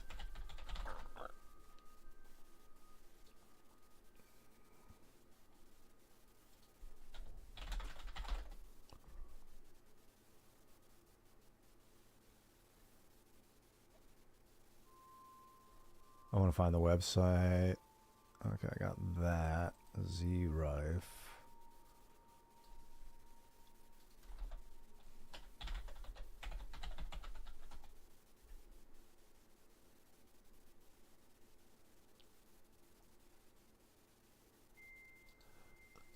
Excuse me, I don't know what I'm looking for his website. Excuse me, it should be on the app. The website should be on the app.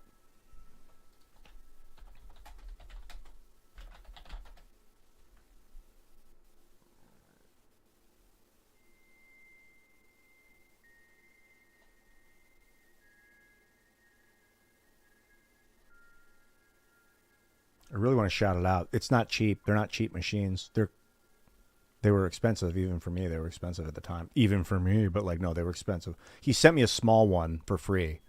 And I think they sell for $420, which is kind of funny. $420. Because they take a lot of time to build and the materials aren't cheap, but he puts a lot of dedication and focus and time into building the machines. At the time he's scaling it, so the machines are getting cheaper. Where was the website? I got to find the website now.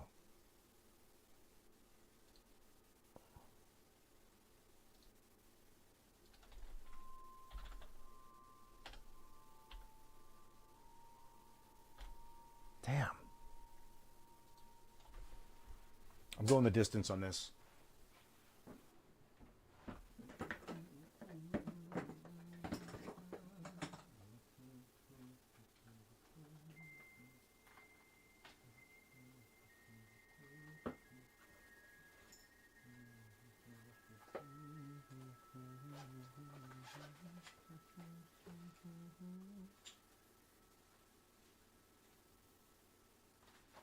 Got it.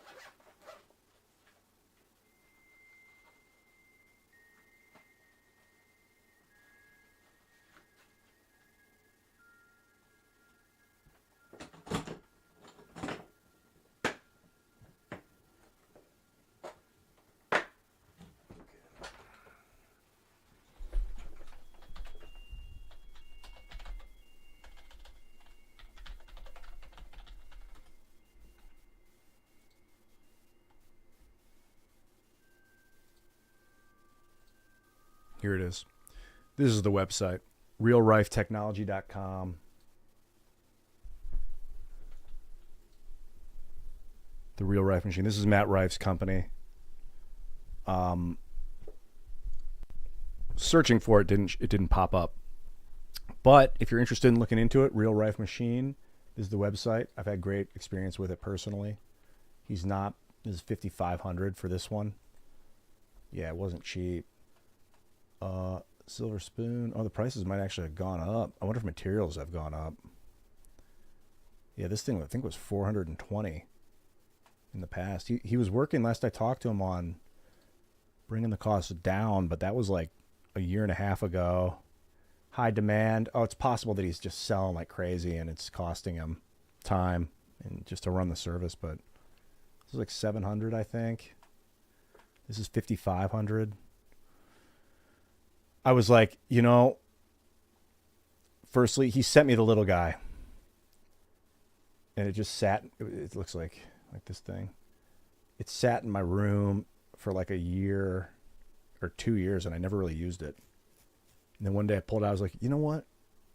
Do it. Just like I started streaming. I'm like, do it. Use it. I used it. I was like, whoa, I'm feeling good. I was like, I got to get the big one. And I was like, I will spend. I don't even care. The guy sent me a free one. I believe in his work. I like him personally. I want to help him, his company grow. And I was like, I'll go all the way with this thing. And I did. It's fucking awesome. Should probably use it again. It's been a while since I've used it. 6 months. Luke has one at his house too.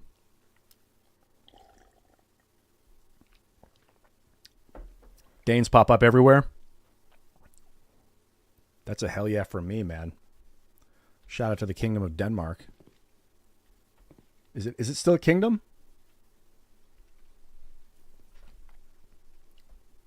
The Great Danes, dude. That's what they call the dogs. Shepard and his team are fully recovered from the last battle. Let's move.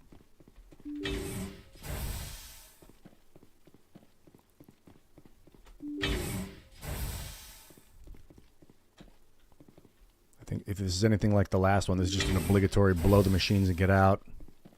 I'm going to look for boxes of something I can use before we start to blow the machines. No, it looks clear. In here.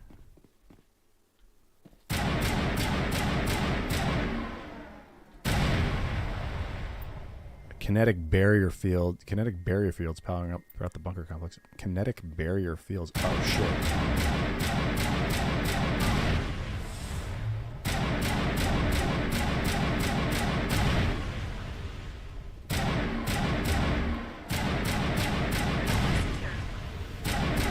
That's awesome. I hope I see more of those in the future. Area secured.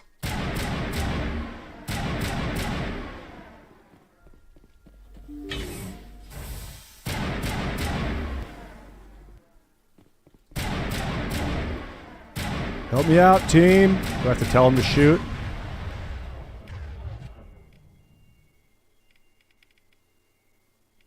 No, bro. Use your shotgun. Has he been using his rifle this whole time? He's been using his rifle, and she's using the rifle too? Clear. Wow, I wonder if this whole time they've been using their assault rifles.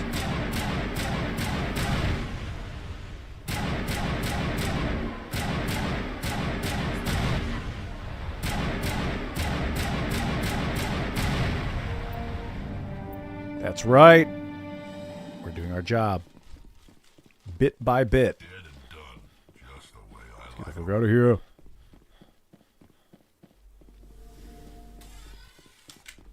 I think we are clear. Which direction are we good? We want to turn up here.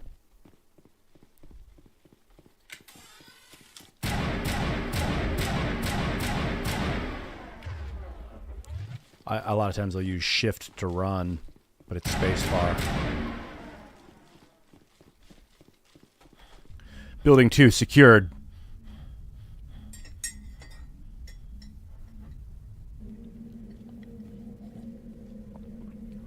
Tenth King Frederick. I definitely don't hate kings. Oh, wait, Disease said, Ian hates kingdoms and kings. I don't hate kings. I think as people, you know, your actions speak for the quality of who you are as a person. But monarchy, I'm always like, I came from a society where we govern ourselves, at least on paper, and we're able to like talk shit about whoever we want, and we basically have self learning autonomy to govern as a people together. So the idea of like having one guy govern us all is like, I smell trouble. that's not my style. Oh, the whole place has barriers now. I see every building is getting more challenging as we go. That's what's happening. So is there poison gas coming through here too?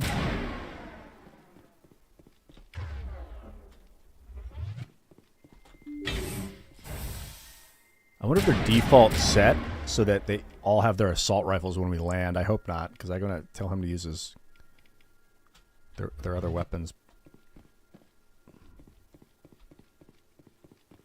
Wait a minute. Did we already clear this one? Oh god, please no. I think we did. Oh, Jesus God, I think we already cleared this area.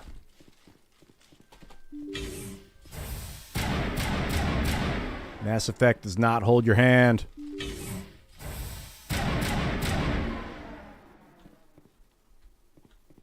Yeah, we did clear this area. All right.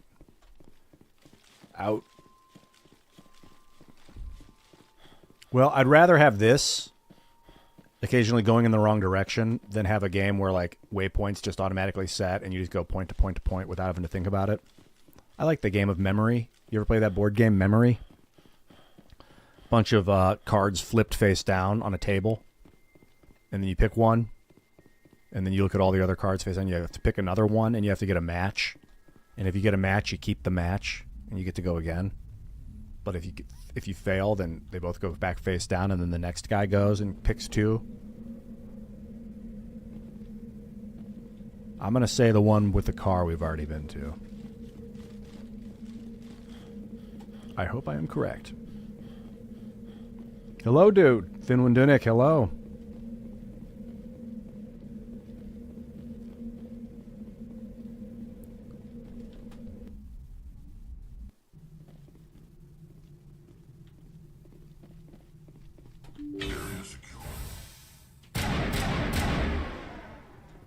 Okay.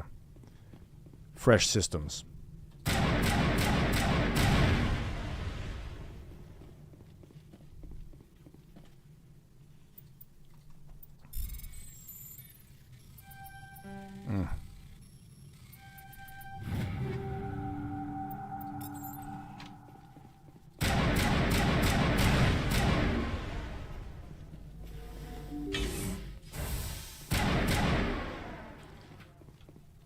They want hot action. All right, let's go. Stay in cover. Tally, come on. You guys have one job. You go there. You go there. No, you guys are evasive action. We're good to go. You blow these dudes, not the way that you think, I mean, with the... Where is it? The throw ability. Tally, you blast their... Sabotage. Actually, hack. No, not that guy. Sabotage. Hack it. Agenda. There we go. Yeah, that's right. Different weapons. These are much more effective. I think they were using their assault rifles before.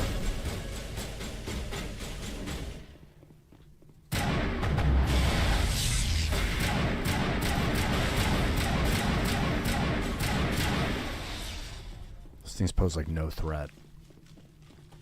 Essentially impotent as weapons.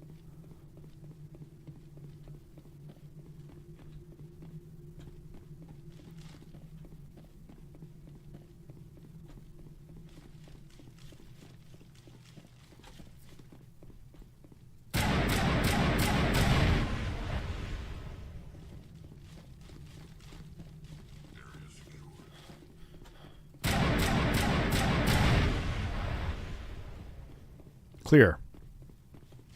All targets down.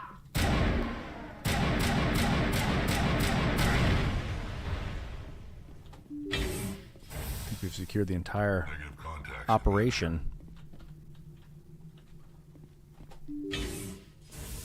One extra party member? You know, if I could have one extra party member, it would either be Caden or Garrus. Funkmaster General with the 5 gifted subs. Thank you so much, dude. That's huge. Thank you very much. Veradark Dark Titan Media. Oh, I guess that's Vera's company. Dark Titan Media. Thank you, Funkmaster General. Brutally awesome as usual. Welcome. Thanks, dude.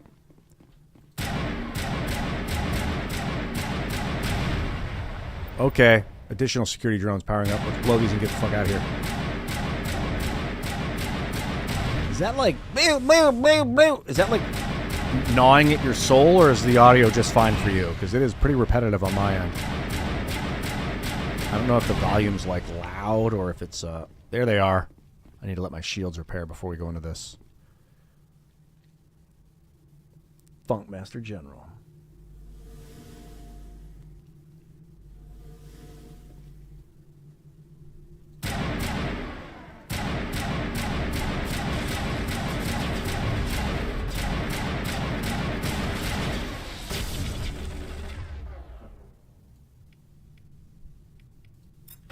Roll his ass.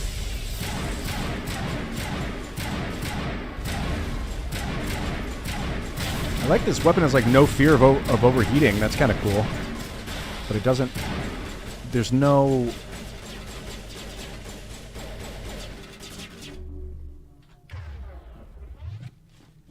There's no like automatic burst or anything.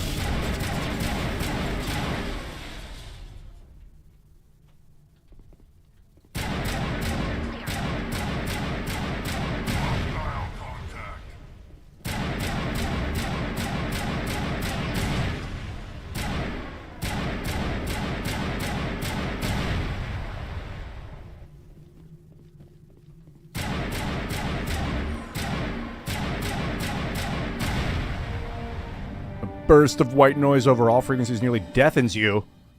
The hard suit's heads-up display interprets it as a series of zeros and ones. Okay. Binary data code received. They repeat again and again. Blanketing all frequencies till the lights on the final 6 cluster flicker and die.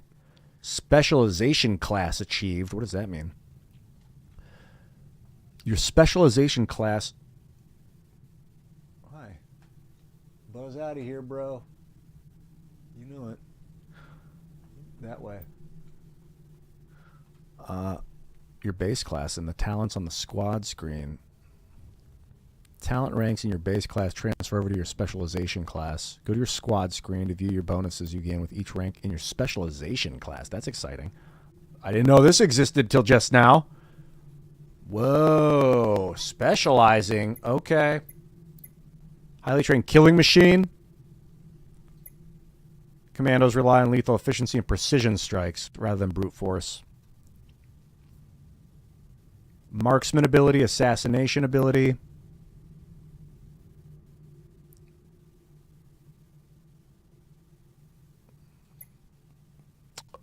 Oh, yeah. Immunity is great. Damage with all weapons. Health, damage, protection. No, I'm a commando. I want to look at this.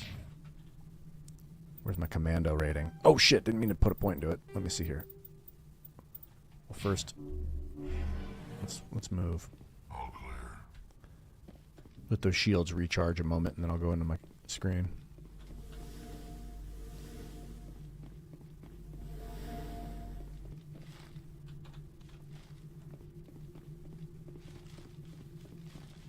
I can feel the urge to look at the XP map.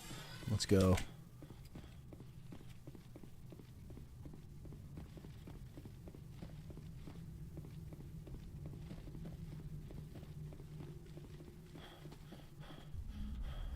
Back to the lunar surface. Commando Shepard. Yes, he is. All right, commandos rely on lethal efficiency and precision strikes. That is what I do here. Welcome to my house. Increases damage with all weapons. Oh, I know. But what do these give? Health regenerates. Oh, this is instead of my soldier it turned into a commando ability. Immunity specialization. I feel like because I've got adrenaline burst, it is 120 second cooldown, but this ability is so good. It resets the cooldown on all my other abilities. It's so good. Like once per fight, I pull this out, and having that mastered would be really good, actually.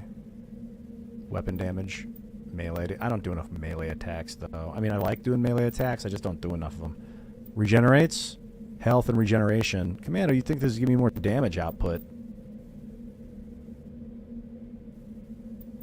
Is that not what I picked? Is the...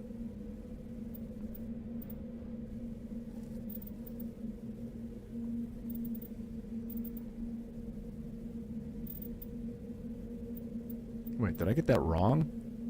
You guys watched me do the one that does more damage, yeah?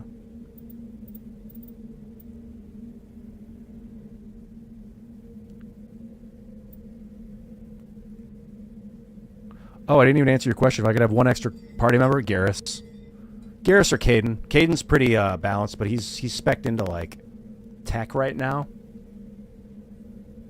And I already have a technician. So Caden's pretty much... Unless I can respec the guy, Caden's out of the picture because Tally's making him redundant. Garrus is cool as fuck. I wouldn't mind. I'd like to have like another assault rifle dude, and then I could go full sniper.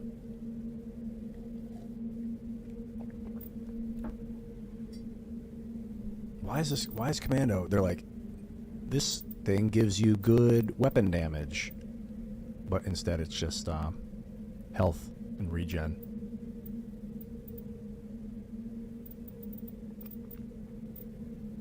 That gives me weapon damage. Spectre also gives me weapon damage. And accuracy.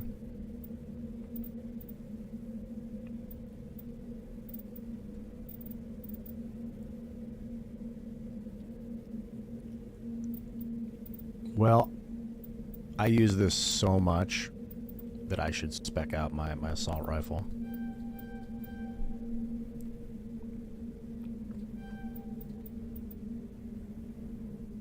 Weapons at max. I'm not going to put any points into these. I've got a pistolier and a shotgunner.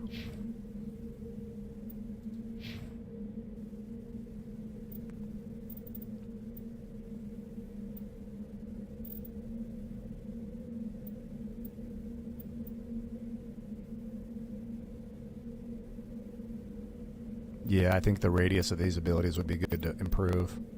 Her this is a really good one too, with shield capacity. I'll keep her on her feet more.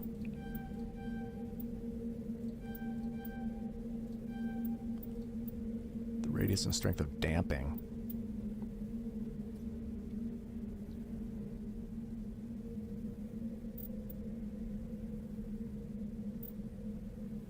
Overkill? Is that the overkill, dude? When you're just like, and you just like you become a turret for a moment. That's the problem. This rifle that I'm using now doesn't really synergize with overkill because it doesn't overheat. I need one that overheats, and then make it not overheat. Shield boost is top line. That saved me in a lot of situations. Just gives me a second chance after I take a bunch of hits. Damage reduction, hardening. Okay. First aid. I do not want to pump into first aid. I want Tally to do that. Also, this will get her to first aid. Man, I don't give a shit about her armor. It's either she's up or she's down. And if she goes down, I can resurrect her. But I think this is like where it's at. Tech resistance and shields. Her shields. Those are important. Alright, Rex, let's take a look at you. Krogan Battlemaster. Melee damage. Resistance to physics force. I like that. But I think his biotics need a little bit of attention. So, immunity's nice, but he's got immunity. Warp, unlock throw. So what's this? Advanced throw. He can throw more with more force. Stasis. Good ability. Unlocked. I don't need to 0.4 seconds. 2 seconds of stasis is not gonna, doesn't concern me that much. Going from 13 to 15 is not that big of a deal. So I like this. More regeneration, more melee damage. Because I do see him smacking dudes with melee quite a bit. And this will keep him from getting knocked down. Alright. Doubled his melee damage. Bonus. But I think his throw ability... I do use warp a lot too. His throw ability might be a good thing to pump. I think these are just such powerful abilities that they only give you tiny incremental improvements. Whereas like this makes him way tankier.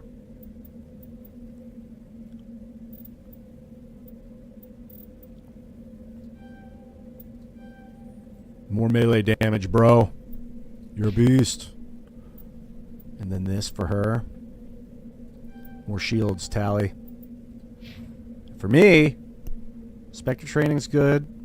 Damage and duration, health, max accuracy. I like accuracy, but I don't need it. Assault Training is weapon damage and melee damage. Also good. Adrenaline Burst I use quite a bit. Fitness. Immunity is also awesome. Lasts 6 seconds instead of... It still lasts 6 seconds. Reduces health damage by 85%. And it's same recharge. It's a 10% damage reduction while I'm in immunity. Fucking first aid, dude. I guess if the game was like... If I died, I had to reload from the ship. Like from before I boarded... Before I went down to the planet. I'd have first aid up the ass. Not literally. Real, you know, metaphorically up the ass. I'd have a first aid kit on hand constantly. But because I can just save my game right before I go into combat, maybe I could change the settings so that... But God, what kind of awful... I want to actually get through the game, so I'm not going to do that. Spectre Training is kind of nice. I got a lot of points right now. Commando. Health. How about 2 points in Commando? What's this give me? Immunity Specialization. Advanced Immunity Master. What's Specialization do? Improves the recharge time and immunity by 25%. Oh, there it is. Damage with all weapons by 12%. Increases damage with all weapons by 21%. Assassin Specialization, Immunity Specialization.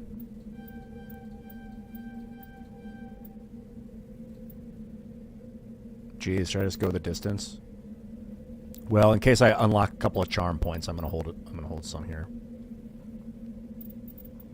Commando. 12% with all weapons. Oh no, that's just up from the 9%. So it went from Commando, it went from health to... It looks like these are my soldier points, which didn't change. That's what's going on. Then Specialization kicks in. Damage by all weapons. Okay, 3% per click. There we go, Commando. Cool. I didn't know you could specialize until just now. That's freaking badass. Do these guys? These guys did not specialize. So. No, he's still Krogan. Maybe he can. Maybe he will be able to. He's a Krogan battle master. It looks like there's space. Potential space for these guys. Level 29 of 50. Moon secured. Hello there, Cool G Raps Flat Cap. Putting in the... Crushing the hours right now, bro. Yeah, man. The Adept or the Vanguard's your favorite class, Skynet? You gain bionic implants? Oh, that's awesome. Yeah. What's his name? Rex is kind of like a Vanguard. I don't know. He's a battle master. It's not a Vanguard. But from what people say about the Vanguard, he seems like a similar kind of layout to what a Vanguard might be. Biotics and tankiness. A tanky bio. I almost played as an Adept when I started the game. But I just decided to go with Shepard. Default Shepard. If I want to play as a Jedi, I'll play Knights of the Old Republic. I know, dude, being a biotic is like... I think when I'm playing and what I did with... oh god, I want to play Dragon Age. Wait a minute. I should explore the moon. There's probably something on here. With Dragon Age, I got the Force magic. I didn't specialize in Force magic. Hey, what are these? But I had some Force magic with my guy, and I would like throw guys up in the air and smash them up on the ground and shit. Like, yeah, I like doing that. Once I play Dragon Age, I'm gonna be a wizard. For now, I don't normally play like assault rifle guys. It's pretty fucking fun. It's just requiring a lot of focus and aim. Oh. Okay.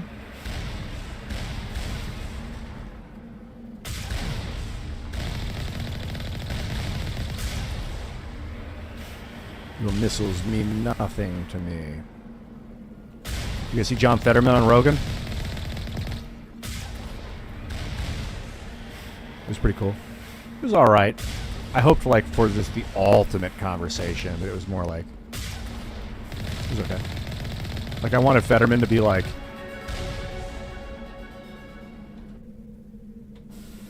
he was using an iPad like so that he could reference it during the conversation in case he lost train of thought.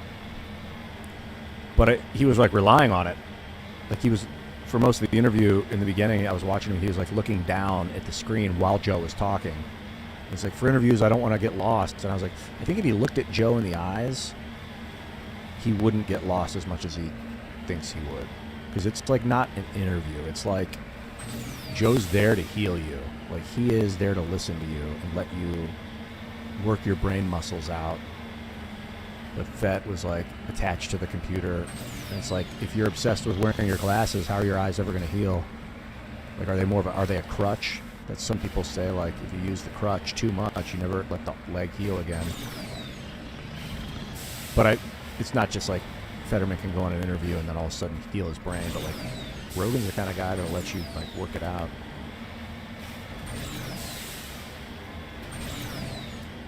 And then I watched about 15 or 20 minutes of it. Hell yeah, you jitter. That's what about optimization, man. That's what it's all about.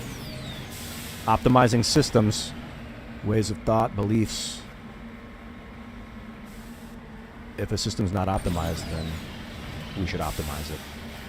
I'm not obsessively optimistic, but I won't optimize things at like the cost, certain costs. I will disengage from the optimization technique because I don't want to harm outside forces too much. So I watched like 15 or 20 minutes of the Fetterman thing. And it was pretty good, but I was like, and I skipped ahead and I was like, does he like get off the machine later in the interview? Does he like start doing more eye contact with Joe? And he kind of did. I don't know, but I didn't watch it yet. I also haven't watched the J.D. Vance Rogan interview. I watched like 15 minutes of it. Can I get up this? I don't know if I'm going to get thrown off the side. This is pretty steep. But rockets can do steep. Not this steep. Okay, I'll get around. JD was pretty cool. He was saying, right? Like, you know, one of my pet peeves, if you know me, you know, is when people are talking, right? And they want, like, okay, so I walked into the store, right? And there were these guys there, right? And they were like, hey, man, how are you? And I was like, I'm feeling pretty good, right? And you keep saying right. People that keep saying right as they're talking, like, I know, right? It started with that, like, Valley Girl, I know, right? And I was like, what the? That's so annoying. And then morphed into, like, people, like, of repute, people that I respect, making a statement, and then, oh, look at Earth. It is round. Well, you can be round and flat at the same time. That's obviously a flat Earth right there. I don't see any three-dimensional anything on it. That's just because I'm on a two-dimensional video game engine. Flat Earth confirmed? No, not necessarily. People I would respect would be like, you have to do it, right? Like, and I'm like, I don't know. No, wrong. And I would like, when people would do it in my face, I don't do it in interviews too much on IRL because I'm like, I don't want to humiliate the guests. I don't want to humiliate the co-hosts when they do it, but like, it is one of my pet peeves when people question their own statements. Unless you're generally, if I said, Mars has a 300 psi atmosphere, right? Like, if I'm genuinely asking you if what I said is correct and I'm like questioning my own statement, that's cool. That's what the word is for. But when people are just telling you something and then they say right as if this insecure, like, wanting to see if you're with them, it's like, bro, just tell me what you believe. If you question it, then don't say it as a fact. I felt like it was like a mind worm. And JD kept saying right. He kept like talking to Rogan right and like going right. I was like, oh God, get that out of your vernacular, dude. Just talk normal. You don't need to question your shit. But he's probably like in a new environment where he's like a little insecure about like being the vice presidential nominee, and I would be too. I wouldn't be like super like 100% confident all the time if I was in that environment. I'd definitely want people's advice about things and stuff. But it's that particular phrase, right?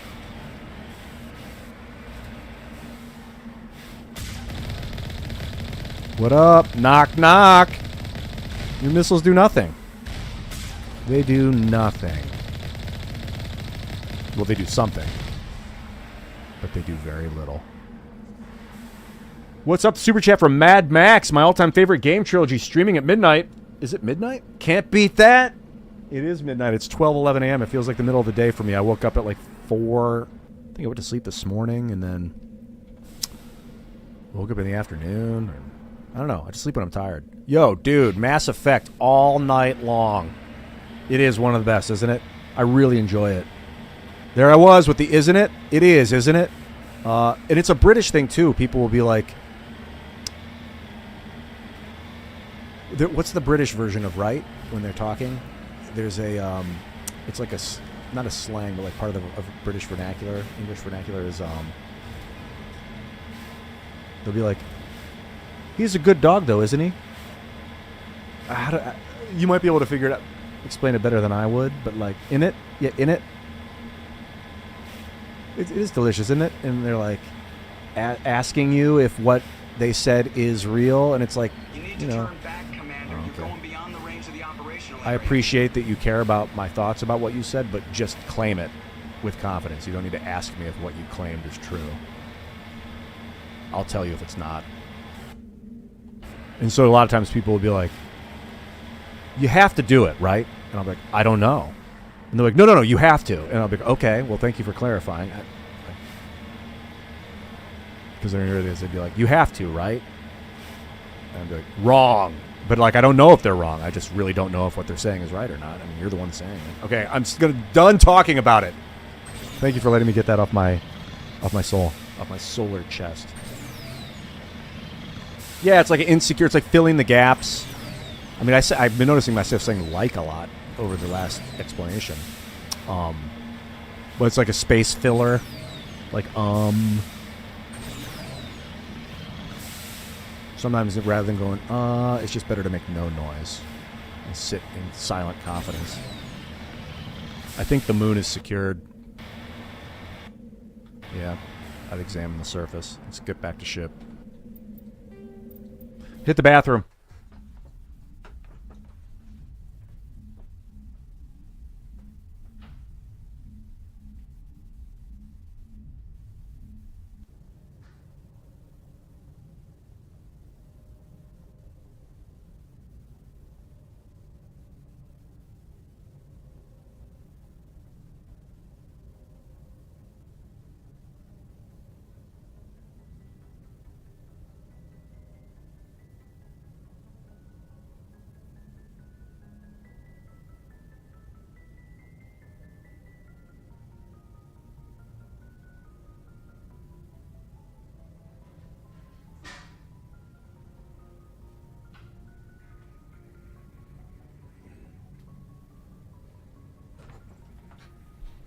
Oh yeah. Yo, what's up, Merlin man? Question for me, how you do ramen? You mean like ramen noodles? Well, I'm not gluten free, but I do very little gluten. So if I did ramen noodles, it would be like egg noodles. I don't know if that's ramen or not. I don't know if you'd consider it ramen. Is ramen the style or is it the actual ingredient itself? Egg glass noodles I like a lot, or vermicelli rice noodles. That's how I do it. In a nice vegetable or bone broth, organically certified, with maybe a little bit of, let's say jalapenos soaking in the broth, though I might not bite down on them because that could burn the shit out of everything as I'm trying to just enjoy the flavor. But I like that jalapeno flavor in the broth. Yeah, give me a little bit of Brussels sprouts in there, soaking it up, because those will be juicy as I bite down on those. Oh man, shiitake mushrooms, no joke. Sliced those, so it's increased the surface area of the mushroom, more absorbent that way. Maybe even diced. I'd be happy to have some diced. I'd like to see a restaurant do it that way. And well, now I'm looking at like daikon. Yeah, give me some of that. Give me some of that daikon. I don't even know how about daikons are. Yeah, with or without mushrooms, depends on if you're in the mood. But I like a good permeated mushroom with the right broth. Oh, red peppers. You know, red pepper flakes, maybe even crushed red pepper. That's going to be delicious in there in the ramen. I'm really thinking of pho. You get a really good vegetable pho in like a vegetable sauce. Vegetable. Damn, dude. Do me ramen like that. I could have some lemongrass in there as well. I'll chew on the lemongrass. I'm not going to swallow it, but it gives you some nice flavor. What up, Sean Wolf? Good to see you, man. Yeah, leeks, Sean. That's what I'm talking about. Braised leeks. Not so much the daikon, but the leeks. I want some leeks up in that. Because damn, when a leek is soaking in your vegetable broth, holy God, are those good. They're softened. They absorb. They're flavorful. Like last night, I went in the cabinet to find some old... I'm going to get to you in a second, Coach Chisel. Thank you for the super chat, man. But I want to finish this thought about I went into my vinegar. I pickled some vegetables in a jar that I'd have for a few. It's actually at this point it's like 4 years old, and I don't think I jarred them correctly. So there might be botulism. I don't know. I haven't opened it in a while, and it was rusted. It was rusted shut. I couldn't get it open. But I really like a good vinegar soaking in vegetables soaking in vinegar, and then just drinking the vinegar later, like a salted vinegar. Because I'll do like a shot of vinegar every once in a while just for the gut. And when the vegetables are in there emulsifying, then you get that vegetable vitamins and minerals out of the vegetable that's like soaking in the juice. And I was just craving it last night. I couldn't get the fucking jar open, so I made popcorn instead. Threw a bunch of vinegar on there. Not a bunch, but like I'll sprinkle white wine vinegar on the popcorn. Hit it with garlic powder and onion powder and oregano. This is what I did last night. Salt. Flip it all around, shake it all together, maybe a little bit more vinegar, flip it all together. The vinegar makes the salt pop like crazy. It was just white wine vinegar. And I'll tell you, I want to tell you guys this. I've been wanting to tell you this. Popcorn, you want to make the best popcorn? The most evenly popped popcorn on the stove. This is if you don't have a popcorn machine. If you got a popcorn machine, they're generally pretty good at popping all the kernels. Hello, Sawston. I'm doing very well. Thank you for asking, dude. Welcome to the Spirit Cast. The Spirit Show. Oh, I don't want to overuse the cast terminology. It's Tim's thing. Well, broadcast. It's not really Tim's thing. Casting in general. The toss out. The broadcast is referred to a thin cast. It's a broadcast. A wide cast. Cast broadly. Those frequency waves are sent broadly out. They're cast out. And then there's specific radio stations picking up the broadcast of electromagnetic frequency. That's where that term comes from, as far as I can tell. So what you do for the popcorn, the ultimate, most evenly popped popcorn on the stovetop, because it's easy to heat up. If they're in a pan, a lot of the kernels will start popping before the other ones are ready, and then by the time the other ones are ready to pop, the ones that have already popped get burnt. Get some oil in the bottom of the pan. Get a pan that's going to be big enough to handle all the popped corn. Then you set it on the oven, put it on like medium, whatever, 3, 4, 5, whatever your medium setting is, and then put like 4 or 5 kernels. I learned this from someone's grandma on the internet. It was like, this is my grandma's way to pop the perfect popcorn. 3, 4, 5 kernels in there in the oil. Shake it all around. Get the bottom of the pan lined with your oil, just a little bit, a thin layer of oil. Like not as tall as the kernels themselves. The kernels are kind of sitting, and the kernels are all oily. And then they warm up slowly as you just sit there and you chill. You put a lid on it. Doesn't have to be sealed. A little hole in the lid's fine too. Eventually, those kernels will pop. As soon as all 5 kernels pop, they'll pop pretty closely in the succession once they get hot enough. You take it off the heat, you let it sit for 20 seconds. As you add all the other kernels into the pot, it's off the heat. But the oil is still super hot.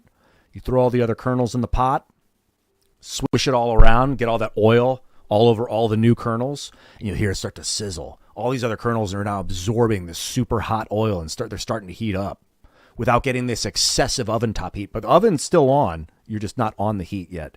And you let it sit there for 20 seconds. So the whole process, 20, 25 seconds. Once the kernels are in there, you let them sit for about 20 seconds. Then you pick it up and put it back on the heat. Same temperature. I swear to God, dude, within whatever amount of time, 1 minute, 2 minutes, they just start popping, and they will, 98% of your kernels will pop. 99. I think I had I put probably 100 kernels in, 200 kernels in, 150 kernels. I don't know how many. 6 of them didn't pop last night. It just is tried and true. Every time I make the popcorn, it works. So God bless your grandma, whoever you are. Her recipe is devout, super effective way to get an even pop. Because I don't have a popcorn maker. I mean, I think there's one in the house. I just prefer to kind of oversee my popcorn. And then when it's done, the pops, they start to slow down, pick it up, shake it, make sure all the kernels are on the bottom of the pan. Still got the lid on, set it back down. You'll hear them, they'll all start to pop, pop, pop. They'll slow down, pop, pop, pop, take it off the heat. When you pull the lid off, that steam's going to come flying out. Get it, have your bowl ready. Because if you leave it in the hot pan after you pull the lid off and all that moisture escapes, the popcorn will start to burn in the pan. You got it, once the lid comes off and the moisture from the kernels escapes, you have to get it out of the pan as soon as possible. Otherwise, the popped corn itself will start to burn. So you've got 10 seconds after the lid comes off to get it out of the hot pan into your bowl. Do it. Let me know how it goes. Let me know how many kernels, what percentage of kernels didn't pop. Make sure all your stuff is dry too. No water. I mean, you want to wash the pan out ahead of time, of course, but you gotta make sure it's all super dry, because any water in there will fuck up the entire process and can cause things not to pop properly. Not to prop properly.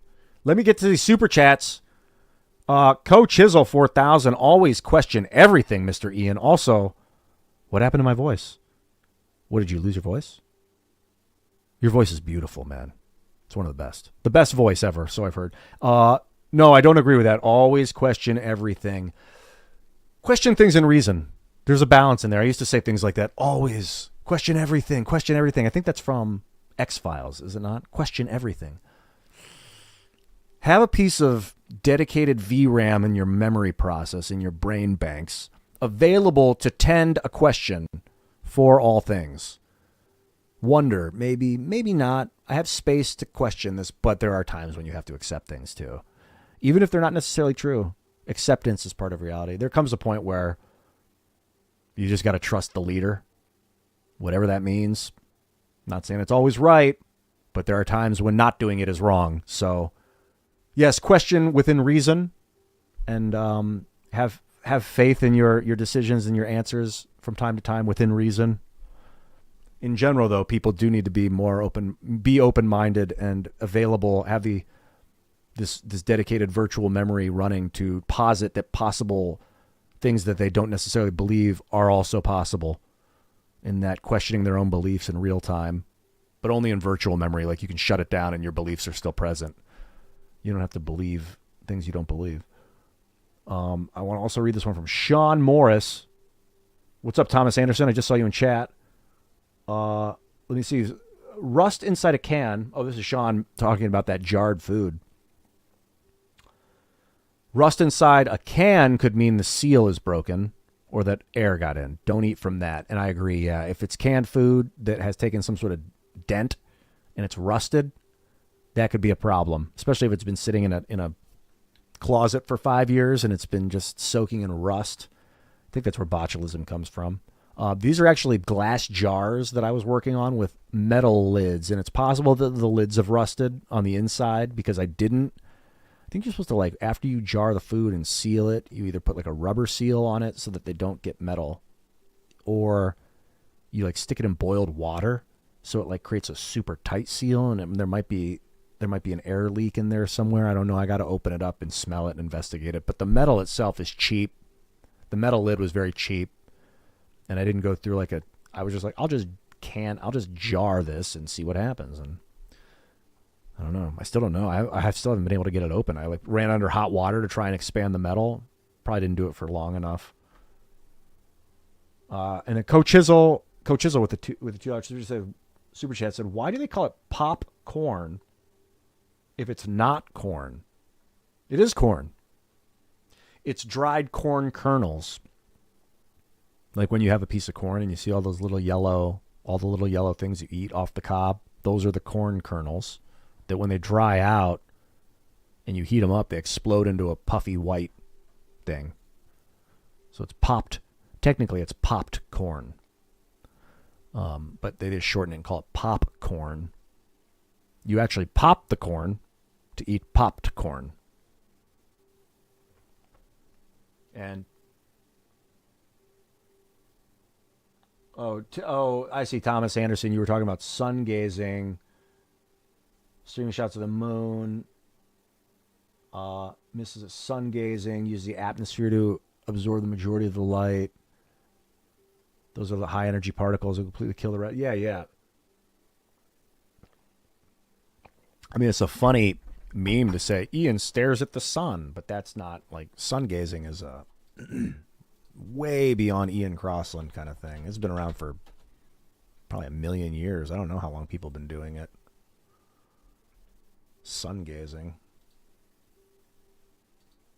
I read about it. The unsafe practice. Yeah, don't tell the plebs to do risky stuff. It's not like any idiot can just stare at the sun and feel better. Like it will burn. Staring at the sun and focusing on the sun's rays at peak light will burn your retinas, as far as I know. Do not do that.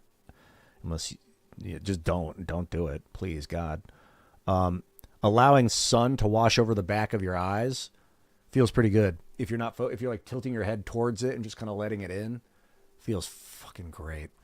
And when the sun is the way they teach it and have talked about it from like yogis and stuff that do this kind of thing, energy masters and things, when it is low to the horizon is when it's very easy because you're not getting peak sunlight that melts your fucking retinas. So they'll like, when they talk about it, it's always when it's like at the horizon. I've done it while it's in the morning. I don't focus on the sun. What I'll do is I'll tilt my face towards it with my eyes closed. And like, it feels like it's like the soreness of working out, how your muscles feel sore. My eyes feel like that as my head's like tilted towards the sun. But again, my eyes are closed and I can just feel it like squeezing the eyes, like the back of the eyes, and it like, oh God, it feels good, like stretching. Feels like stretching. And then you can kind of like, if you have your eyes open a little, but this is like when the sun's super bright. I mean, I'm not saying to do it. I'm saying I am a fucking expert at this and I enjoy it. I know how not to damage myself. For a long time, people are like, Ian, be careful. Ian, what? It's scary what you're doing. Are you sure you might fail? Like, oh God. Okay. Yeah, I get that worry. Grew up around that bullshit.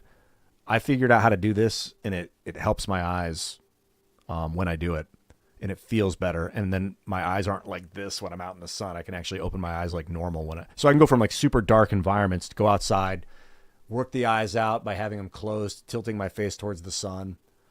I'll sneeze. A lot of times I'll sneeze. I don't know exactly what's happening with that mechanism, but it's like I'm blowing out fungus or bacteria or something that has been accumulating from the indoor and the sun kills it and then my body expels it. I don't know exactly what's happening. And then if I sneeze, this is also anecdotally something that'll happen. For my whole life, I would sneeze twice. I'd go into the sun and I'd sneeze twice since I was a little kid. And I'm like, why does the sunlight make me sneeze? I don't know. If I sneeze and then like keep looking away from the sun, my eyes start to water like crazy. But if I sneeze and I keep my head tilted towards the sunlight with the eyes closed or whatever, gently open so the tears can come, they don't water like crazy. it's like whatever that watering mechanism either dries out or it just doesn't turn on. And I feel like cleansed. My sense of smell improves. And the light's not as bright on my eyes. So I can go from a really dark environment. And I had to learn this technique as an actor, actually, shooting in direct sunlight, because they'll need you to be on camera. I had a commercial that I shot with Dr. Pepper where I was struggling in the sunlight and I didn't understand what to do. They're like, tilt your face, close your eyes, tilt your face towards the sun, let it in. They were getting frustrated with me. This was my first commercial in Hollywood, Los Angeles, with the House of Usher. It was for Dr. Pepper. And they were like, God damn, they were getting really annoyed with me because I was going like this while we were in the car. They're like, tilt your eyes up towards the sun, let it in, you'll feel it. And then right before we shoot, we'll say, okay, get ready.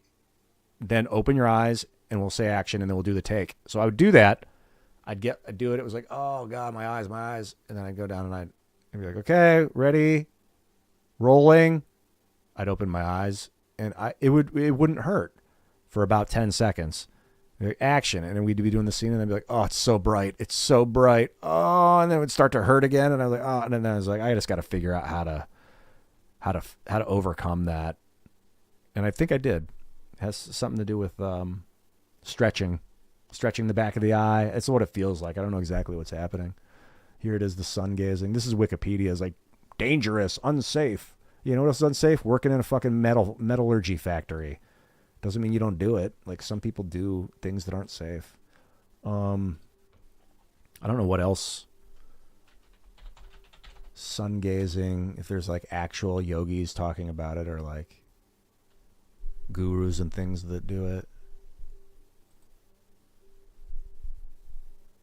Big risks. You know what else is dangerous? Parachuting.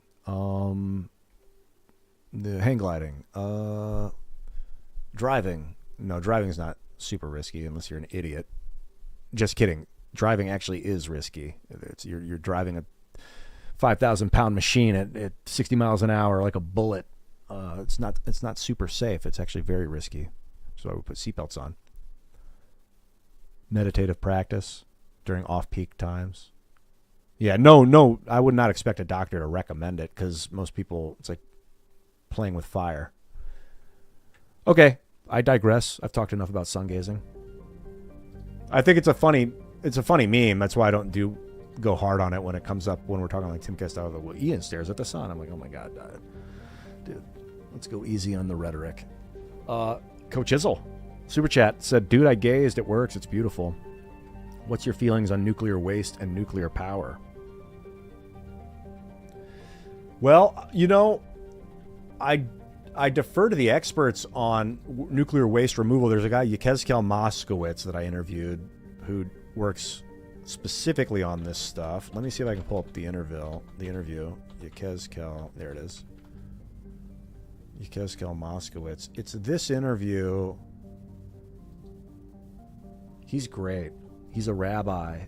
And we did an interview at this point, I guess it was 11 months ago, talking about reusing spent nuclear fuel. This is his expertise, and his company does this. I've been thinking about him a lot lately, actually. We talked about... let me make sure that you're getting the audio. Oh, I got to fix the audio here.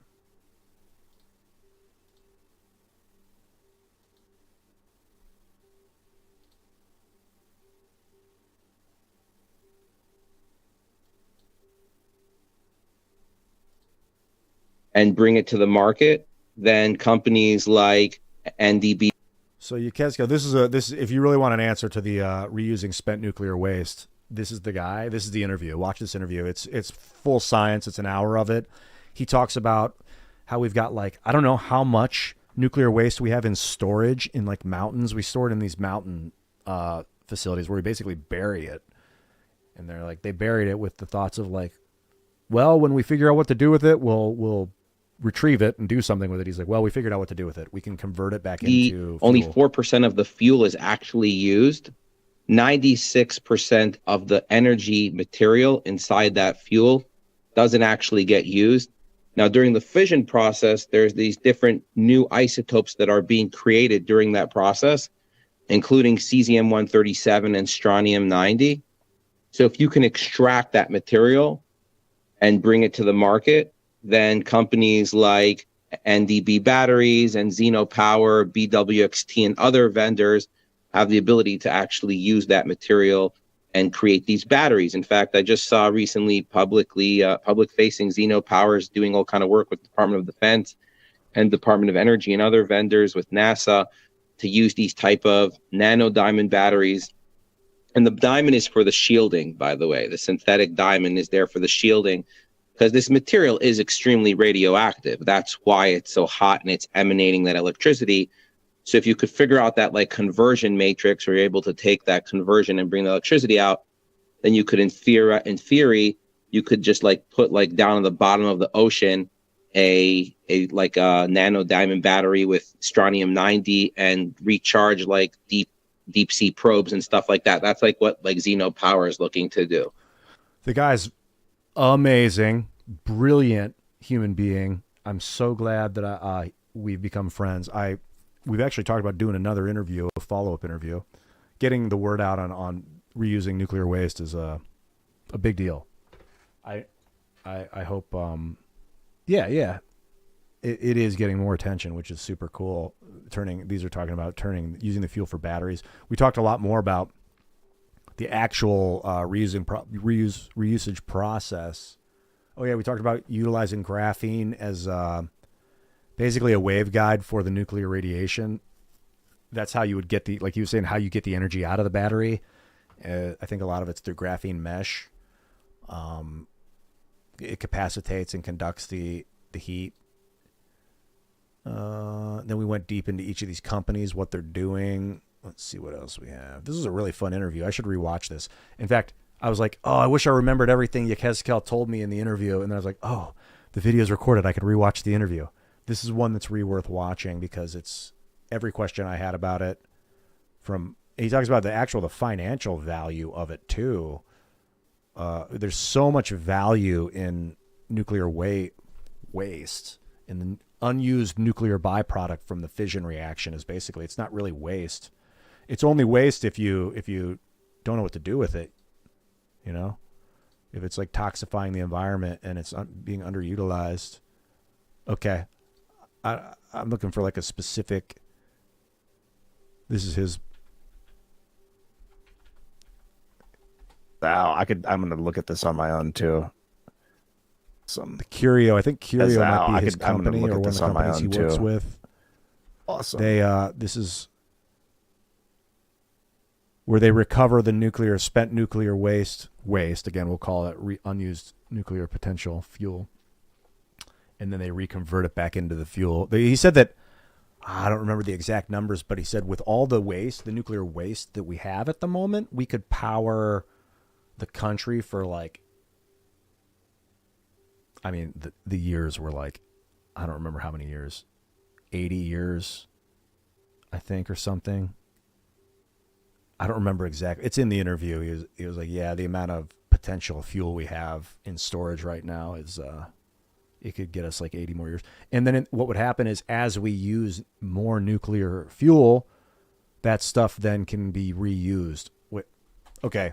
I've given you as much as I can without watching the interview in 11 months. Of chemistry that produced the results that we talked about. When awesome. You're going back through. The chemical engineer, worked in a national lab, then worked as a math teacher. And now you can get they've brought the price down to $3,000 a ton. I was just talking to density. Okay, I'm gonna pop through this from the rapid expansion. And if someone can rewrite that ideal. Oh yeah, we talked about fusion, the ideal gas law, like because I think in mathematics there's this ideal gas law. You might know if you're into math. It's pretty well known. So yeah, check out Yechezkel Moskowitz, reusing spent nuclear fuel. Ian Crossland. Great interview. In fact, here's a link to it just for the record. If anyone wants to go check it out, it's worth putting in your playlist. I've got a lot of cool interviews in this playlist that are worth checking out. It's really, really high-powered, intelligent experts.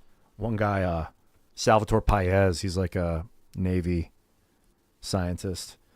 I was about to point out. What was I just about to show you? Oh yeah, the ideal gas law. It's pretty basic. I don't really want to get into this too heavily right now because this is like a hypothesis I've got. But this gas law comes up a lot when I think about fusion and how they're like, you can't get more energy out of a system than you put into it. And I'm reminded with this, like this system, this is like measuring a closed system. And I'm like, oh yeah, there are no closed systems in reality. What's up, Hanamagi? Is it Hanamagi? Are you one of them? The Magi themselves? Like, we have what we call closed systems for the sake of like, being like, this is a cup. This is a mug. Like, yeah, it's also a bunch of atoms that are interwoven, you know, like it's not solid. It looks solid. We'll call it a solid, but that doesn't mean that you can't pass matter through it. Like, there are no truly closed systems. Everything, you know, energy flows and spins throughout the entire place. So this ideal gas law is written to explain how pressure, temperature, and size are all interrelated. Volume. So pressure, temperature, and volume. And there's an inverse ratio between pressure and volume and temperature, or the change of temperature. So like if a system heats up, it's either going to expand or increase in pressure. That's basically what it's saying. And if a system expands, it's either going to get cooler or the pressure is going to go down. And if a system increases the pressure, it's either going to expand or the temperature is going to go up. So like there's a relationship between pressure, temperature, and volume. Now, if we could understand this law and think in terms that there are no closed systems, and the expansion of the system of fusion is not limited to a closed system. So they're like, you can't get more out of that. Why would that give you more energy than you're putting in? It's because that energy is coming from outside, going into the system. It's coming from without and joining this chemical process. Why is it doing that? I think it's because of friction, because of inflation. This is my proportion, P-U-R-P-O, that the system is expanding because the temperature is increasing so rapidly and the pressure and the temperature are both, one or the other is expanding so rapidly that the volume's staying the same. The temperature's going up, which means that the pressure's expanding. It's expanding so rapidly that it's causing friction.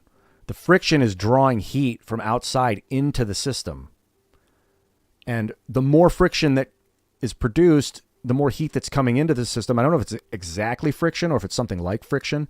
The more heat that comes in, the faster it's going to expand, which is going to cause more friction, which is going to cause more heat to come in, which is going to cause more expansion faster. So you're getting an inflation of friction. And so you're getting this heat, this super heat coming out of the system. It's actually coming up from without the system, through the system, out, is the assumption of the hypothesis. I think that the way to work on that math would be jumping off the ideal gas law and somehow writing inflation into this law. But that's about as far as I go with mathematical hypotheses. And I've chatted a little bit with Jeremy Riss about it, the alien scientist. He's a mathematician. I think he did his bachelor's in mathematics of some sort. He's well versed in mathematics, but I didn't push it too far with him. The one time we were hanging out, I was smoking way too much pot at that phase of my life, and I just wanted to jam with him while we were hanging out. So we played music. I think the video might be online. Yep. The inflation of expansion. Right. We got another super chat. Coach Izzle, concerned about the information between the solar Parker probe and you said I'm concerned about the information between the solar Parker probe and the Juno satellite that's supposed to come out this year as well. I don't know what that is. I got to look it up.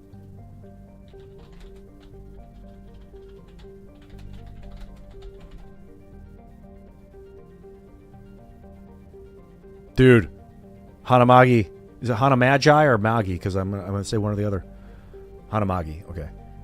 Yes, I've played Persona 4, dude, and I freaking love it. The music is so good. The storyline is epic. I mean, the storyline's pretty great. And for, like, whatever you want to call it, Japanimation, I don't know. If anime, like, it is spectacular. Shout out to my buddy Brandon, who I haven't seen in, like, 14 years. The guy's hilarious.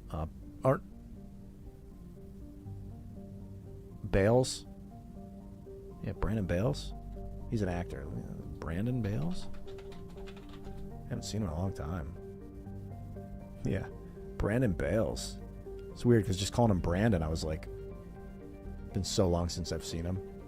Here he is. Brandon Bales, dude, he's hilarious. Great actor. I used to work with him in LA. He turned me on to he's like, dude, you got to get Persona 4. He's hilarious, dude. He's awesome.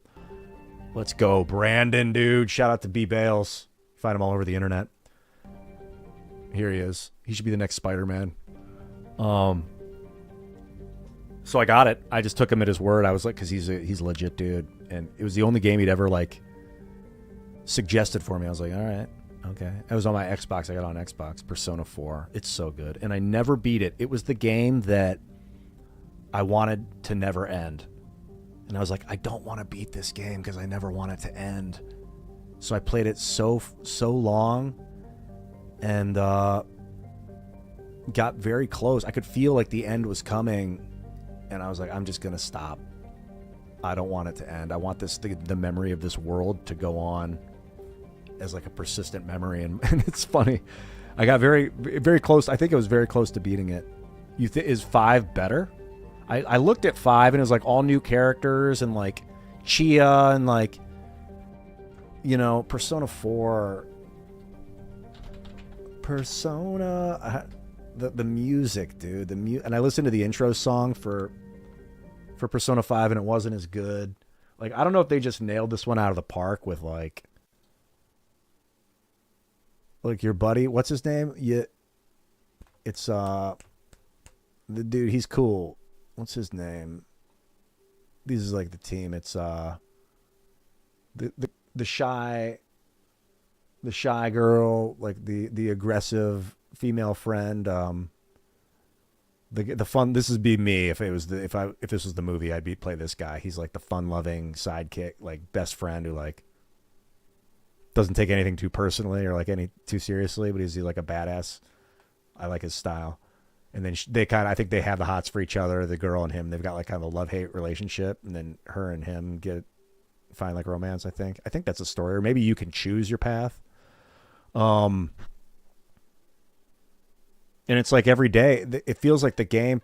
If you guys haven't played Persona, the series Personas, you should check them out if you like RPGs. And it's like, and then this, it's so wild. It's so Japanese, dude. I love it. And like every day you make choices about what you do, and the world changes depending on what you do every day. And then like, it's kind of like Stardew Valley in that sense. You come back home at the end of the day, and the next morning you can pick, like, do I want to call Chio on the phone, or do I want to go to the school, or do I want to go fishing today, or do I want to... Is it Hanamagi? No, I don't remember. Is that his uncle? Your uncle's like a cop. He's like a beat cop who's trying to solve this murder. And then you go rogue. You and the kids from school go rogue, and you try and solve. You're like, oh shit! You're finding like through the TVs. They're like controlling people through the televisions. And then you go into the televisions. You like go into the TV, and this guy, you meet this guy, this awesome dude who's like some weird game show narrator or something that becomes your friend. And then he joins your party. It's fucking crazy. The whole game's wild. It's freaky.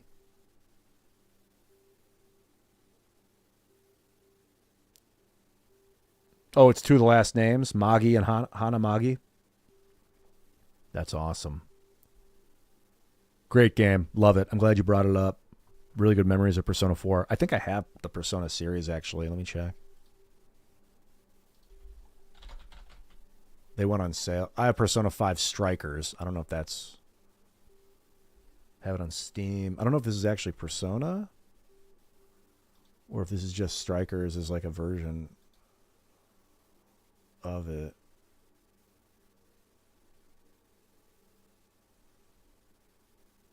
This might be, I don't know if this is Persona 5 or if it's like a tactics game that's in the Persona network. I don't know. But I got Persona 5 Strikers in Steam.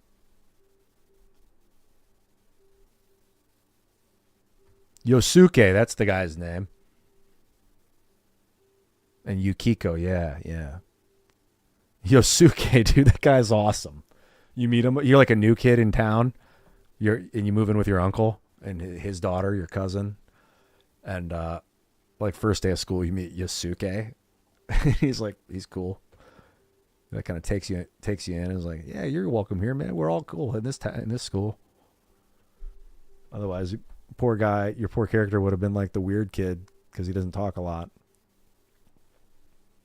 Shout out to Yusuke for making him feel at home. Someone was mentioning over here in the YouTube chat, hey guys, subscribe on YouTube, X, and Twitch. Big deals. Got lots of cool conversation on Twitch. Also on YouTube. You can all see the chats come flying through on the system. Oh, hello there, Horse Bardock. Good to see you, man. And Blip Chipper. Hello. Yeah, I'm sitting here on the moon with that boop deep deep boop deep boop boop boop.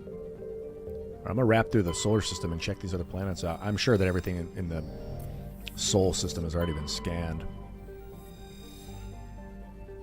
Lethal radiation on Jupiter.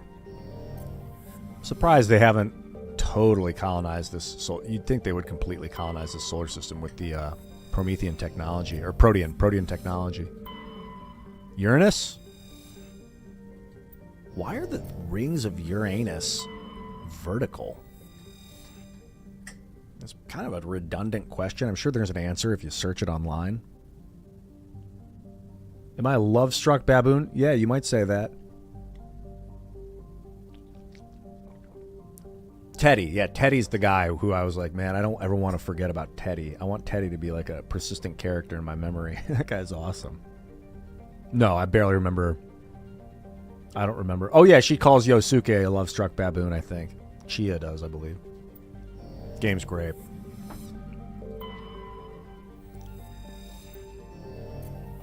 Are the rings of Uranus vertical because there's some external force pulling on the outer planetoids? Some galactic force unseen? I wonder. I mean, they're not totally vertical. This might be a misrepresentation. Yeah, it's at a slight angle.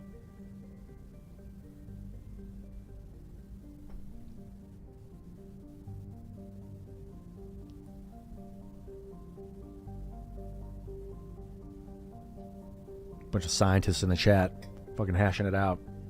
We're going to solve fusion.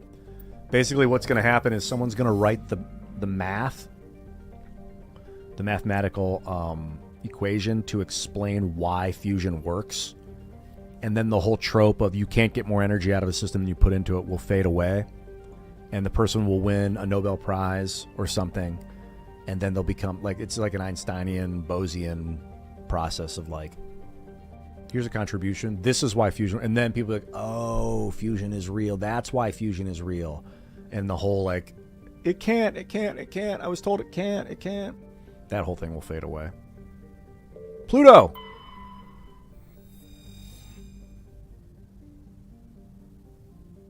Ice dwarf worlds. Ah, this is the one of many. Gravitational anchor for the Prothean mass relay to Arcturus. That's cool. Pluto in the Charon relay. Charon relay, formerly encased in ice. Oh, they froze the relay. Or it froze. It was thought to be a moon. They melted away the ice and they found the relay. Okay, I'm getting it. They orbit each other. Is Charon one of the other ice dwarfs? That'd be cool if Pluto itself was a relay. No, I'm just kidding. That wouldn't make sense. Pluto's a planet. It's not just a hunk of ice. Is it? Maybe it is. Is it just a hunk of ice? I think there's more than just ice in there. Its orbit was circularized in 2157 as a side effect of the Charon mass relay recovery operations. It's got gateway stations at 9,300. Very low gravity. Very cold. Takes 9.5 days to orbit the sun. Man, if I was a little kid in the 80s, just having this, if I could just turn on a computer and have this on my screen, and all I had was this data. Well, maybe not science fiction data, but like I had this big encyclopedia as a kid. Oh, Chiron is a moon of Pluto. Okay. So they said that Chiron, when they melted it away, it turned out to be a relay. I had this big encyclopedia. I wonder if I can find that old encyclopedia. It was really impressive.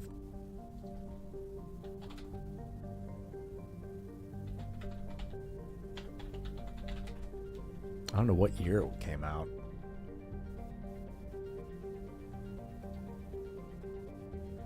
On the side, it had like letters. I'm not going to find it by typing old encyclopedia.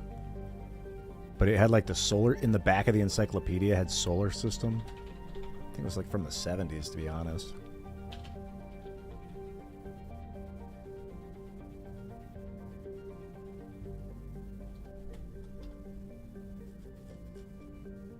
I wonder if they still have it at my parents' house.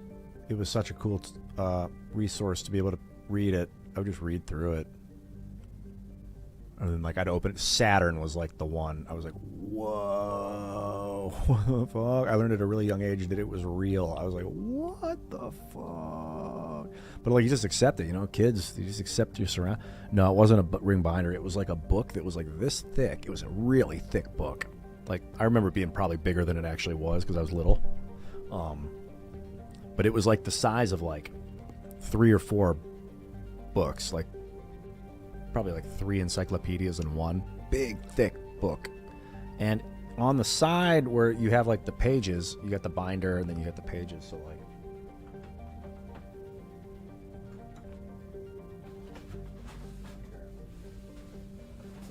I'm pulling this out on purpose.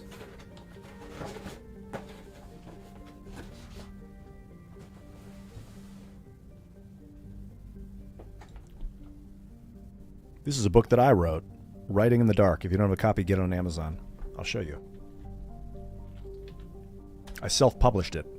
You can too. It was actually the publishing process was very easy. The editing process took a little effort on purpose because I wanted to make sure that it was edited properly. Here it is. You can get a copy on Amazon, $7.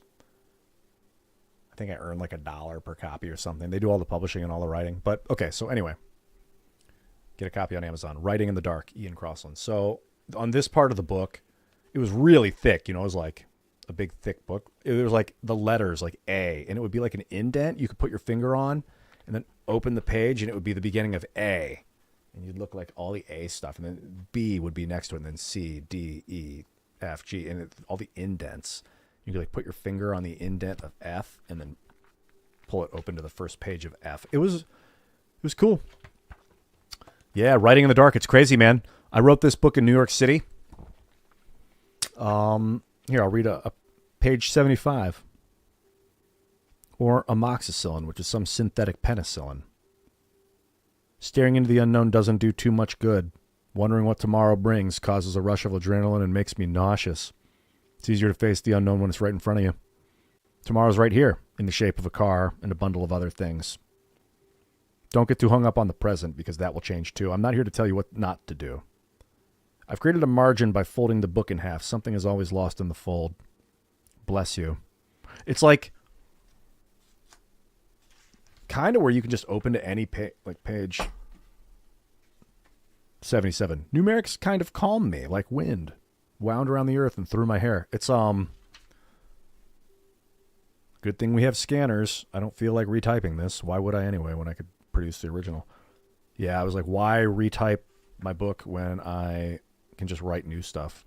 Because I think the book, I was writing it with pencil in a notebook, and the pencil started to fade over time, and I was like, oh shit. So I scanned it all, and I actually have the original PDF that you can download. I can put it up online for people to download it, because when I wrote it, it was like sometimes I'd write words bigger and like write words vertically on the page, and like I was just kind of really like loose association, kind of like just almost like paintings, like I was painting words on a page. So it's not nonsense, but it's not like a narrative. It's more of just like a diary of that period of my life, I think is a better way to put it. And I was living in a car, literally at night, writing in the dark, alone in a car with like street lights on in New York City at like 11 a.m. or 11 p.m. rather. Tinted windows, or I remember sitting I don't think I was writing my book that night. Sitting in my my driver's seat in my car with the windows cracked because it was so hot, and the mosquitoes. God, when a mosquito would get in my car, it was the most annoying thing in the world. So I had to keep the windows up and get hot.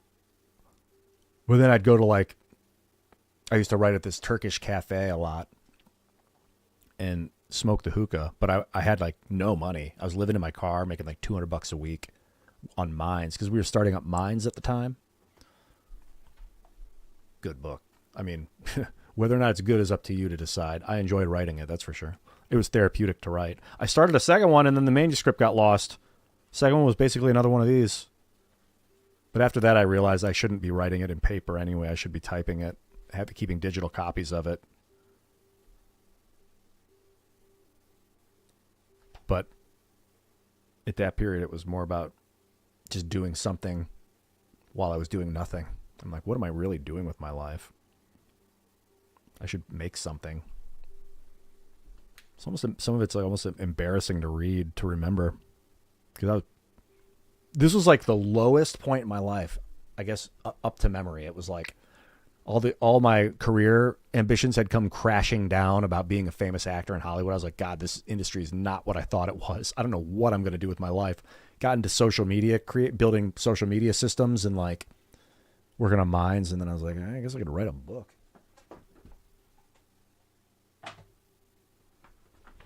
Maybe I should put that in the stream. It'd be cool to have that here. Like, nah, one day.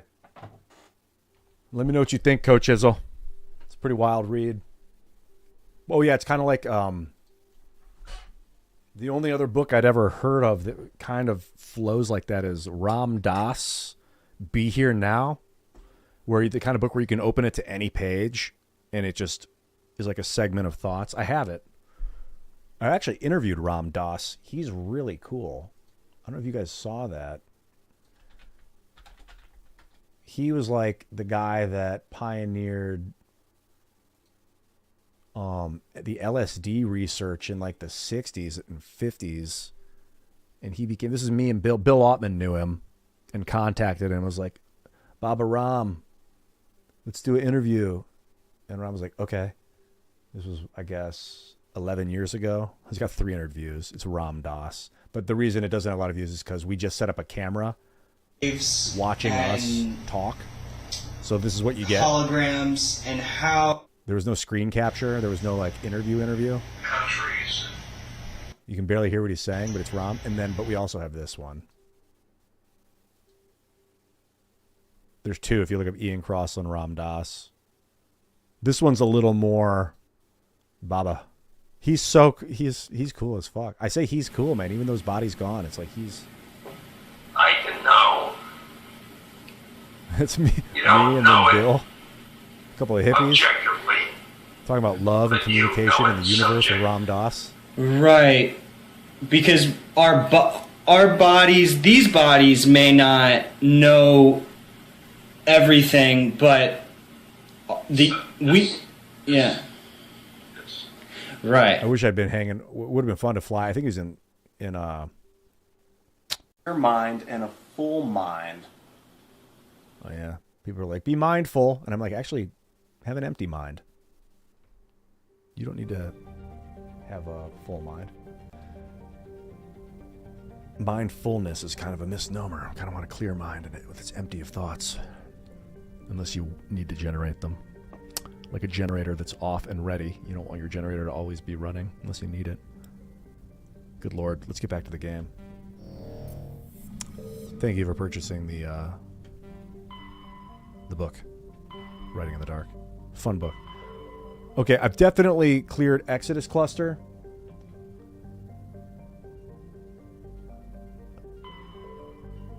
Hades Gamma and Artemis Tau.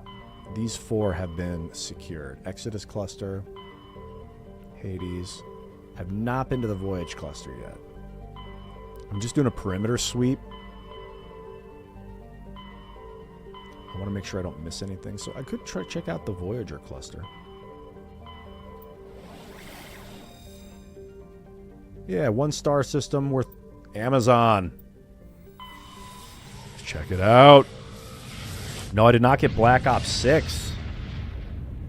What's up, Windy City Assassin? Good to see you, man. Commander, incoming signal from 5th Fleet HQ on the Citadel. Oh, shit. Commander Shepard, something uncomfortable has just come up.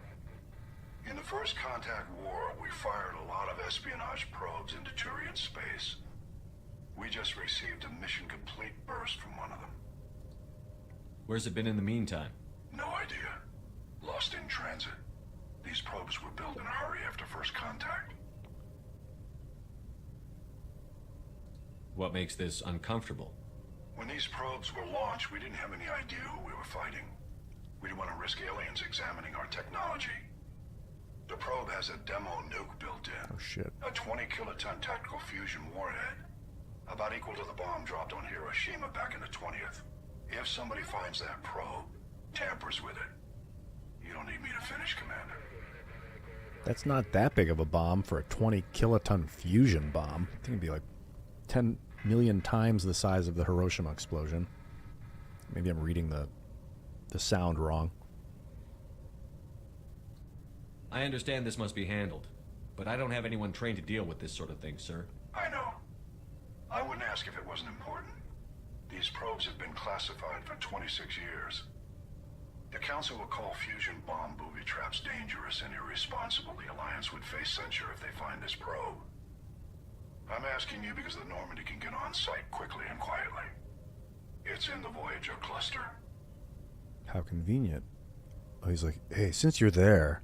I'm like, well, dude, I could just flash out of here in a half a second. He's like, yeah, but we can't flash in. You're in the Normandy.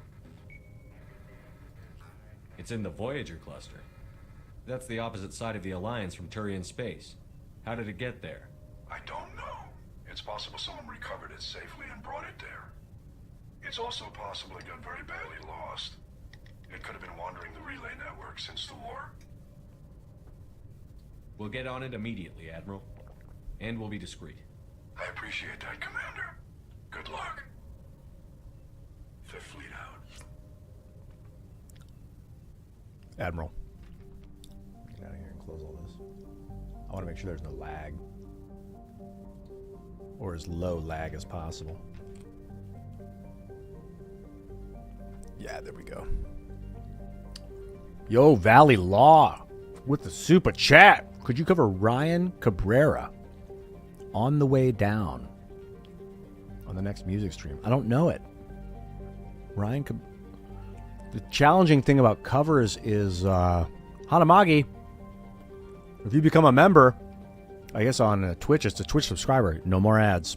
That's one of the cool value props of becoming a member. If you guys haven't known yet, you can on YouTube and Twitch, you become a member. $5 a month. You can join. Really appreciate it. If you want to, it's awesome. And follow me on X, Twitch, and YouTube. All 3 platforms, big important. But that's one way around it. I know what you mean. Ads are ridiculous. Especially when when something awesome is happening, you're like, oh god, how do I? Oh shit, and then you can pop over to other networks and watch on multiple networks. Oh yeah, and Kick. Follow me on Kick, although I'm not streaming on Kick at the moment.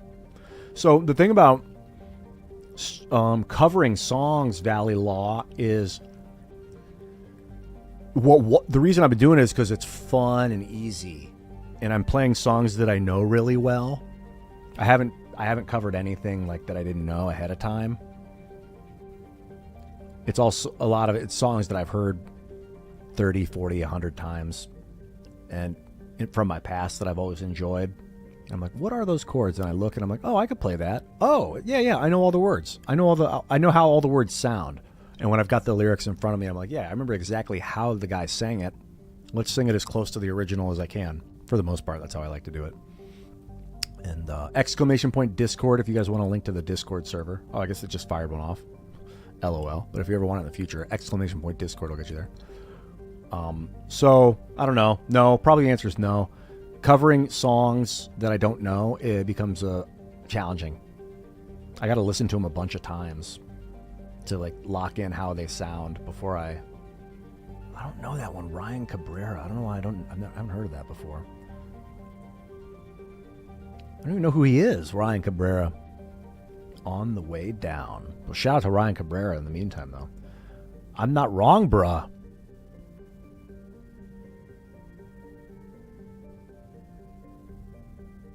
Oh, that was nice of you to say, dude.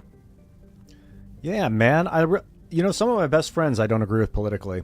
And even the ones that I do agree with on a lot of stuff, I don't agree with them on everything politically at all. Like Tim Pool is a pretty good example. And the public example that you guys would know of one of my friends. I think we see similar long-term goals, but have different views on how to get there sometimes. And he's pretty outspoken like me about that. But even when you like fully I've been thinking about that today. I'm like, I do those dating apps, which are like, oh God, smashing my fucking forehead into a hammer. But like, I'm like, this is like liberal. I'm like, I don't even care about this stuff, right? Really. Like, you can always change your politics in life. Like, there are true deep beliefs that we have about like the way things should be. Even that can change over time, sometimes for the better. Hopefully, if they're going to change, it'd be for the better.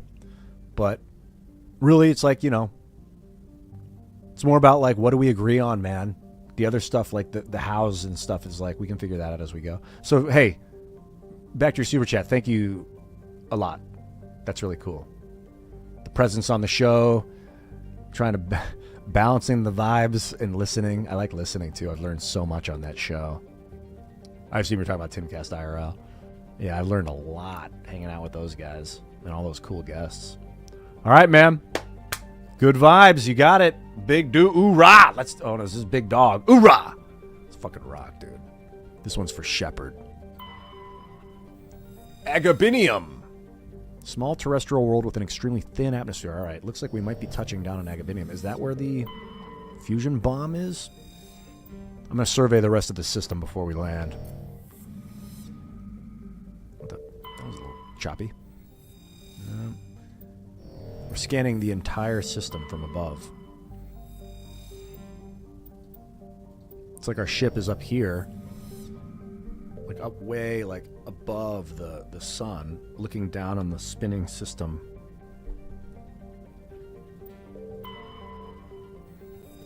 Just getting surveys from a distance.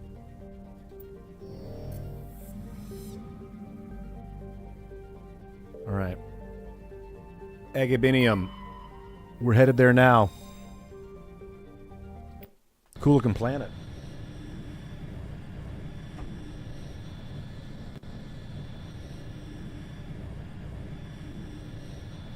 Oh, man, if you message me and I don't get back to you, no, don't take it personally. I get, especially the more I go live, the more responses. Generally, it's like not an exact relationship, but there's like a proportional relationship to the more I create, the more response I get, and then the busier I get, the more people that respond. So it's even that on top of like just a linear growth pattern. So if I don't respond to like a request or something, it's probably because the answer is no, and it's not in any way personal. I've just got too much activity going on. I will try and get back to you for sure, but usually if I want to do something, I'm pretty proactive about making it happen. So if I don't get back to you, it's just I got a lot of shit, a lot of potentials and a lot of kinetics in motion, including this fucking Mass Effect. Fucking roll to the southeast, dude. Agabinium awaits. Mako activate. Wartooth 88 in the chat.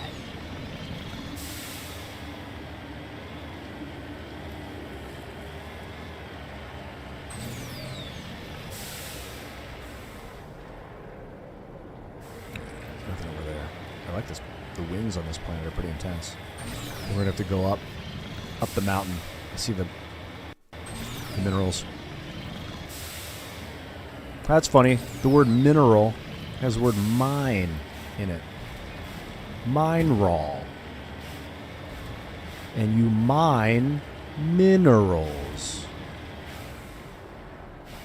You mineral.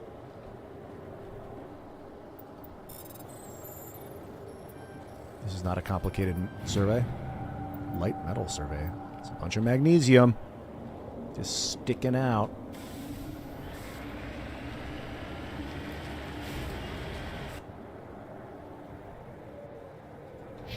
But due north. My senses tell me it's empty, but we'll get close and take a look.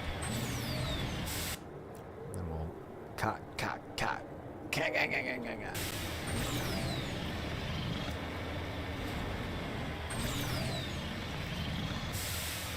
Mine all of them.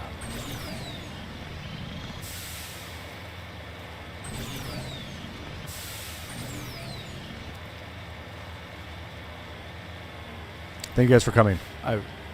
Big time. This is really cool. Oh, I got to get up over the mountain. I'm not gonna make it if I go sideways. Let's see if I can do this. Can I do this? This looks doable. Oh! Didn't need to hit my boosters. Oh, shit. Alright, I gotta go this way. Yep, there are minerals over there. That's good. It's funny, they hid it in plain sight. I'm going up the spine. You know how I like to ride the spine. Let's do this. The spine of the earth, it's not happening. Well, let's see. So he's gonna be north. Looks like it's like right over there. Right here in that valley, so I'm gonna go west and around.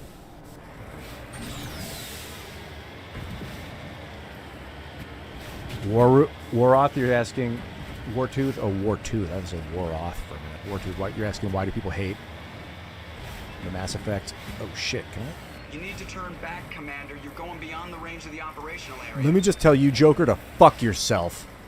Let me go. No, he's right. I can't. Alright. Thanks, Joker. That's what I mean, thanks, buddy. Yeah, come on. People say Andromeda. Well, the first mistake they seem to have made with Andromeda, I don't know if you call it a mistake or not, is you're not able to import your Mass Effect 3 character in, from what I've heard. And I think one of the cool things about this series is that it follows itself. I think, look at that. Wow. Totally unrealistic.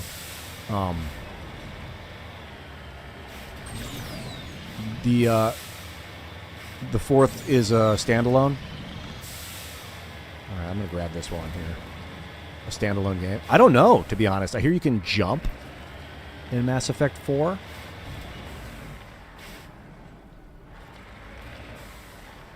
Which is a new addition. But apparently not enough of an addition to make the game awesome. I don't know, man. I wonder if it's the dialogue, the writing. I still haven't played it, obviously. The signal's coming from a mine? This smells. I agree. The probe did not crash. Someone moved it here. Your grasp of the obvious is inspiring. There's still a nuke down there. Check your corners and watch your back. Geez, Shepard, you didn't mean such an asshole. I just thought she was explaining the obvious. I was going to be like, yeah, you said it, Tally. Okay, confirmed they are using their default weapons, pistol, shotgun. This is going to get good. If anybody, there's people in the chat that know Twisted Metal. Someone shouted out Twisted Morph Trust. You're talking about Twisted Metal? Yeah, that is like Spectre's gray car and Twisted Metal. Twisted Metal 1 also. Spectre was nasty. It's funny that they call him Spectre.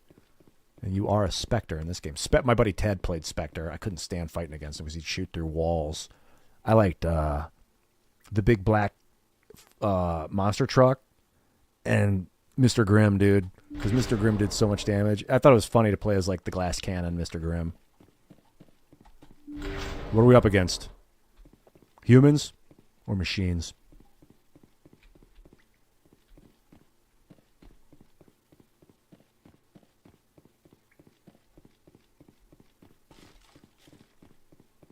Oh my god, what are these?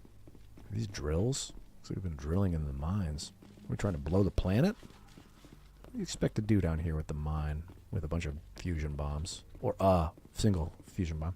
Alright, looks like that might be the exit out of this room. I'd actually like to hear some feedback and criticism on Andromeda also. I've got a feeling I'm not going to touch it. Or if I do, it'll be later.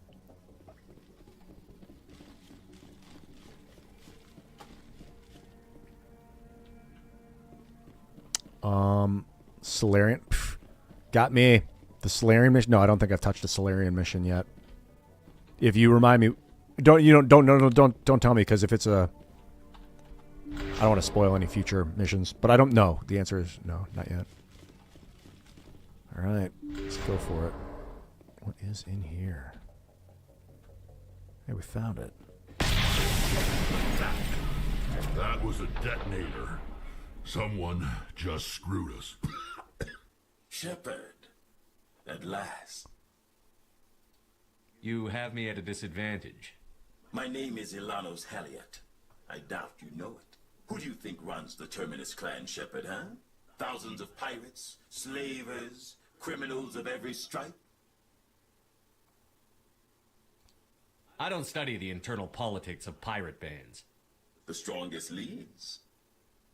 The one who kills the most men, seizes the most ships, pillages the most colonies. 3 years ago, I was the strongest. I used my influence to assemble a fleet. We would drive your kind out of the Verge. You're the one behind the attack on Elysium. I was the motivator, the instigator, the one who promised glory and riches for sacking the largest human colony in the cluster. The one blamed when it failed. Failed! I was ruined when your kind held against the Blitz. What better way to recover my reputation than by eliminating the first human Spectre? I think this guy. This is the voice actor of the captain of the ship. Captain, what's his name? Starts with an A. Anderson. I think that's the same voice actor. Could be wrong about that. He's good.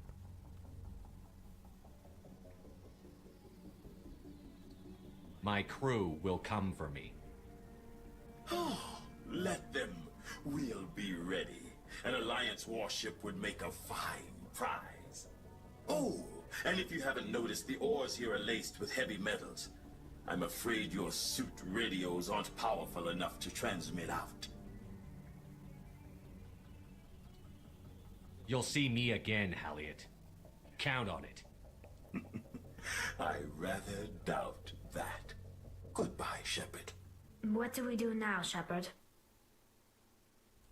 I don't know. Let me think. You two see if there's anything in here we can use. Disable the bomb before it goes off. 10 seconds. I'm good at this.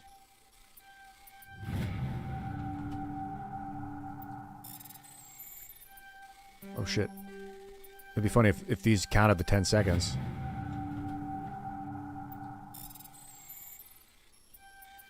I've been practicing all my life for this. Like, you guys see if you can figure it out. I'm just going to be a master wizard of technology and do it in about 0.1 seconds. You lead. I'll follow. Let's get moving. Technically, it was Tally that was the one doing that. She just standing over my shoulder being like, there, put that, push that, do that, and push that. I have no hacking skills myself. Yeah, I got a feeling that wasn't the last. We'll see of it. A hot action down here. Let's check around here. No, we're closed in. This is the way out. Let's roll.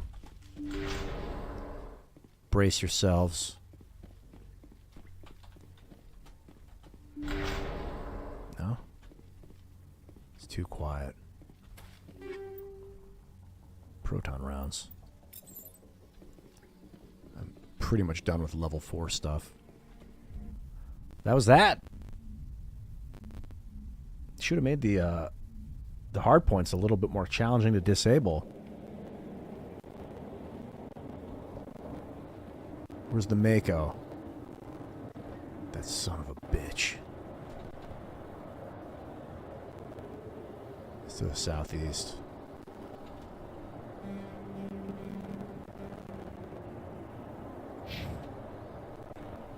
here. Oh, it's right up over the hill. Yo, this is cool as fuck.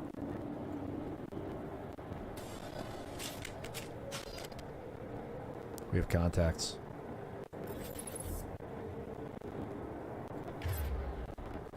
He's mine. I think they're biotic in nature. I can't tell. Yeah, don't sit still. I knew I was doing the it's kind of like I want to hard test the damage of the fight before I go into the fight once by just sitting still and seeing what the enemy does. But I could start playing more evasive where like I'm trying to beat every fight without losing, but I kind of like seeing how much damage they do without me just obliterating everything. I don't know. I don't want it to translate as I suck at the game, because sitting still out in the open against snipers is not the way. I saw the red dot. Yo, what's up, Pete? Pete Gold 89. That's an AU. Stands for gold, in my opinion. They look biotic to me. I think it's time to throw in some shredder rounds. Oh, we got polonium.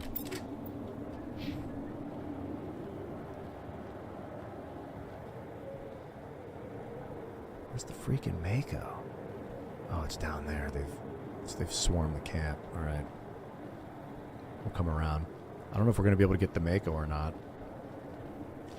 I'm going to take these guys out on foot.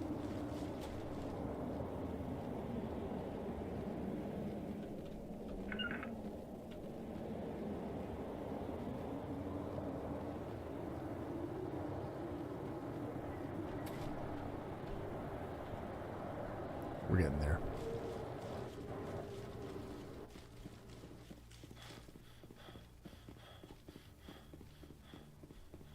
You ever see Band of Brothers? When he runs up over the hill and he just opens fire on the Nazi camp. They're all waking up in the morning and they're like, what the? They're all stunned and he just opens up on like 10 guys. It's crazy. That move, that is real, based on real life. Into the Mako. They're like, holy shit! Wouldn't they have done something to this fucking car?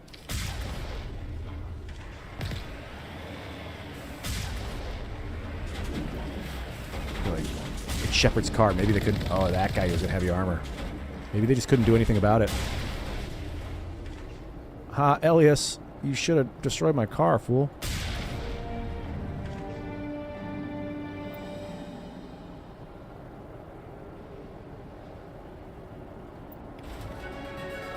You know what he should have done is rigged a bomb on the bottom of the car, and when you get in the Mako, you explode.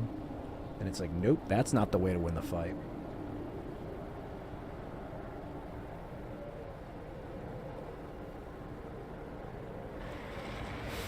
Question based on the law?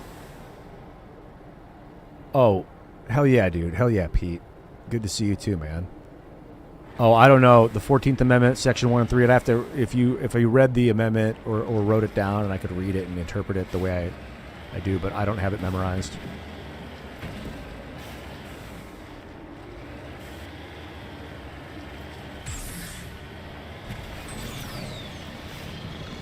Dude, the Mako just obliterated that guy. And this is his equipment. We're decked out on grenades. That's cool.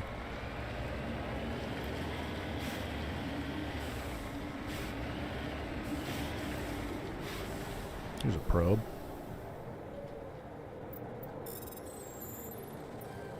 Nope. Okay, let's just do this for real. Oh, shit. There it is. Medical interface 6. That's a big upgrade for Tally at the very least.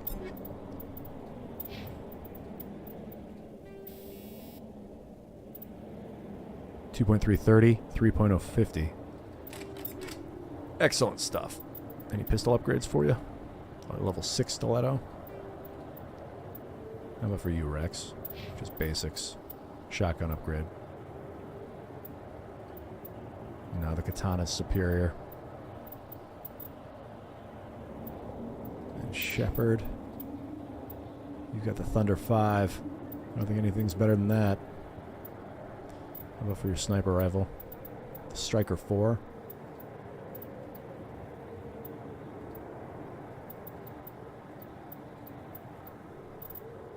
Striker 5.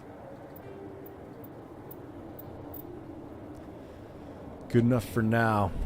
We'll change the augments later.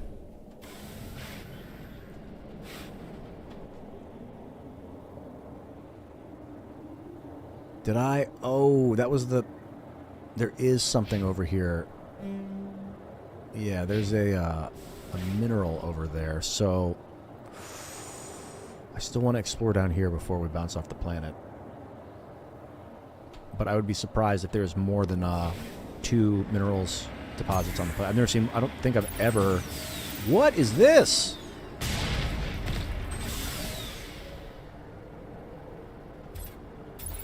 Oh...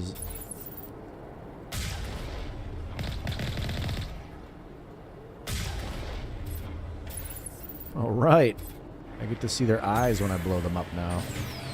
That's the control button. Didn't know about that.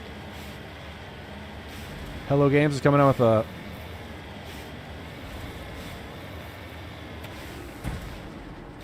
What do you say? An RPG called Light No Fire Open World Survival Crafter.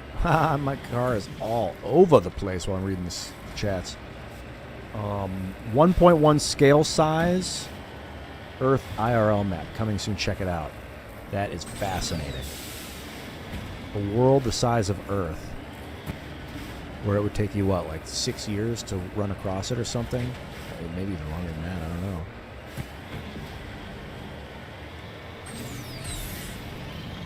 Whoa! I think everybody's fine in the car. Everybody's fine in the car. Oh, we're so close. Maybe this way. Yeah, we'll go up at an angle. There it is. The last piece of the puzzle is beryllium. Thanks, Beryl.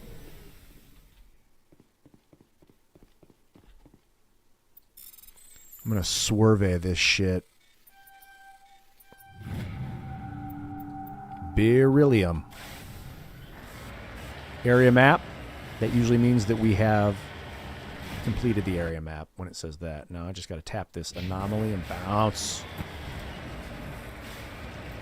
The bombs have been placated.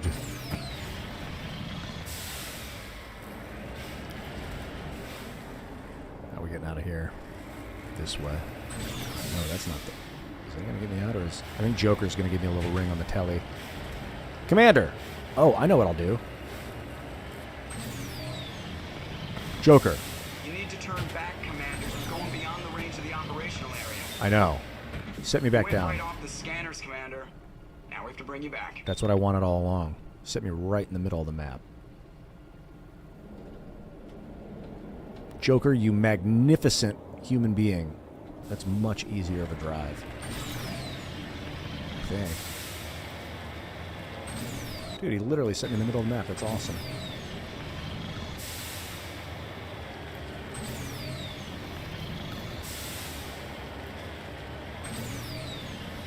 Up we go. Oh, almost up. Almost up. Can we get up? That's a big ask. Yeah, right up over the top. Oh, yeah. It's like this, the wheels of this Mako have like magnetic grip to the surface or something.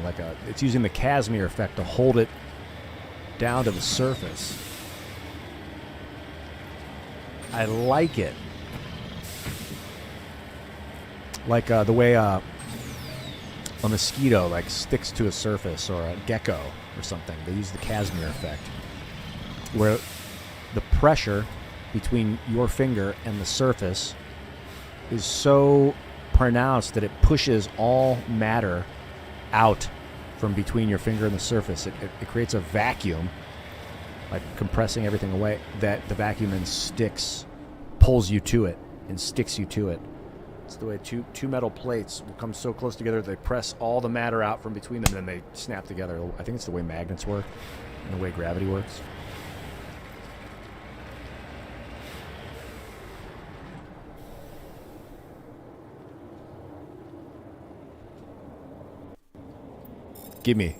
Gives me the artifact. Oh, I'm so close. I wanted that. All right. I'm not going to complain. I was going to say I wish that... I got to go. Oh, shit. I'm not going to get it. But there's no fail. There's no problem. I just do it again. Like, one, it should be like, cannot recover artifact. Or every time I hit a brick, it should be like 1 second penalty. I don't know. Maybe they're just keeping it as like a fun minigame that you can't really fuck up.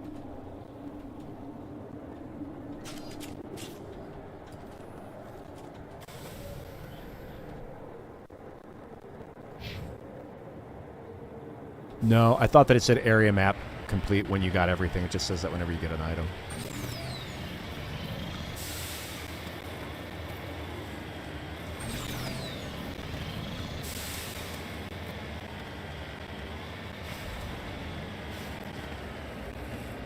Yeah, I have played No Man's Sky a little bit. I did a lot of mining, and then I was like, oh, kind of tired of running around scanning items. I prefer the hot action. If you can tell by the way I play this game, I really light up when combat begins. Goggles? What does that uncover? Aviator goggles.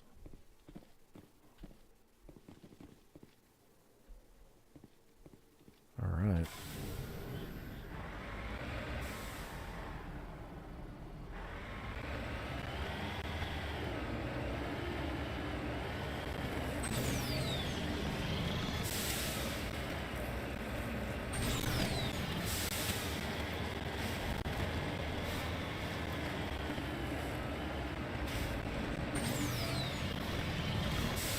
You need to turn back, Commander. You're going beyond the range of the operational area. You need to fall in line, Joker. I am. I'm trying. I am. I wonder if he's going to penalize me for being out in the red for too long or getting too far into the red. Let's find out. It's just going too far into the red. He's just telling me, you're getting out of the border, dude. Don't go too far out of the border.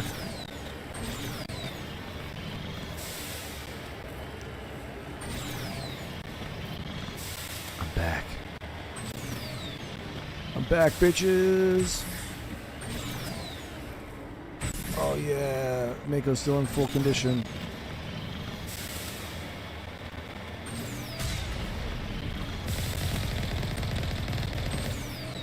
Yeah, that's rough. All right, cleared the planetoid.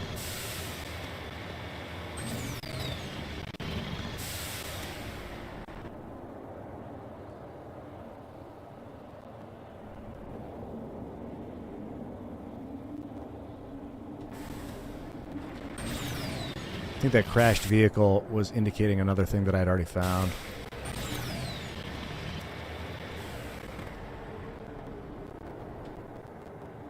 Back to the Normandy. Section 1A. Oh, God. I'm playing video games. You want me to read the Constitution? Okay. Section 1A. Persons born or naturalized in the U.S. are subject to the jurisdiction thereof. Are citizens of the United States and of the state wherein they reside. No state shall make or enforce any law which shall abridge. Let's do this with a big face. Privileges and immunities of citizens of the United States. This is Section 1, Article of 14th Amendment. All persons born naturalized are subject to jurisdiction or citizens. This is probably post-slavery, I think they made this. This is what this was. Giving slaves full citizenship. Ex-slaves or something like that. That's my guess. I don't know. All right. Nor shall any state deprive any person of life, liberty, property without due process of law, nor deny to any person within its jurisdiction the equal protection of the law. Cool. Section 3. No person shall be a senator or representative in Congress or elector of president and vice president. That's something that I've always wondered. What does that mean, elector of president or vice president? Maybe you can clarify.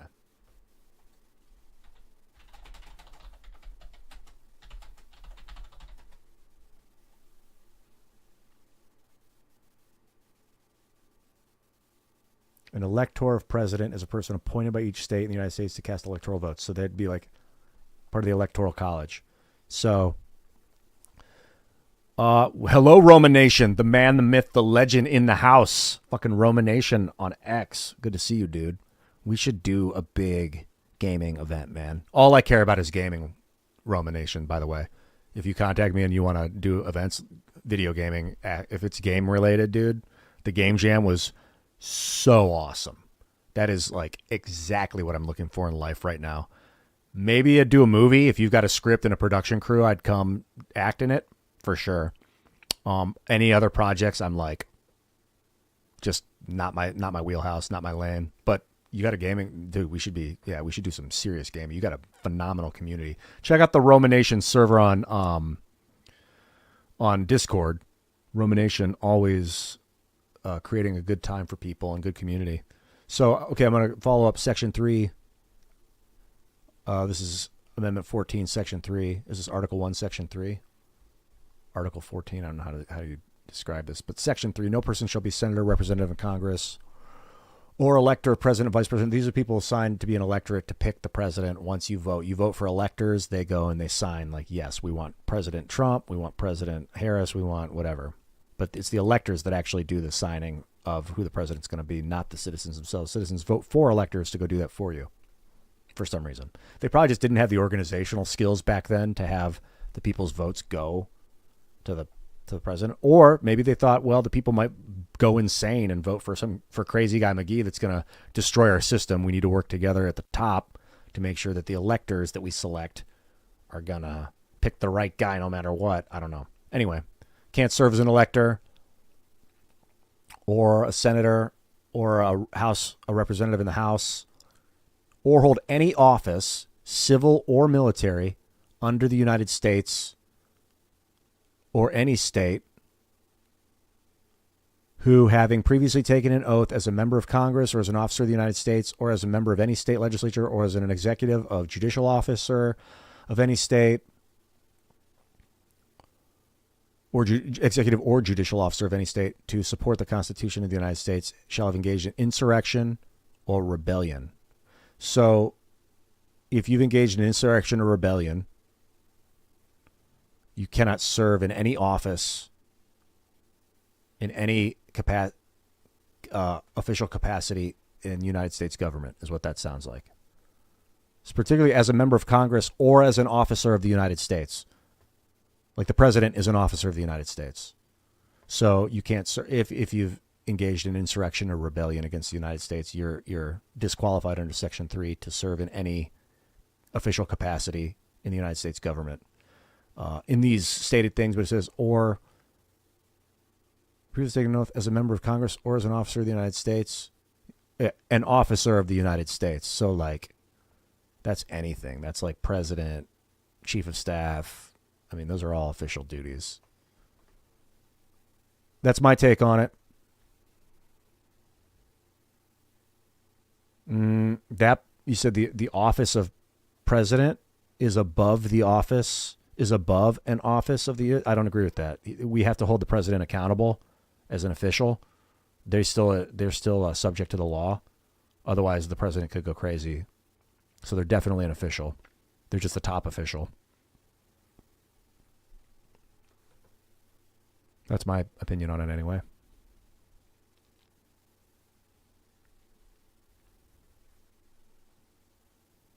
I'm going to go to the bathroom.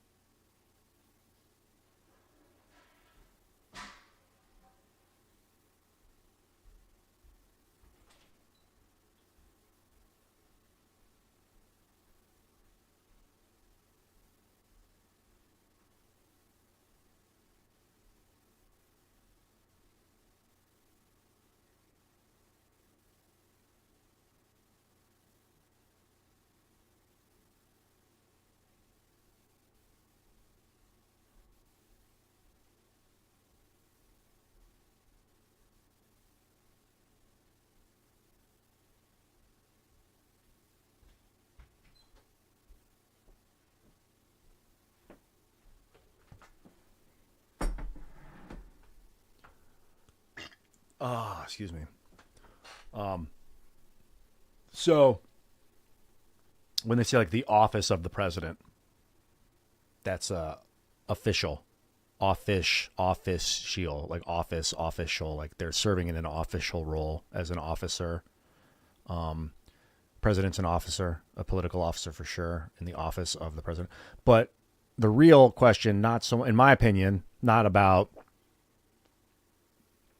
clarifying that the president has no official capacity, but about like what is insurrection. Like unofficially calling something insurrection doesn't make it an insurrection. There was no, if you're talking about January 6th and the riot, there was no ever any codification of insurrection, so there's no grounds for any applying any of that amendment to Donald Trump's situation. He's in the clear.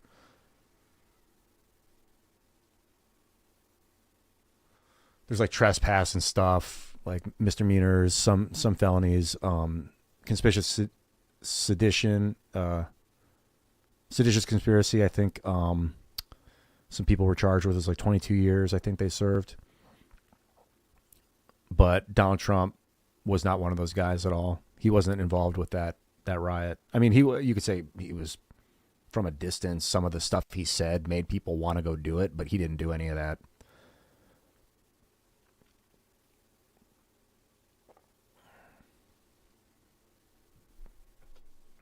Back to the Normandy.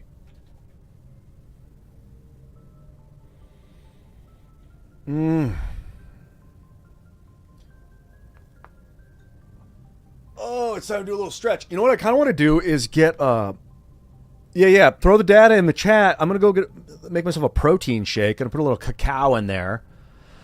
Probably do a coconut water with some super greens. And I love that you guys actually give a shit about politics. It is so important to me. I do a lot of fun, loving, goofy stuff. I love being like the life of the part. Well, I do like being well liked by people. I like lightening the stuff, but you must understand how deeply I care about politics, understanding it and talking about it. It is so important to me. It is super important to me. Maybe not as important to me as it is to Tim Pool. I don't know. Tim likes it a lot too, which is why, we fucking laser focus. But yeah, it's really cool that you guys dig gaming and you give a shit about politics. It's super important to know this stuff and to talk about this stuff. So thank you, Hanamagi, for bringing it up. And give me some more data. Put it in the chat if you want to. NYC killed Peanuts the squirrel. I heard about Peanuts. I don't know the story. Was that the guy kissing the squirrel? I love squirrels, man. In New York, I used to go feed the squirrels. I go to Washington Square Park, bring like almonds, walnuts, pecans, and give them to the squirrels. The almonds, they'd be like, and then they'd run away and hide them, and then they'd come back. And it'd be like, and they'd have their hands out, and I'd give them one, they'd be like, real gently, like put it in their mouth and then run, and they'd go put it somewhere. Other ones, they'd crack peanuts. They'd eat the peanuts right in front of me because they're soft probably. The almonds, they'd like bite down and it'd be kind of hard, so that they'd run away and store it and then come back for another one. And then some of those crazy guys would get up on me. They'd jump on my lap and be like looking for the bag of them. And if I had a bag of I think it was a bag of peanuts. Might have been a bag of sunflower seeds. And he like, motherfucker grabbed it was a bag of bread, I think. He grabbed the bread bag. I was like, dude, you can't just. But I mean, they're not domestic. They're out in the wild of the city for a reason. They're not like in my house. I'm sure they could be trained from birth to be a little more chill. Like I was watching the video of the guy of the squirrel like grabbing at his food. They're still kind of wild, little brained creatures. But man, I love squirrels. They could be really like in a God forbid apocalypse situation, like a horrible like situation where humans were like forced to live without electricity and like get back to nature and that kind of thing. I think the squirrels could be very good teammates. Like dogs, we learned to hunt with dogs. Like squirrels can help us find berries and nuts pretty accurately, and they can help us store them too and retrieve them. Birds also. Birds are like they're like the scouts. Like they'll tweet different sounds depending on what they see. If they see like predators coming, they'll make noises. They'll tell you. Okay, I'm definitely going to make this protein smoothie now. Gonna put some superfood greens in there and some red berry. It's like a goji berry powder and cacao. And I'll be back. So give me a few minutes.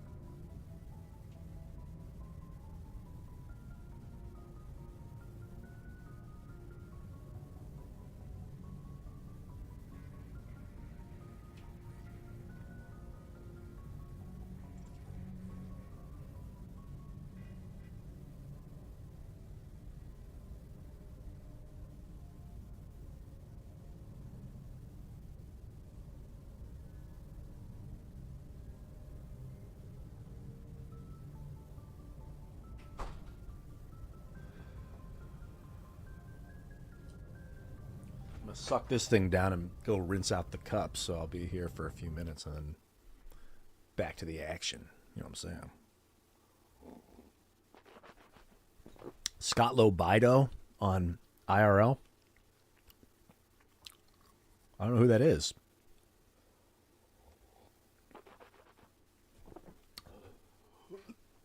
I don't really do any scheduling for Timcast IRL. I can, like, if there's someone I know really well, I'll mention it to Tim. But that's about as far as I go. He's got like a scheduling system that he does. I mean, I can mention stuff to him, but I really got to know what I'm talking about if I'm going to mention people to him. Like, I really know the person. Otherwise, I'd never know who you're going to get. But yeah, man, send me some info on Scott Lobido. Tag me in something on Twitter about it, or a video of his or something. It'd be easier to check out. I put the goji berry powder, superfood greens, cacao, protein. It's like a naked whey protein. Coconut water with then this mud water, this mushroom powder. It's like the company's called Mud Water. It's like a bunch of mushroom blend with like cinnamon, and then some MCT oil. It's fucking amazing, dude. The coconut water like guarantees it's going to be sweet, which there is a good amount of sugar in coconut water.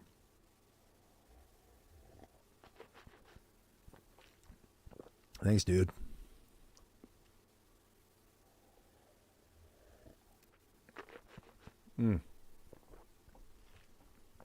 Oh, okay, I see.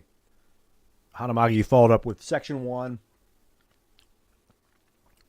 Tim said for a while that abortion is actually an issue At the federal level, due to this part right here, nor shall any state deprive any person of life, liberty, or property without due process of law. You could say that abortion is your liberty to be able to abort your fetus. Your unborn fetus is you have the liberty to do that unless a law specifically says you can't. I don't know. That would be the argument to say that Section 1 doesn't make it a federal law. Like no state can get involved with depriving someone of their liberty, which part of your liberty is the opportunity to kill the unborn fetus. I mean, I think that it depends. You've got to really, and this is something that he's come to when we talked about this too, is you've got to legally define what a legal person is. It's not capitalized in that, at least not the way you typed it. So if they're talking about legal persons, I think that the unborn are not legal persons. They don't have personhood status yet until they're born. And then they're gifted a social security number and they get personhood. That, I think, and then whenever we talk about it, it comes up to that. It's like, yes, and I think then that this needs to be discussed. What is a legal person according to Section 1 of the 14th Amendment? Do the unborn have personal rights? But my assumption is, as it stands, they don't. It's the mother is the person, the unborn is yet to be a person, and as soon as it is acknowledged and now you are a person, you get the personhood rights.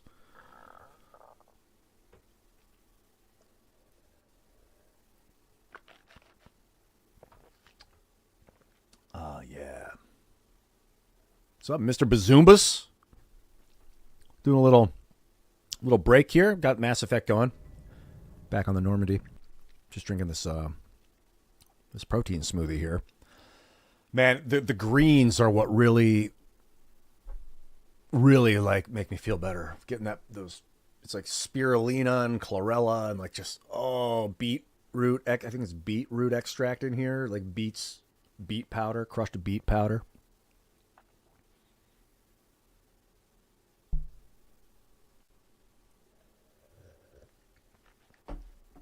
Yes, but a heartbeat does not a person make. Many animals have heartbeats that are not people.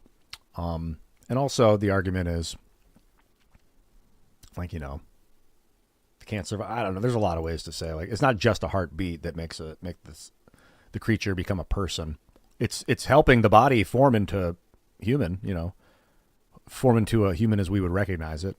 The little heart starts to beat early on in the development process. I think you got to prioritize the mother until the baby is a lot like out or like very, very well developed. And then maybe you can prioritize them both. But like, you've got to prioritize the living woman, the person, unquestionable, attached to the little baby, even in her womb. She's got to get priority. She's the living person. Like, she's the one that can make the decisions that can keep that thing alive. The baby can't keep her alive. She's the one, the important one in the situation until the baby's like developed. Then it's like, okay, now you got to protect that creature until it can protect itself. Basically, that's how we stay alive as a species. We protect the young until they can protect themselves, and then they protect us when we get old.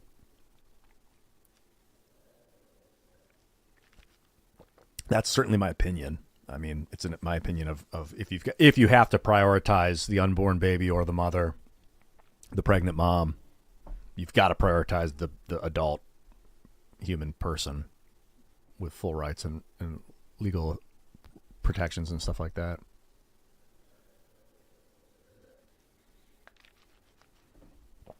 Oh, yeah. Yeah, Mrs. Bazoombas, I hear you. Some people I know have had an abortion and it changed them. And they're like, I didn't really know what that meant until after it happened. And like, God, that is not just like, took the trash out yesterday. It's like part of your body and your soul was like It's just a vicious, horrible experience, I think, for people. Of course, there's some people will express like psychological relief because the idea of having to raise a baby alone in a world like, but the physical trauma is undoubted. It's serious.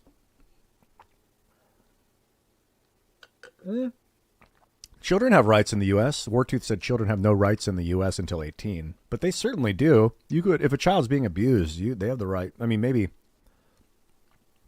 I don't know if they have like the ability to sue their parents, but like the state or the neighbors will come and protect that kid if it's being abused. It's kind of our duty as a species. I don't know if they have rights. I mean, children have rights. But I don't know, maybe I'm misreading the statement. Maybe legally you are correct. I don't know. Phaedrius, I don't know enough about the squirrel. Peanut the squirrel. I just heard today it's like, this one's for Peanut. This one's for the squirrel. What happened to the squirrel? Should I look it up? This story's been burning all over the internet today. Let me check. Peanut the squirrel. Euthanized. They euthanized a social media star, Peanut the squirrel. This is New York authorities. This is from The Guardian, 15 hours ago. I'll pull this up. New York authorities euthanized social media star, Peanut the squirrel. Fred the raccoon was also killed by officials who said the animals were a risk factor in the spread of rabies. An orphaned squirrel that became a social media star called Peanut was euthanized after New York authorities seized the beloved pet during a raid on his caretaker's home. What was the caretaker doing? After anonymous complaints, officers from the state's Department of Environmental Conservation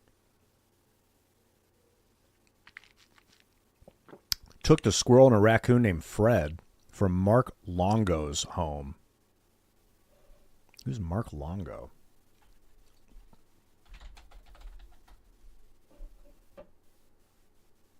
Okay, yeah, this is the guy. I saw the video of him kissing the squirrel, and the squirrel was like crawling. Yeah, this is the guy I saw earlier, Mark Longo, and I guess Daniela's his wife. Okay, so you got anonymous complaints. Look at that guy. Aw, not all squirrels are dangerous. Rabies? Couldn't he get like a rabies vaccine or something? Would it kill the squirrel? Isn't there a way to protect animals from rabies? All right. I'm going to read more.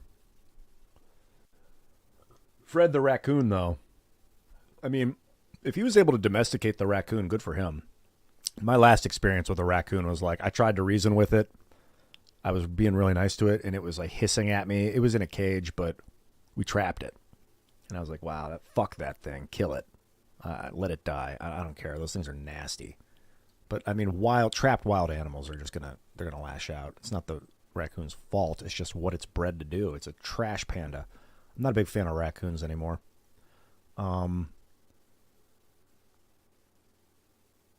They give you those sad eyes, and they just come over and steal your shit. So they took the squirrel, raccoon named Fred, from the home in rural Pine City on Wednesday.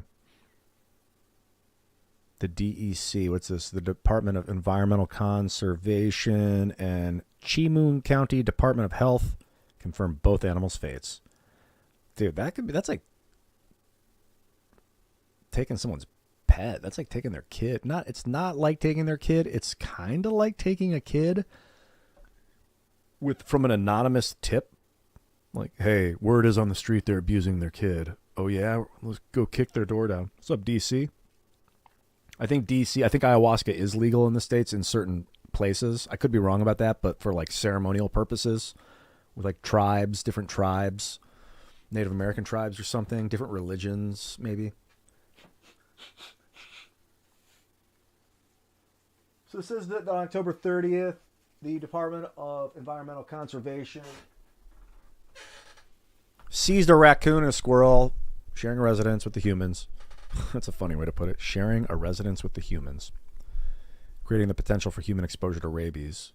Well, I mean, you walk outside, you have the human potential for human exposure to rabies. What?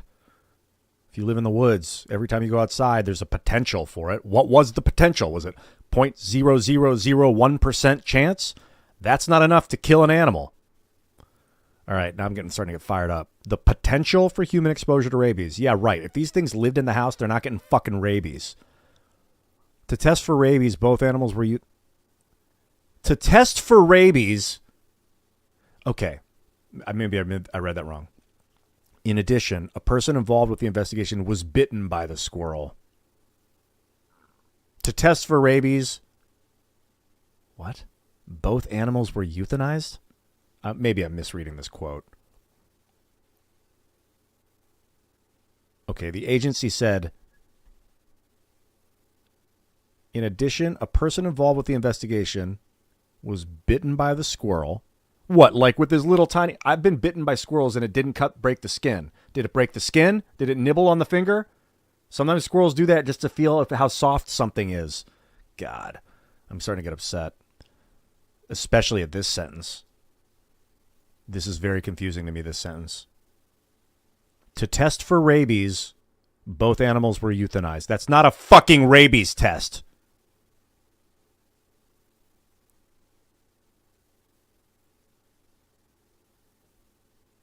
To test for rabies, both animals were euthanized.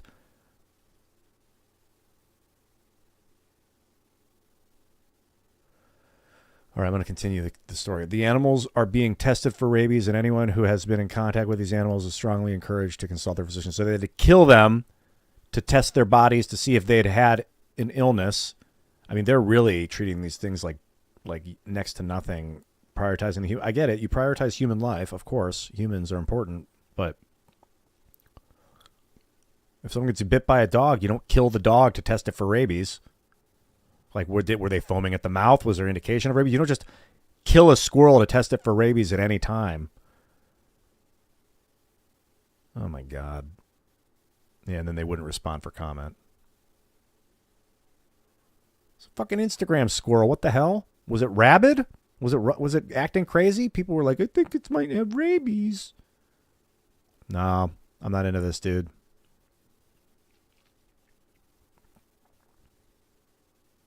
Could you imagine that? They break into your house and take your pet and kill it.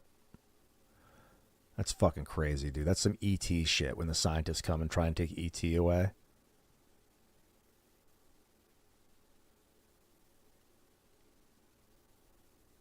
Wow. I feel for this guy. Deep shock and grief. This is Longo's quote. Fred Longo's quote. Or was it Mark Longo. Fred was the raccoon.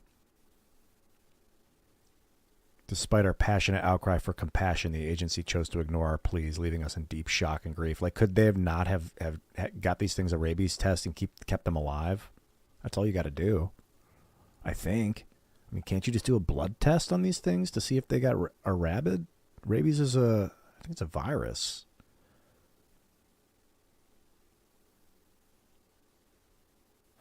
Wow, that's a rough one. They look at the brain.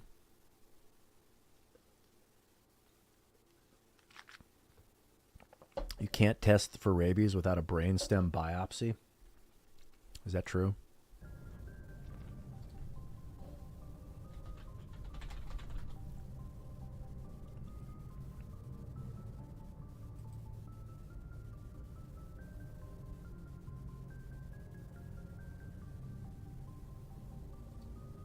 Yeah, here we go. The goal is to confirm or rule out rabies infection, which is essential for timely administration, which is true. You want to get to it immediately. It's pretty rough otherwise, I think.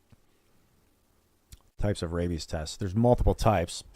Gold standard. I'm going to rinse this out. I'll be back.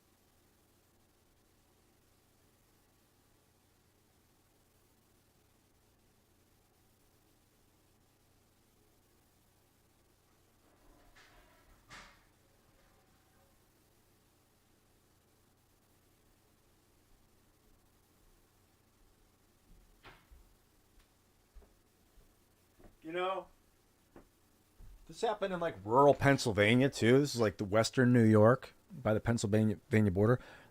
As far as I know, the animals did not bite anyone. If one of the animals had bit somebody, now we're talking a lawsuit. Like if a dog bites someone's kid, you're probably gonna have that dog put down, or there's gonna be a lawsuit. If the victim's family wants that dog dead, it's gonna be dead for the most part, or you're gonna have serious consequences as an owner that allowed that fucking thing to damage someone's human child. You do not allow that stuff.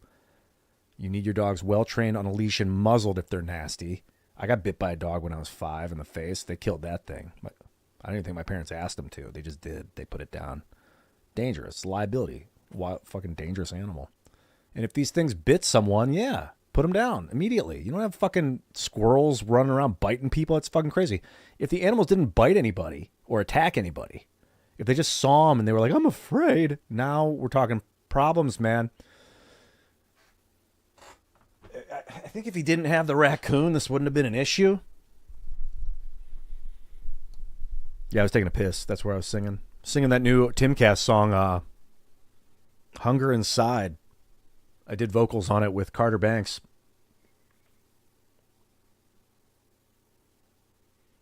Let me see here. We got the rabies test, the DFA test, direct fluorescent antibody test. The fastest one, antigens in brain tissue. So this is the cortexual, the brain scan, the brain tissue scan. So you want to get some tissue from the brain. Look for antibodies. Histochemistry, similar to DFA, detects rabies via antigens in formalin-fixed tissues, brain, or skin biopsies.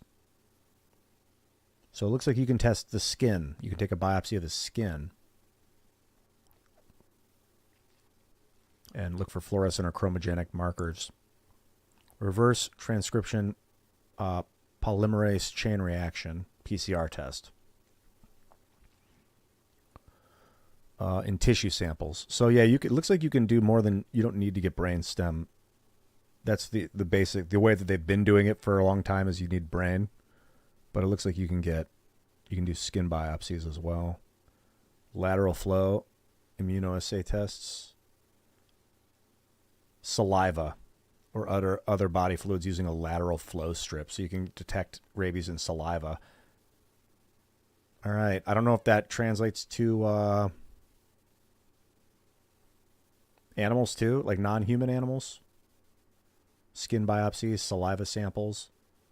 It's probably cheaper to kill the animal and cut its brain open, but it's definitely the most destructive way to do it.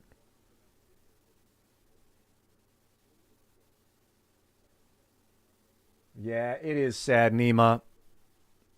It's sad.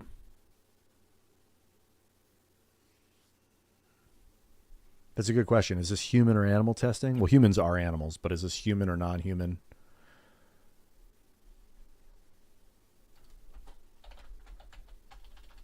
In non-humans.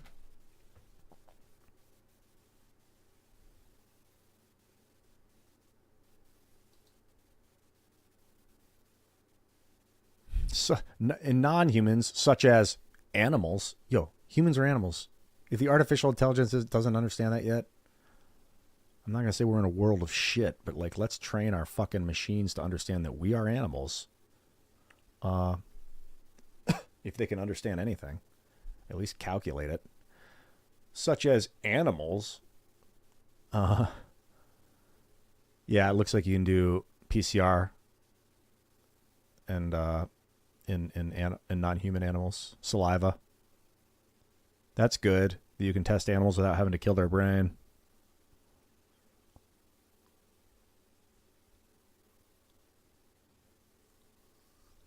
Like, we're not going to spend. Are you kidding? We're not going to spend that kind of money to protect the life of your animal. Man, that's sad. Oh, the choice of test depends on the animal species and suspected rabies exposure. Was there any reason to suspect that they'd had rabies? DFA or RT-PCR typically used on brain tissue samples for skunks, raccoons, foxes, bats, probably squirrels. Now we're talking for domestic animals.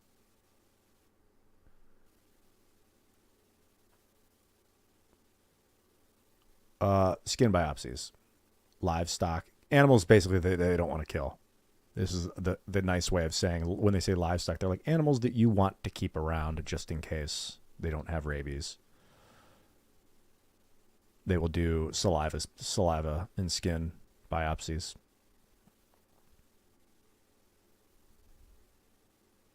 So yeah, I think they could have got that squirrel saliva and saved its life, and the raccoon saliva if they really wanted to. But they're like, it's a fucking squirrel. Who gives a shit? It's like, bro, he spent how many hours with that animal? Bonding with that animal. Oh, man.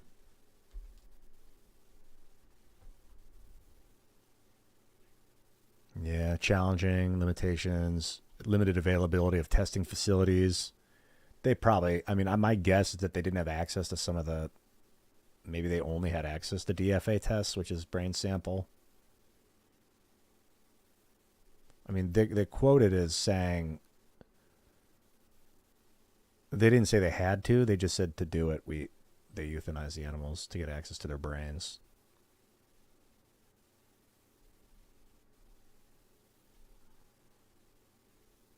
Open Peanuts Freedom Farm Animal Sanctuary. Oh, it was an animal sanctuary.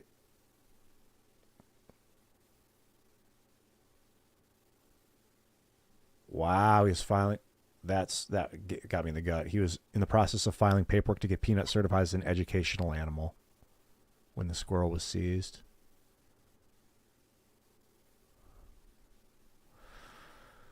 Man, that's rough, dude. That's the power and danger of government barging in and destroying something. Or like government run organizations that are like machine orientation, especially with like death penalty. I mean, this is like an example of why people are concerned about death penalty. These things move fast. These like, it wasn't like they had them for a couple weeks and they were like, all right, we've had your squirrel. We're just making sure he's healthy before we do any further tests. He's not indicating any signs of rabies. Like the squirrel, I'm sure didn't have rabies. I would imagine they'd say it was rabid. If either of these animals tested positive for rabies, they would have said that they had rabies in the article and be like, see, we did the right thing. The squirrel seemed perfectly healthy, happy. I didn't see the raccoon anywhere.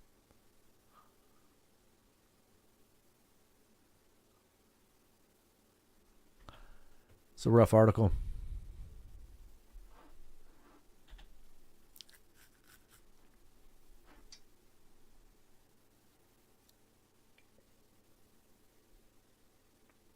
So rabies can lay dominant in squirrels. You mean dormant? Phaedrius. Rabies can lay dormant in squirrels. Like you're not going to see foaming mouth or anything like that, but they can carry the virus and transmit the virus. Yeah. Maybe it's because squirrels for so long have lived with that virus that they've learned how to tolerate it. Their bodies can tolerate it. I'm looking it up actually. I want to follow up on squirrels containing rabies in a dormant state. The risk of a squirrel carrying rabies is extremely low, according to the artificial intelligence response. According to various sources, squirrels are considered a low-risk animal for rabies transmission. I love squirrels so much, dude. They're like rabbits. They're like really fast-moving. Dude, he's so awesome. They're harmless. Like, relatively, if you've ever hung out... Well, not this one. Oh, no, that's a dog bite. Look at this guy just chilling. When I lived in L.A., I lived on the 6th floor of this beautiful apartment complex, and outside my window, I had all these like really big windows that I would work like here, and the windows would be right there on the wall. Palm trees like right outside my window, and my windows would be open. Just wind, 72-degree blowing wind all day, every day. I never closed my windows 24/7. My windows were always open to the outside. Gorgeous weather, 360 days a year out there. And one day, I think I got a picture of it. I looked out the window and there's the squirrels would like hang out on the palm fronds and stuff and go up and down and eat and sleep on the palm.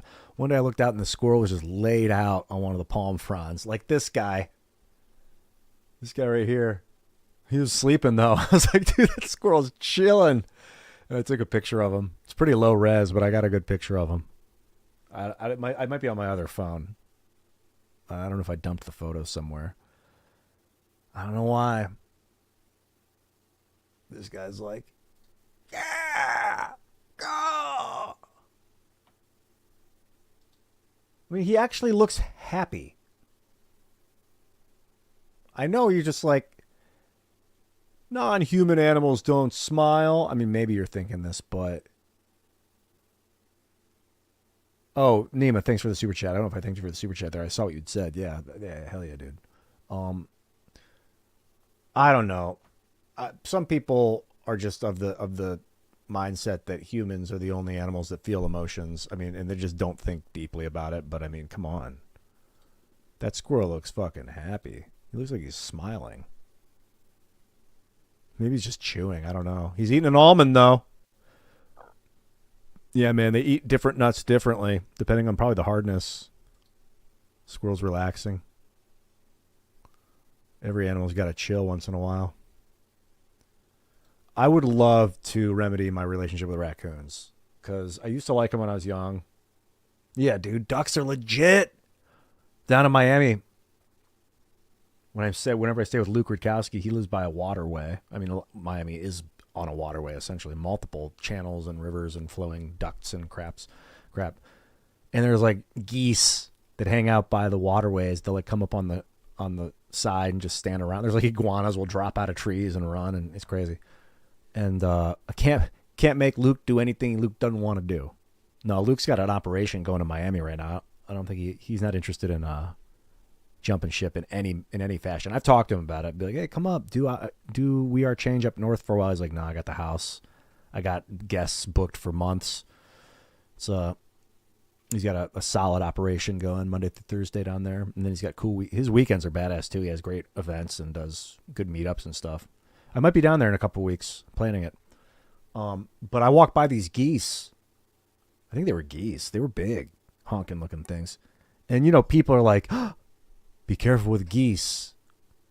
Be careful they can be aggressive. And it's true. I've seen videos of geese, like a goose, like chasing a guy, and he's like, and they can bite pretty hard. They snap their beaks.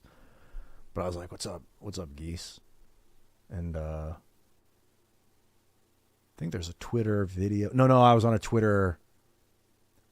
I was on an X chat on a whatever the Twitter chat. What are they, live Twitter call I was doing? An X space. I was doing a space, so there's no video. But I was doing a walk and talk space, and I walked by the geese, and they were so chill. And I feel like I could do that with the raccoons too. Traveled around the world much? I wouldn't say much. No, I spent some time in South America. I did a stint in Peru, Northeast Peru, and Iquitos, up there on the Amazon by the Ataya River. We did a little cleanup project down there for a while. That was pretty cool. It was like a month. I was down there for a month, and then I went to Santiago, Chile, for about a couple months, maybe a month and a half. That was pretty nice. Just I didn't leave Santiago though while I was in Chile. Some of my friends went up to the Atacama Desert, and that was my South America foray for up to now. I did a little bit of time. I did time in Canada, like it's a prison. So I did my time. I served my time in Canada. I used to go up there when we were little. We'd go up because I'm from Ohio, and we'd go up to the Lake Erie, and our family friends. And Morph Trust said geese are roof cobras. That's funny. Our friends had a cottage up on the Canadian side of Lake Erie, so we'd take a boat up there and do.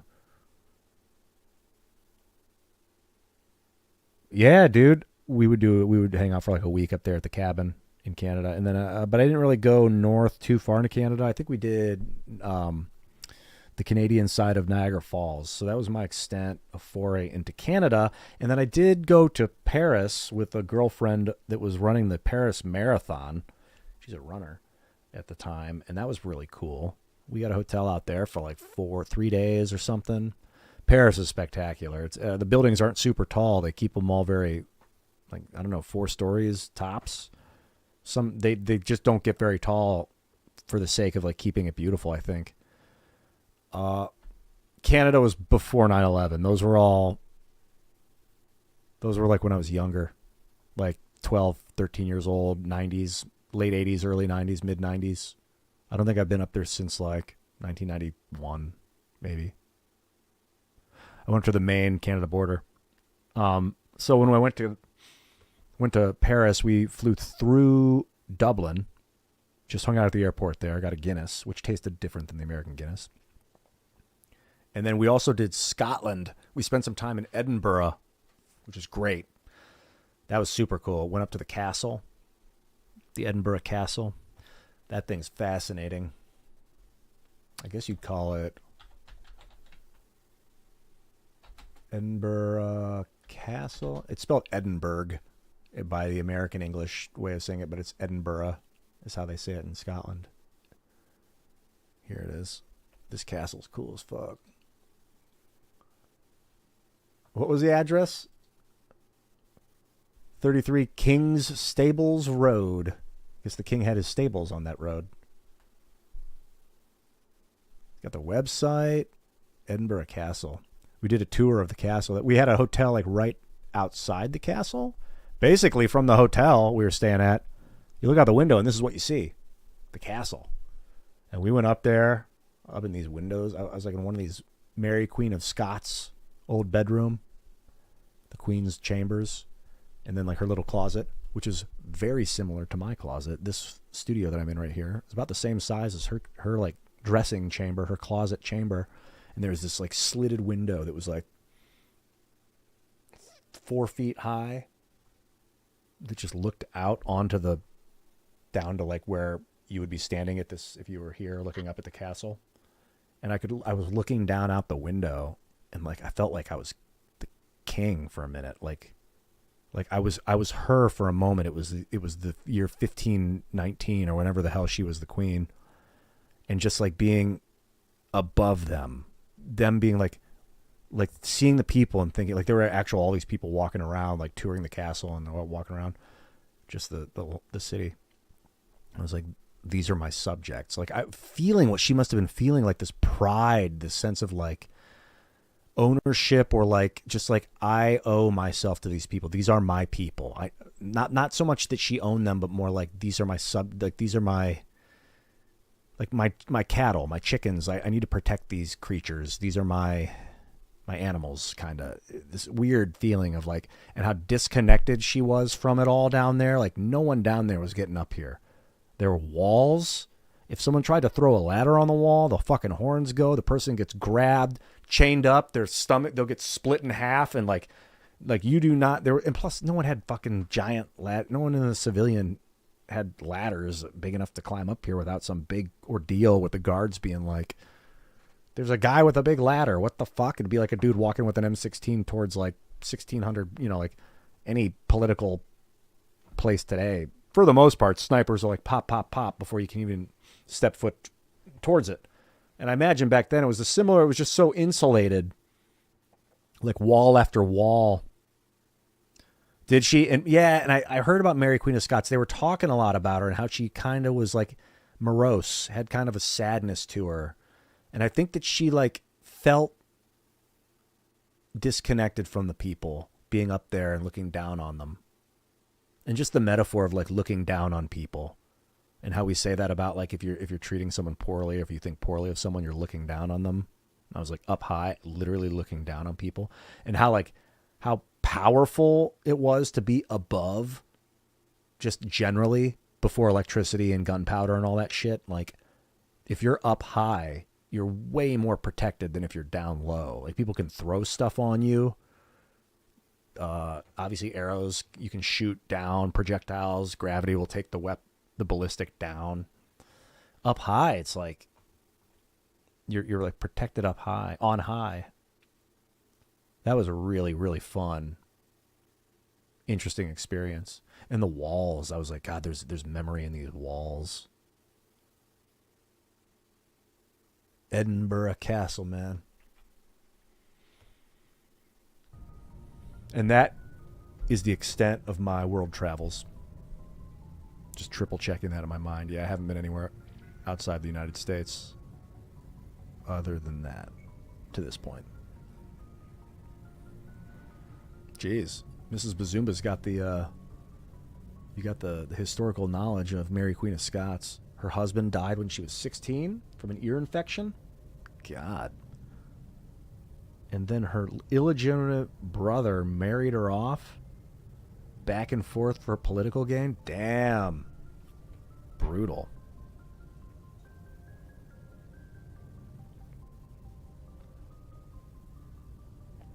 Yeah, Joe's life.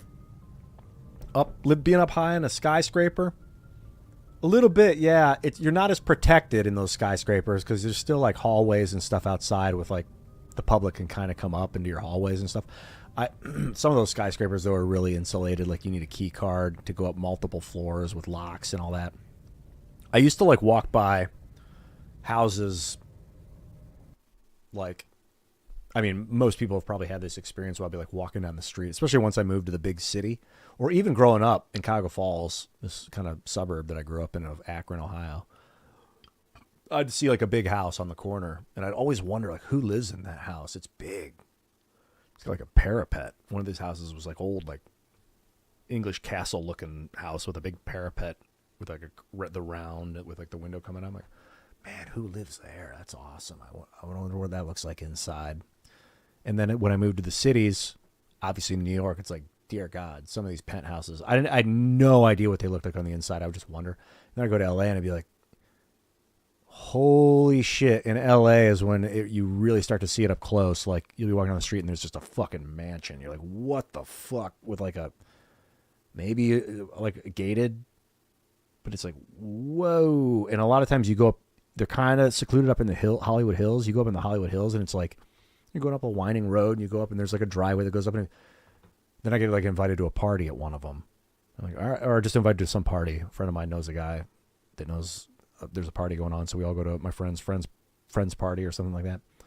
We drive up, go up the driveway, fucking mega mansion. I'm like, what the fuck? And then we go in and it's like, oh, this is what it's like to be on the inside. It's pretty big, but it was cool. And then I started spending more time inside of Wealth. Like I spent my whole life looking at it and being like, what is that like? And then I was on the inside. And then I'd be like in environments where like, I'm the guy in the gated house at the pool party. And then I could see people outside walking by. And we had this house in Venice, California that was really big that we were renting. They called it the Madhouse on Navy and Pacific. Crazy house with this big porch, this like, that went all the way around the big, it wasn't a mansion, but it was like a big house with like a back house that was all gated.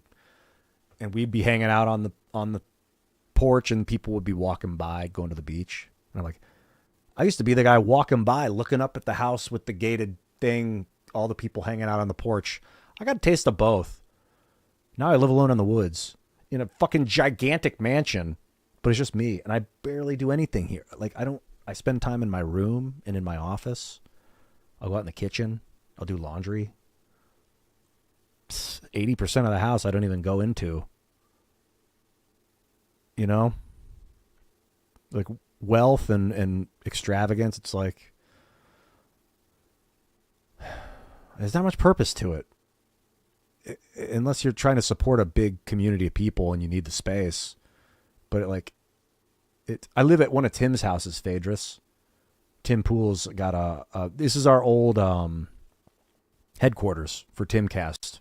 It was like we used it from like 2021 to 2024. I think at the beginning of 24, operations were moved out to West Virginia to the new Freedomistan. But this house, Tim still owns the house, so we're doing stuff with it. He's doing stuff with it, but in the meantime, I live here. I basically lived here the whole time that we were using it as headquarters. So I used to do the show. We used to have a studio upstairs. It's still a studio that we would do IRL from. And I'd like, some days I'd wake up at like 6 o'clock and be like, oh, I'd be in my pajamas. I'd go upstairs and do the show like crazy, like not taking it seriously kind of thing. For me, it was super casual. Other people were like, yo, bro, put on a jacket, like comb your hair, do something nice, take a shower, wear jeans. But it was super casual. And, but it works out for everybody. For me, it's like, it's really secluded in the woods. It's calm. I can be super loud out here. Like there's no neighbors to hear anything. No one to hear me scream. So I can just jam as hard as I want, record it. 5 a.m. Like right now it's 1:30 in the morning and I can blast noise. Raymond G. Stanley's around a lot. But at the moment it's like, and I know all things are temporary. Time comes and goes and places that you go and live and it's cool. It's cool, but it's like, I don't know. It's just me. It's weird. It's an interesting piece of the story that I'm in right now that isn't much to talk about, but I think in the future I'll look back and be like, there was a time that I lived in a giant mansion alone in the woods. And I still appreciate it to like, I wake up in the morning and I walk outside and it's like me and 2 roosters and like silence and the woods and there's deer in the yard eating and I'll be like, fucking epic, dude.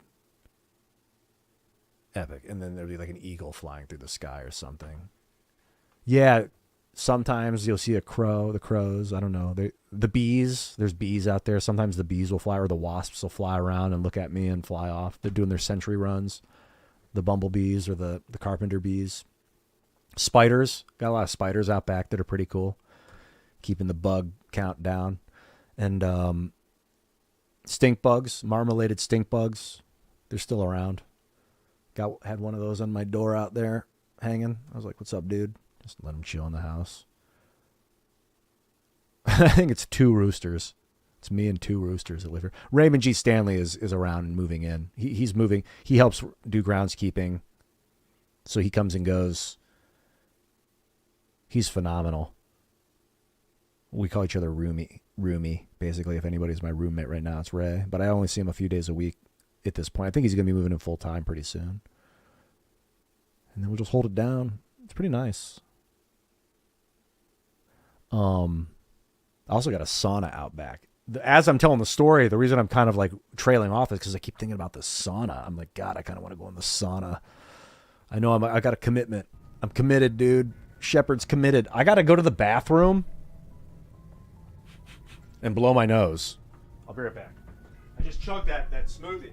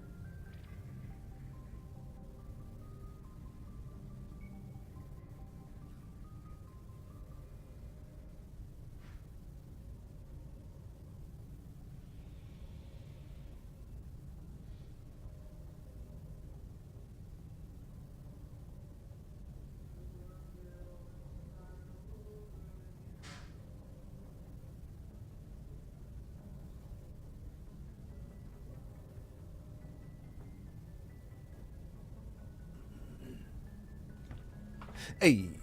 All right, I'm going to shut this website down, and here we go.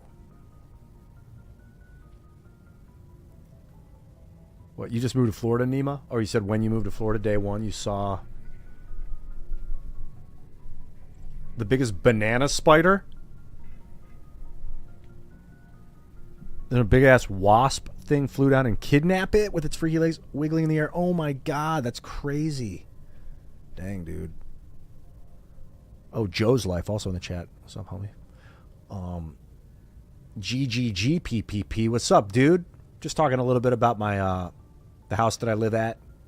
That's where we were at just a minute ago. You might already have surmised that by listening.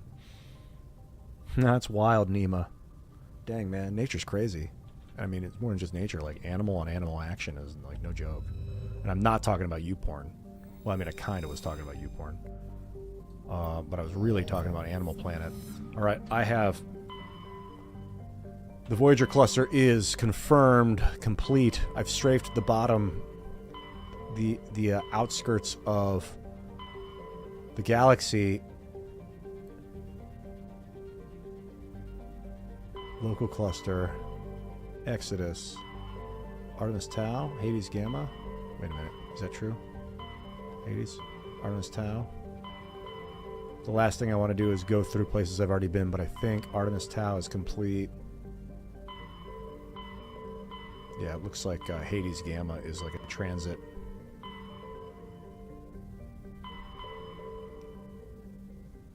Argos Rho. Hades Gamma. Alright, next, let's check out Gemini Sigma. We're gonna go to Argos. I should do Argos Rho. That way I'll have taken all these top ones. What's going on in Argos Rho in the Hydra system? Or I guess you call it the Argos Rho system, the Hydra. Yeah, the Hydra system. That's a fair way. Yeah, this is the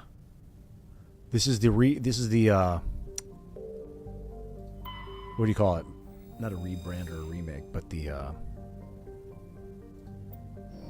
remastered.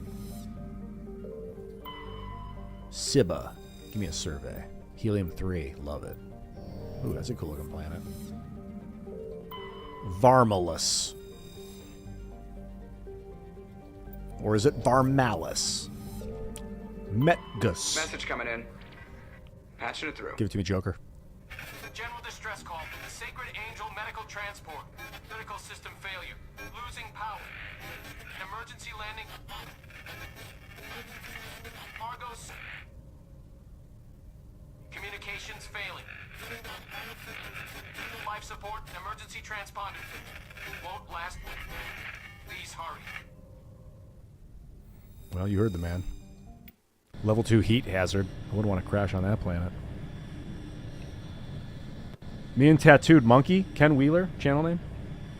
Theoria Apophysis. That name sounds familiar. Ken Wheeler. Why does that name sound familiar?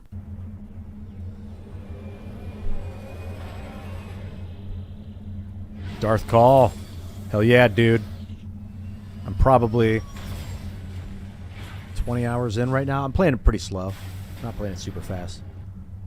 I'm playing it more of a completionist bent. Alright, let's check the northeast first. Level 2 hazard. That could mean a lot of things.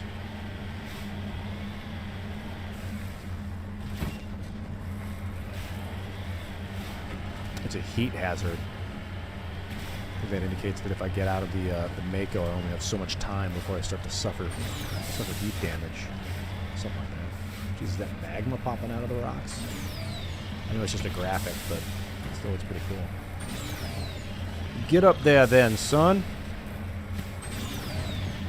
See red dots on the map. Oh no, that was just the edge of the map. I can get up here. The little Mako that could. Remember that book, The Little Engine That Could? I think I can. I think I can. A story for children, encouraging you to never give up. If you believe that you can accomplish it, it will give you the momentum you need to accomplish it. And that is true in a lot of ways. Doesn't mean you're always going to accomplish everything you try to do, but man, you'll have a better shot at it if you believe you can.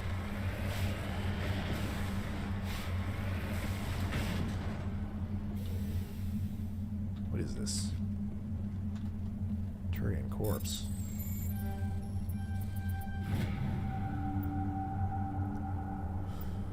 Turian insignia. All right. These the hazard I see in the bottom right. Level 2 hazard. My see, this is level 2 hazard. When I get out of here, you can see the hazard meter starts to go up. Yeah. These suits can only handle so much. Alright, now let's travel south. Yeah, we'll travel south, keeping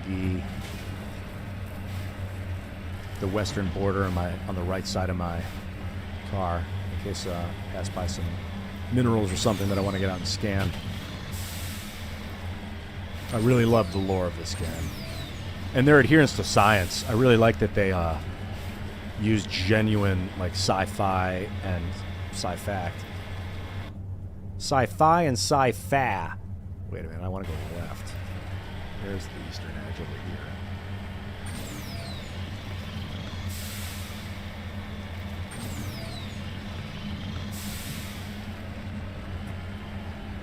Are you a big fan of sci-fi? That's science fact. Seriously, everyone in chat, I want to know, are you a bigger fan of sci-fi or sci-fa? I'm sorry, it'd be sci-fa. It's my Ohio accent coming out. I think I'm more of a fan of sci-fi than I am of sci-fi. But, you know, it's only science fiction until you prove it's true, real. And then it becomes reality. Oh, the Mako just took some side damage, but no damage. Bro, come on. Give me the mineral. Oh, shit. Thorium. Thorium's my jam.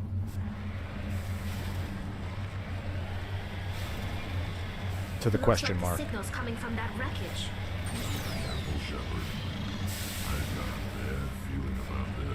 Yeah, it's a trap. Oh, shit. Death all around us. Death all around us.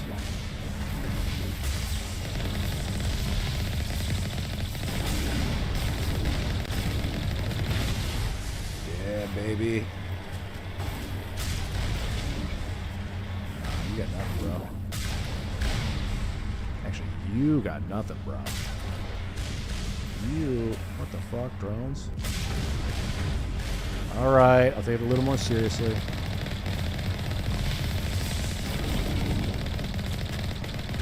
Yeah, but my shields are covered. I really should be taking out the squishies first. Like, I can't run that dude over.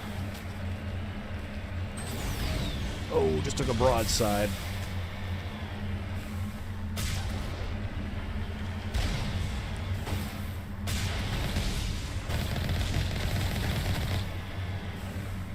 He's still totally fine. Wait, did that slaughter him? Oh, okay, it was the fall damage that got him, not the impact itself.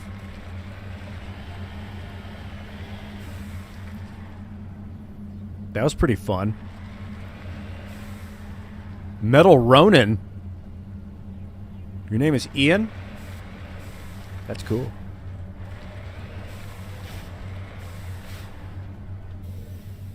What is this? There's something fishy about this anti-vehicle mine. You lead, I'll follow. Okay. Out of the way, homies. Come over here. Tally, you are in my way.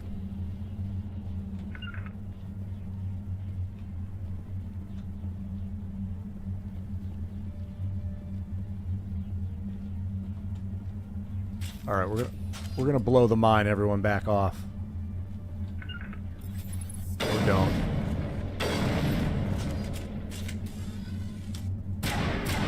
All right, I'm gonna go. We need to let our suits recover for a moment.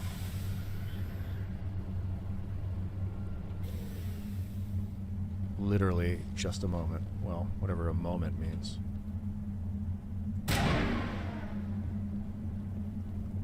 Maybe having the Mako that close to an anti-vehicle mine is not the right move. Let's pull back. Oh! Did I set up the mine? I think the answer is yes. Yet we took no damage? What the fuck?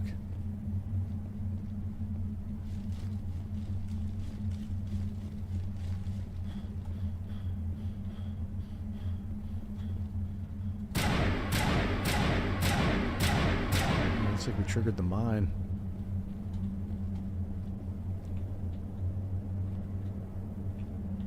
Oh. Done and done. Is a done deal, dog. Hello, Kodeska. Good to see you. Well, my favorite teammates, Darth Call, are... You know, personality-wise, I'm a big fan of Garrus and Caden. I think they're both really good actors. The guys that voiced them, and I really like their person. Like Caden's personality is pretty good. He's pretty straightforward, kind of like an ignorant child in a lot of ways, like a young, learning kid. Got that energy. Garrus is just a badass, but their mechanics didn't really synergize with my playstyle. I needed a tank and a biotic and a tech. So Caden's a little too much of a red wizard for me, meaning that he does both healing magic and dark magic, like magic. One of my mistakes when I played Final Fantasy for the first time, the first Final Fantasy, yeah, dude, Garrus is top G. Garrus is like, I want you by my side for the entire run, except he's exactly what I am, which is a soldier. He's basically, I mean, he's not, he's a tech. He's unique, but he didn't have much to him other than he had a little bit of tech value. And I'd rather take Tally. I'd rather take the specialists. So my issue when I first played Final Fantasy 1, I thought, I didn't know much about RPGs at that point in my life. I think I was like 11 or something. Or 12. I think it was 1992, so I might have been 13. I played as the warrior. The fighter is the warrior. The black belt, the thief, and the red mage, the red wizard. And I thought, well, the red wizard can do white magic and black magic, so I don't need a white mage and a black mage. I'd rather have the best fighters, and then I'll get a wizard that can do it all. Lesson I learned is that he couldn't do it all. He could just do the basic stuff. Basic healing, basic black magic. But he couldn't cast the really powerful white magic or the really powerful black magic. He couldn't I don't think he could resurrect guys. He didn't have like X blast or whatever where he could send dudes into the dimension, the X dimension. And I learned pretty quick that if you're gonna like use an ability, use the best version of that ability. You know what I mean? Get the specialist. So I couldn't beat the game. Mercury. I tried. I got pretty far, but I could not beat the game. I just didn't have the power. I didn't have the healing. My guys would get wiped constantly. It's the first time. It was like one of the only times. Early. It was like after Dragon Warrior. It was my next RPG on the Nintendo. Like I played Zelda, but like turn-based RPGs. It was the first one. And I just gave up on the game and then I played Final Fantasy 2, and I beat that, Final Fantasy. So ever since, I've gained a new appreciation for getting, like, the specialists who have, like, glaring weaknesses but are really good at one thing. Fortunately, this game lets you take, like... I didn't take the biotic specialist, to be honest, which was the blue girl. I don't even know her name yet. Forgot her. I haven't used her at all. She's, like, pure biotics. I didn't take her. I took Rex. Oh, shit. Because I did need a tank. So Rex is probably the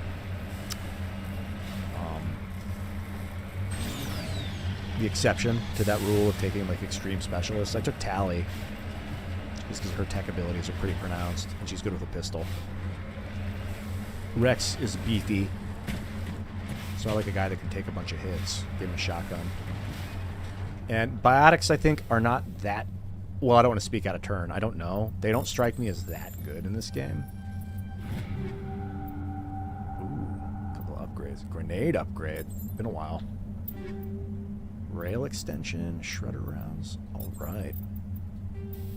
Biotics are like nothing that a good rifle can't handle. 26 damage, heat absorption. That's going into my fucking sniper rifle. I think, you know, with the right biotics, you might be able just to dominate the battlefield.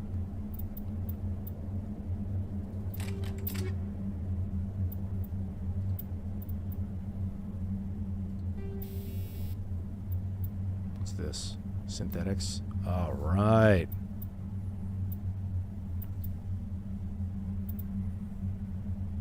But like biotics haven't thrilled me in this game.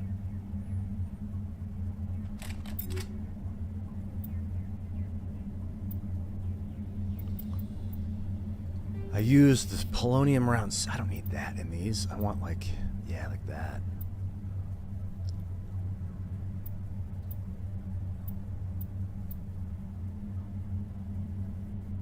How about that? Cryo rounds. And then I'll put Rex can use, what's he got going on? Proton rounds 5.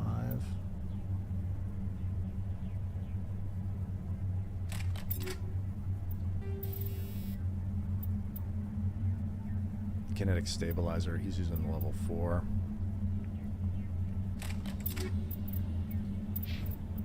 And now's not the time to be worrying about upgrades.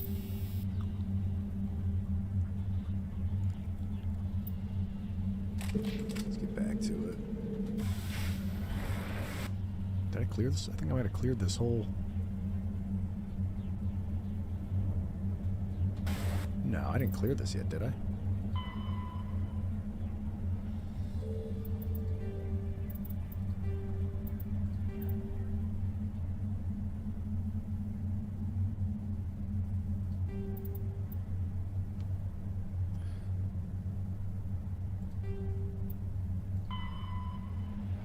Oh.